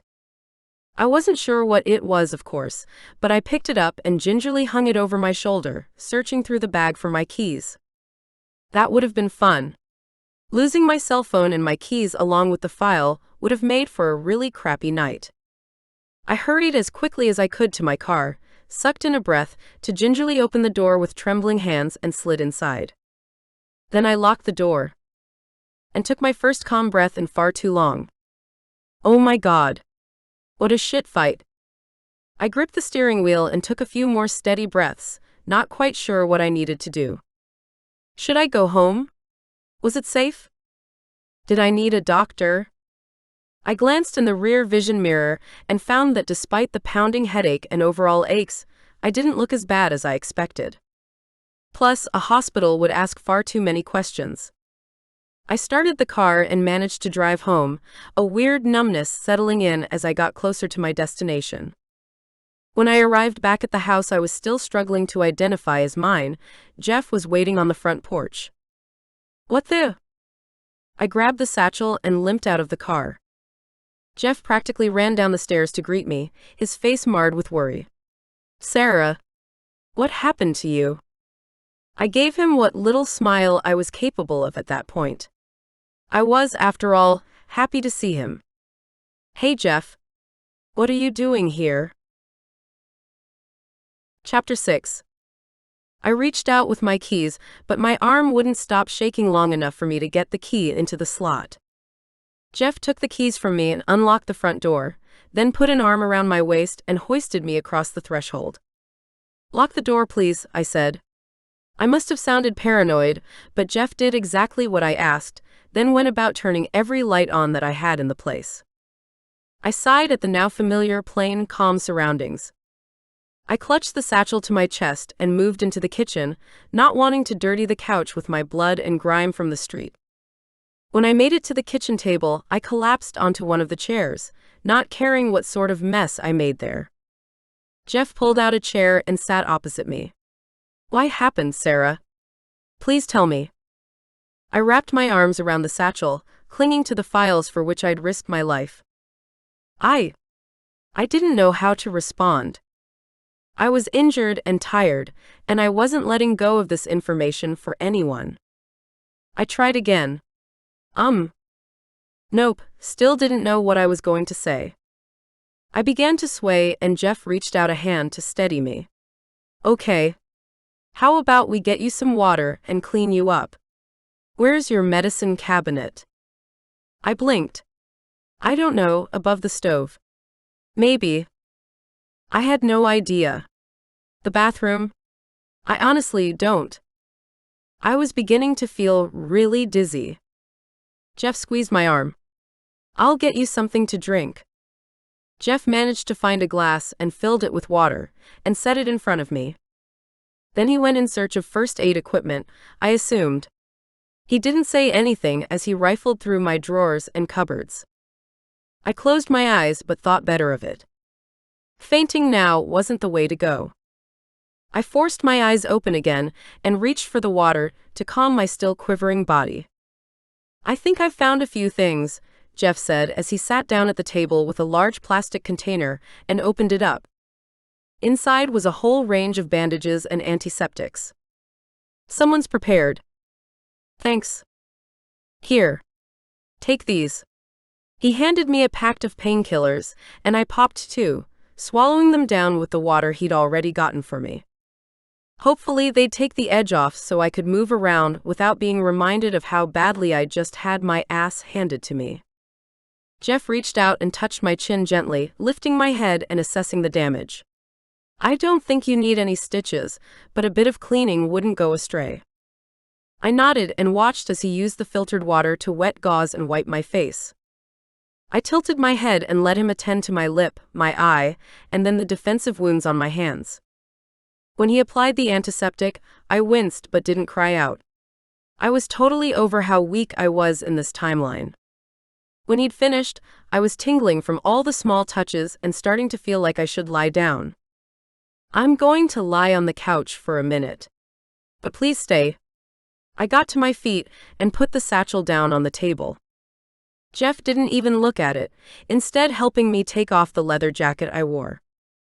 When it was off, I could breathe so much better. My shoes. I didn't really want to ask him to help me with my boots, but the idea of bending over to unzip them was making me nauseous. Oh, sure. Jeff knelt at my feet and unzipped my leather boots. I eased my feet out of them and gratefully staggered across the tiles until I reached the plush carpet and kept going until I got to the couch and collapsed down onto it. Jeff followed and sat in an armchair as I put my head down on a pillow. I just needed to catch my breath, then I'd be okay. Jeff cleared his throat and I looked up at him. He gave me an uncertain smile. I know something's going on with Amanda and you, Sarah. Did he now? I pushed myself to sit up again, and Jeff slowly slid across to sit next to me on the couch. I swallowed hard. This was beginning to feel like some sort of setup. What do you mean? I asked, wondering if I'd been wrong in assuming Jeff remembered nothing. Could he have been hiding it the whole time? Jeff glanced away. I don't know. I can't explain it, but I feel like I should know something. It's on the tip of my tongue, the edge of my brain, but I can't figure out what it is. I sighed. I didn't know what else to do or say. After all, I knew exactly what was happening, but couldn't tell him. And the poor guy probably had some sort of cerebral split or something going on. He'd have glimpses, intuitions of things he'd known in the other timeline, but that would be all. And with everything else he needed to know to understand the complexity of this situation, it would be impossible to get him up to speed. I took a deep breath and turned toward him. Jeff, look. I glanced up and our gazes locked. My breath caught in my throat as my pulse fluttered away like a caged bird. Ah! He slid closer and leaned in. I licked my lips and closed my eyes, wanting nothing more than to finally feel Goff's mouth on mine. After so long and so many things going wrong. He touched my chin as gently as he had when he'd been helping clean my face, and a soft sob left me. Why couldn't this have happened in my own timeline? Why had he fought our attraction so much? And then all thoughts in my head flew away and left me focusing on only one thing. The delicious feeling of Geoff's lips on mine, hot, insistent, sweet. He shuffled even closer, reaching over to grab my arm. Pain shot through me as he touched an injury and I gasped, breaking contact and pulling away. I put my hand over my mouth and stared at my sister's boyfriend. What the hell was I doing? What the hell was he doing? At least I had my old memories as an excuse. A bad one, yes, but still. What was he doing kissing his girlfriend's older sister? Someone he barely knew. Jeff slid right to the end of the couch, swallowing hard. I'm sorry, Sarah. I nodded, not sure how else to respond. I'd wanted it as much or probably more than he had. I could most certainly take my share of responsibility. Shit. I wrapped my arms around my body, grateful for the pain that was now seeping back in. Adrenaline buzzed through my system. The files. I needed to look at them. And coffee. I needed coffee. I need to get back to the kitchen. I got up off the couch and somehow staggered back to the kitchen, turning the elaborate coffee machine on with shaking hands. The satchel was still on the table, and a wave of relief passed through me. I should never have left it alone. Anyone, anytime, could have snuck in and grabbed it. Jeff came padding into the kitchen moments after me. I didn't turn to look at him, nor offer him a drink. I simply grabbed a single mug, opened the sugar container, and took out some milk from the fridge. Sarah. I turned to look at Jeff and leaned against the counter. My head was clearer and more alert now, but my body still ached. Jeff cleared his throat and continued. I've been drawn to you since the moment we first met, and I know I shouldn't be, but I am. I get the issues with that. It's all sorts of wrong. But I never feel this way. About anyone. And I can't figure out why I'm feeling it this time. I crossed my arms over my chest, conflicting feelings pulsing through my system. Should I tell him there was a very good reason he felt connected to me? And that I felt exactly the same way? Jeff, No, it wouldn't serve him or me to explain now. I had so many other things I needed to sort out, and if Amanda knew she was losing her power over Jeff, she could hurt him. Or worse. With that thought in my head, I clenched my teeth together and did the one thing I didn't want to do. I pushed him away. "I think you need to go, Jeff." His eyes opened wide as he stared at me, shocked. Had he expected me to offer him a solution to his problem? Then he nodded. "Yes. You're right. I will." He turned to go and I called out, not wanting him to leave so abruptly. "Why did you come over tonight, Jeff? Did you want something?" Surely he had a reason for turning up on my doorstep at night? He turned back to me with a weary smile and a shrug. Amanda was out of town, and I didn't want to be alone. That was it. My stomach tightened, and I was glad when he turned and left. Was that really why he'd come to me? He had friends, other family. Why would he be worried about being alone?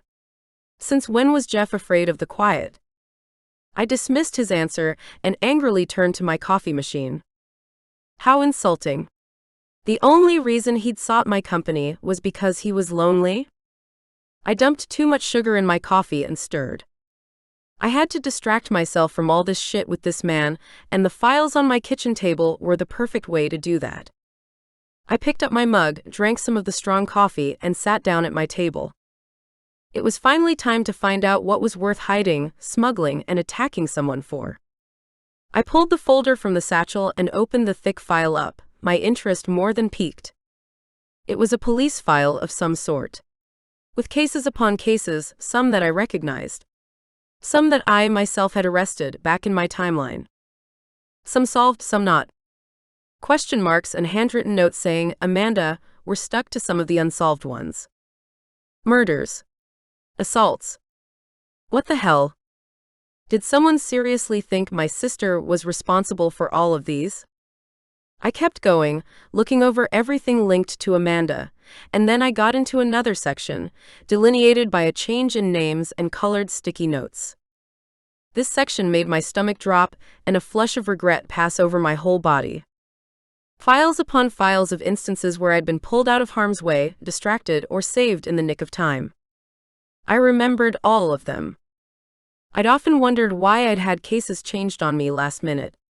How I'd been pushed out of the way of speeding cars more than once. And the person who they attributed to all of these saves? Michelle. Michelle. Geoff's nasty girlfriend, whom I'd hated on sight and had treated terribly. Hot tears gathered in my eyes and I dashed them away. How was this even possible? Could she really have been helping me all this time?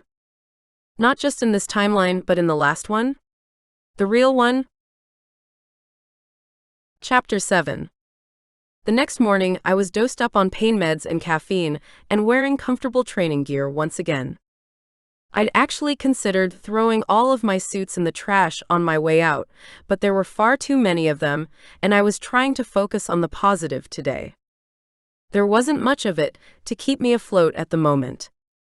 I drove to the police station and tried to track down Jade, but she was nowhere to be found. I called the number the chief had given me for her, and it was blocked or disconnected or something. The phone wouldn't ring through. I didn't know what else to do. Then my phone rang. I didn't recognize the number, but then again, I didn't know much about my new life, so I answered. "Hello, Sarah speaking." "Sarah, this is Nicole from Fitness Team. You visited us a few days ago."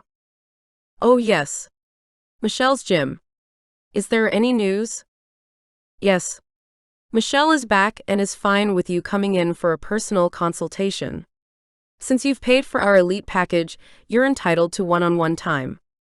I thanked the heavens for that stroke of genius, my heart beginning to pound a little harder in my chest. How was I going to handle Michelle now that I knew what I knew about her?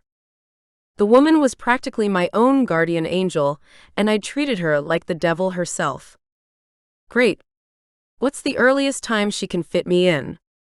The woman scheduled me to come in within a few hours, which gave me enough time to grab a late breakfast and get over there.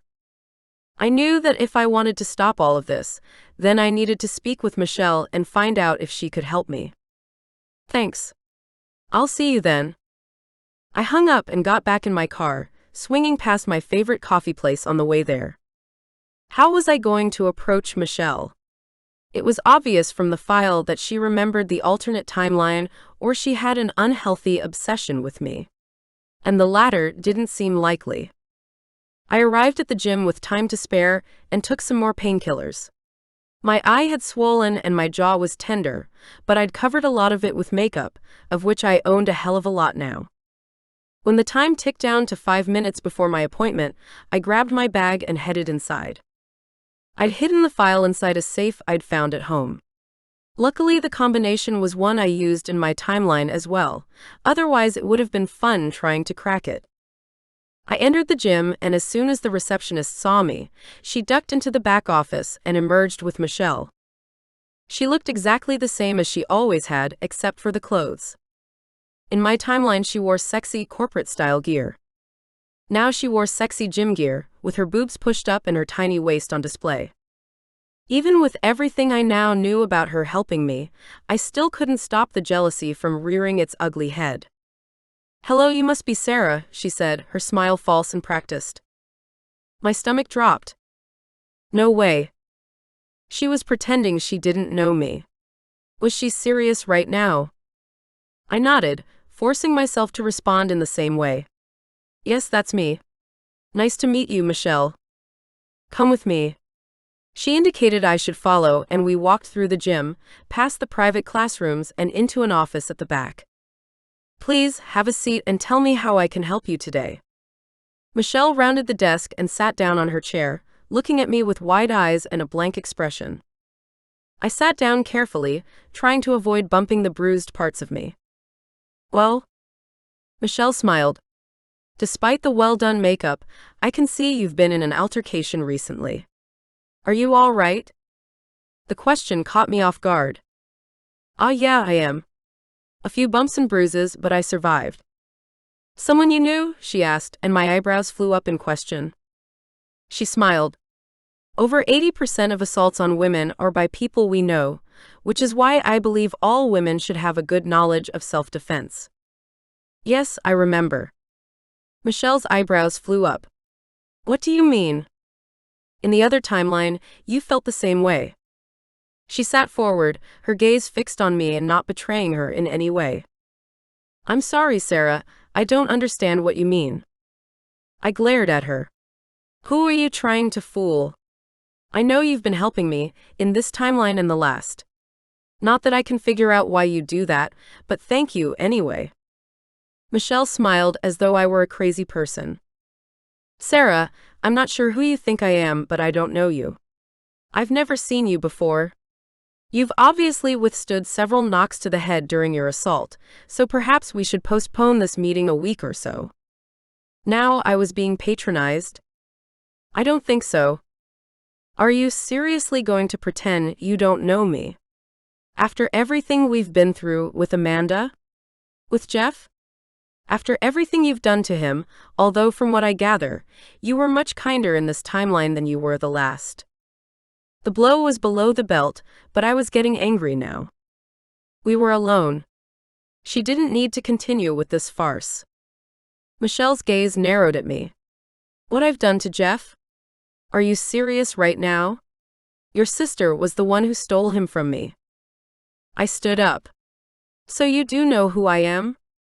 She got to her feet and stomped to the door and flung it open. "Of course I freaking do. Get out here." I followed her out into the training zone, where she stood poised to fight. "Why are you pretending you don't know, that you don't remember? I know you remember." "I do remember. I remember everything," Michelle hissed at me. "And it's driving me insane." "Then we should be helping each other, not hiding. Where have you been?" Michelle began to walk around, regarding me like a school teacher does an errant student. Then she smiled. "Let's see if the training we did made any difference." She ran at me and I lifted my arms, fending off her punches and attacks, ignoring the pain from my previous injuries. She moved slowly, either because she wasn't as fit in this timeline or because she'd been injured recently too. But when I saw an opening, I took it, punching her in the gut hard, then knocking her to the ground. I staggered away, struggling for breath as she lay on the matted floor, panting hard. That training saved my life in the old timeline, but I'm afraid it didn't do much for this body. I heaved in a breath. I am severely out of shape, one of the many things I need your help with. Michelle got to her knees, holding her stomach and grimacing. What else do you need me for? To help me undo everything that's gone wrong. You and I both know that the center of all of it, everything that's bad, comes from Amanda. There was a noise behind me. A strange, slow clapping that I couldn't ignore. I whirled around and there was my sister, looking very much alive and well and present. So much for being out of town, Jeff. What are you doing here? I demanded, gesturing to Michelle to get up and get behind me. She did, slowly, keeping her eyes on the woman in front of us. Amanda looked crazy, a maniacal smile on her lips and an insane gleam in her eye. She also looked dressed to kill, in black jeans and a red top that emphasized her lean build. I knew you couldn't let it be. I knew you'd be this way. I glanced at Michelle, then back at my sister. You talking to me? Of course I'm talking to you.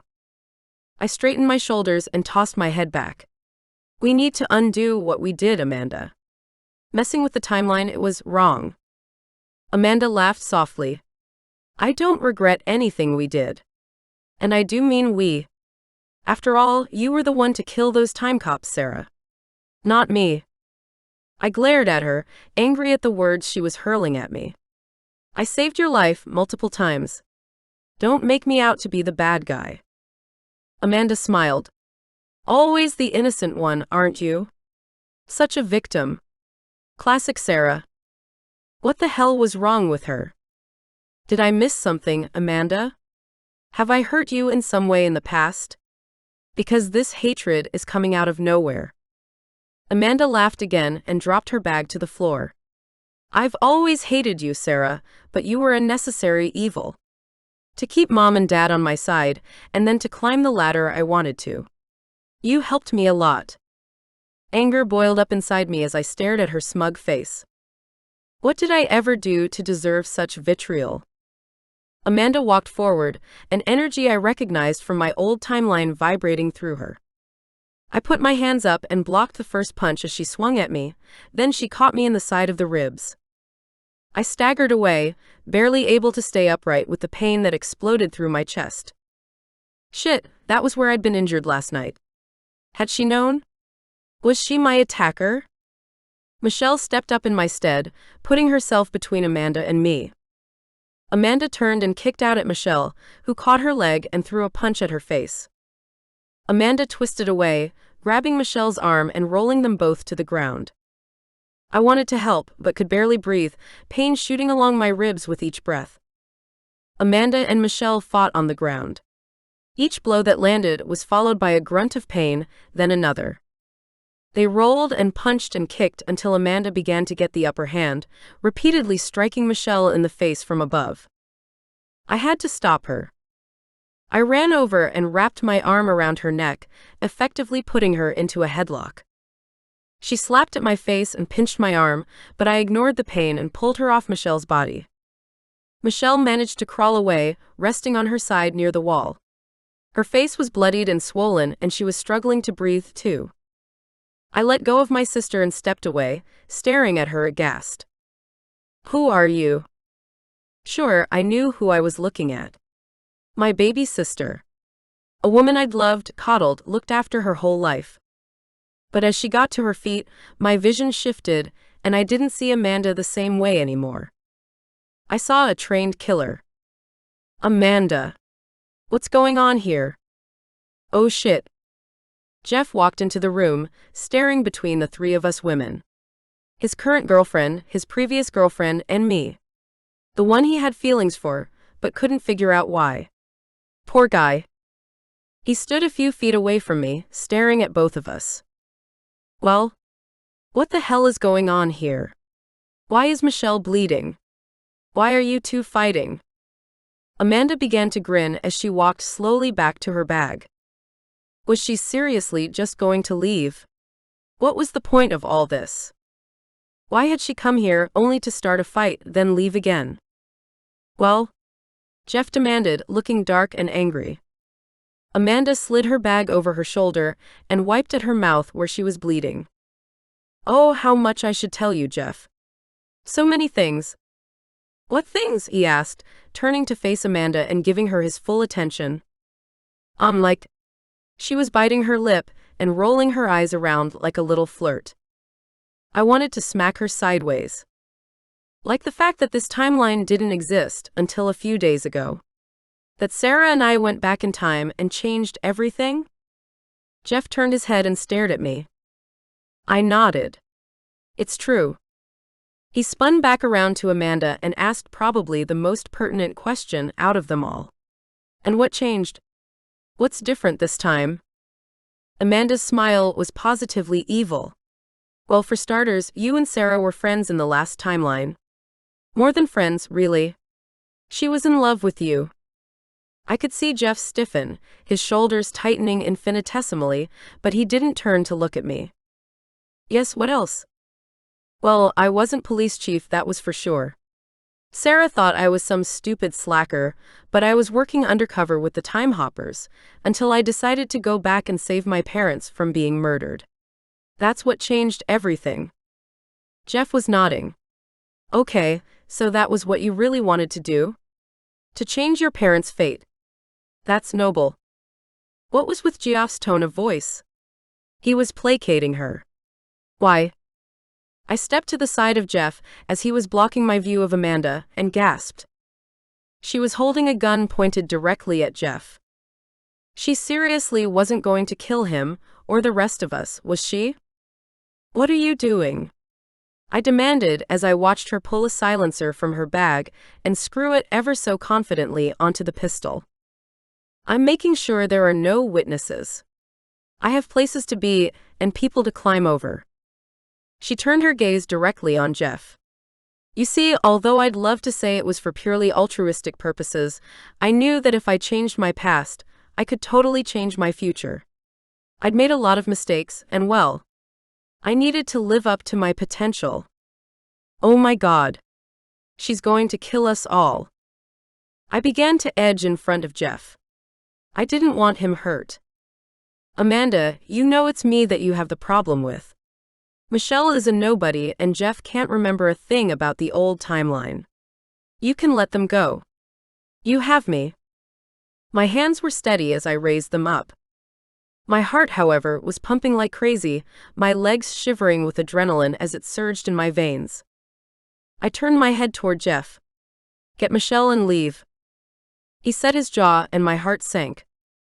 I knew that look. Knew it well.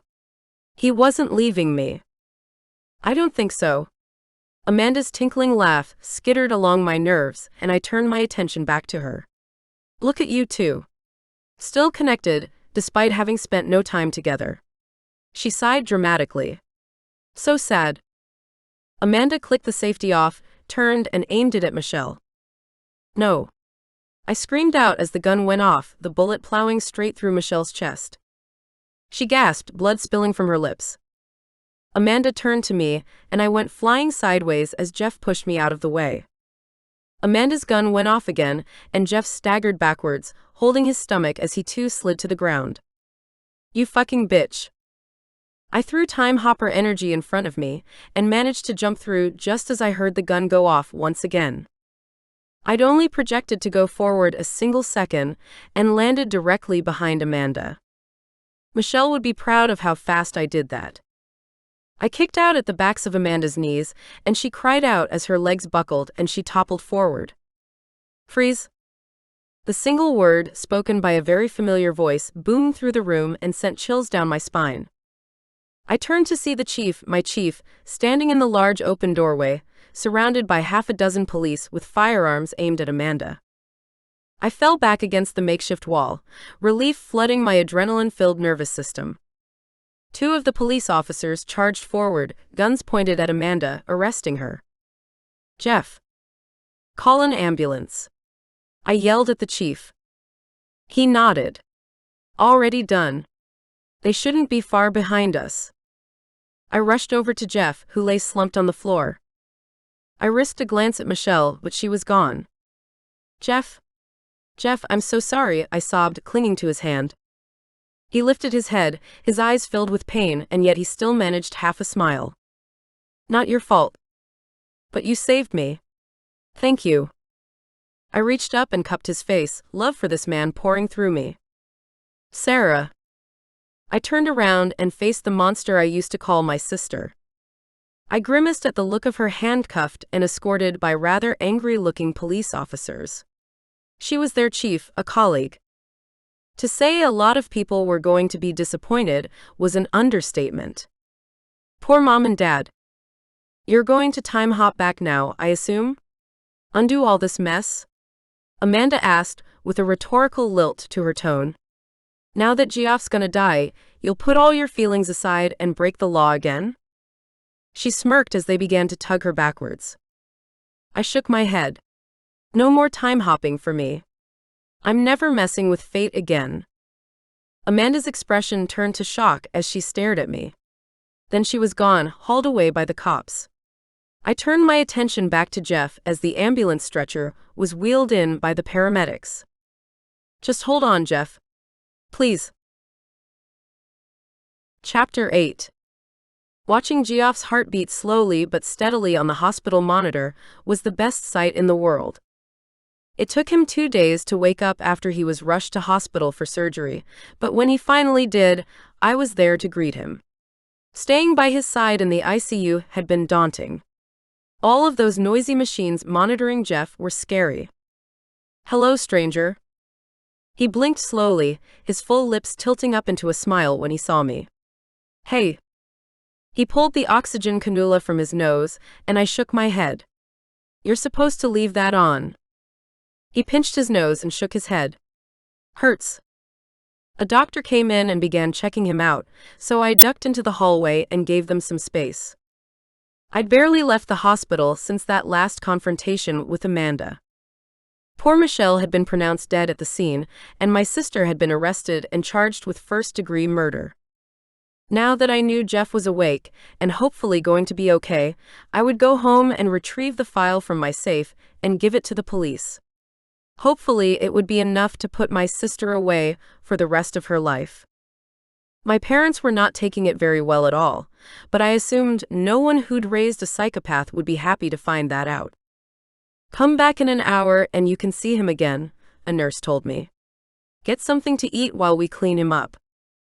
I didn't want to leave, but Jeff would appreciate a moment to brush his teeth and get a sponge bath, I was sure. Okay. I went to the cafeteria, ordered a coffee and a sandwich, and watched the minutes tick by while I ate. So many things had happened, had changed. What was I going to do about this new life I'd found myself in? When I returned to the intensive care unit, they were preparing to move Jeff to a regular room. I followed him there as a nurse pushed his wheelchair. Soon he was settled and waiting for his first crack at some clear broth. I smiled as I fussed over the bedside tray and poured him a cup of water. You look a lot better. I'd hope so, he said, running his hand through his freshly brushed hair. Some color was finally in his cheeks. I sat down next to his bed. He glanced over. So I've been told you haven't left my side for days. I chuckled nervously. Yeah, well, we were a lot closer in the old timeline, and my feelings haven't really changed despite everything. He settled back into the pillows, his bed tilted up so he could sit comfortably. Tell me about the old timeline. What was different for us? I huffed out a laugh at that one. Everything. For one thing, I was a time hopper like you. Really? He asked, looking even more intrigued. I grinned. Yeah. I loved my job. I had purple hair and a motorcycle. I sighed. I was really different. And we met how? Well, Amanda was murdered in the last timeline and I searched out your help to undo it. Seriously? I nodded. Yeah. But Amanda wasn't the Amanda you know. She could barely hold down a job. got drunk every second day. I was constantly worried about her, and as my parents had died in that timeline several years earlier, I felt I was the only one to avenge her death after she was gone. And I helped you. Yeah, you did. You trained me. You time hopped backwards for me, even though it was against the law, then got manipulated by Amanda and used against me. Geoff's breath whistled out between his teeth in a gasp. Sounds like fun. I couldn't stop myself from leaning over and grabbing his hand. I'm so sorry I sent you away that night. I didn't want to. But he squeezed my hand back.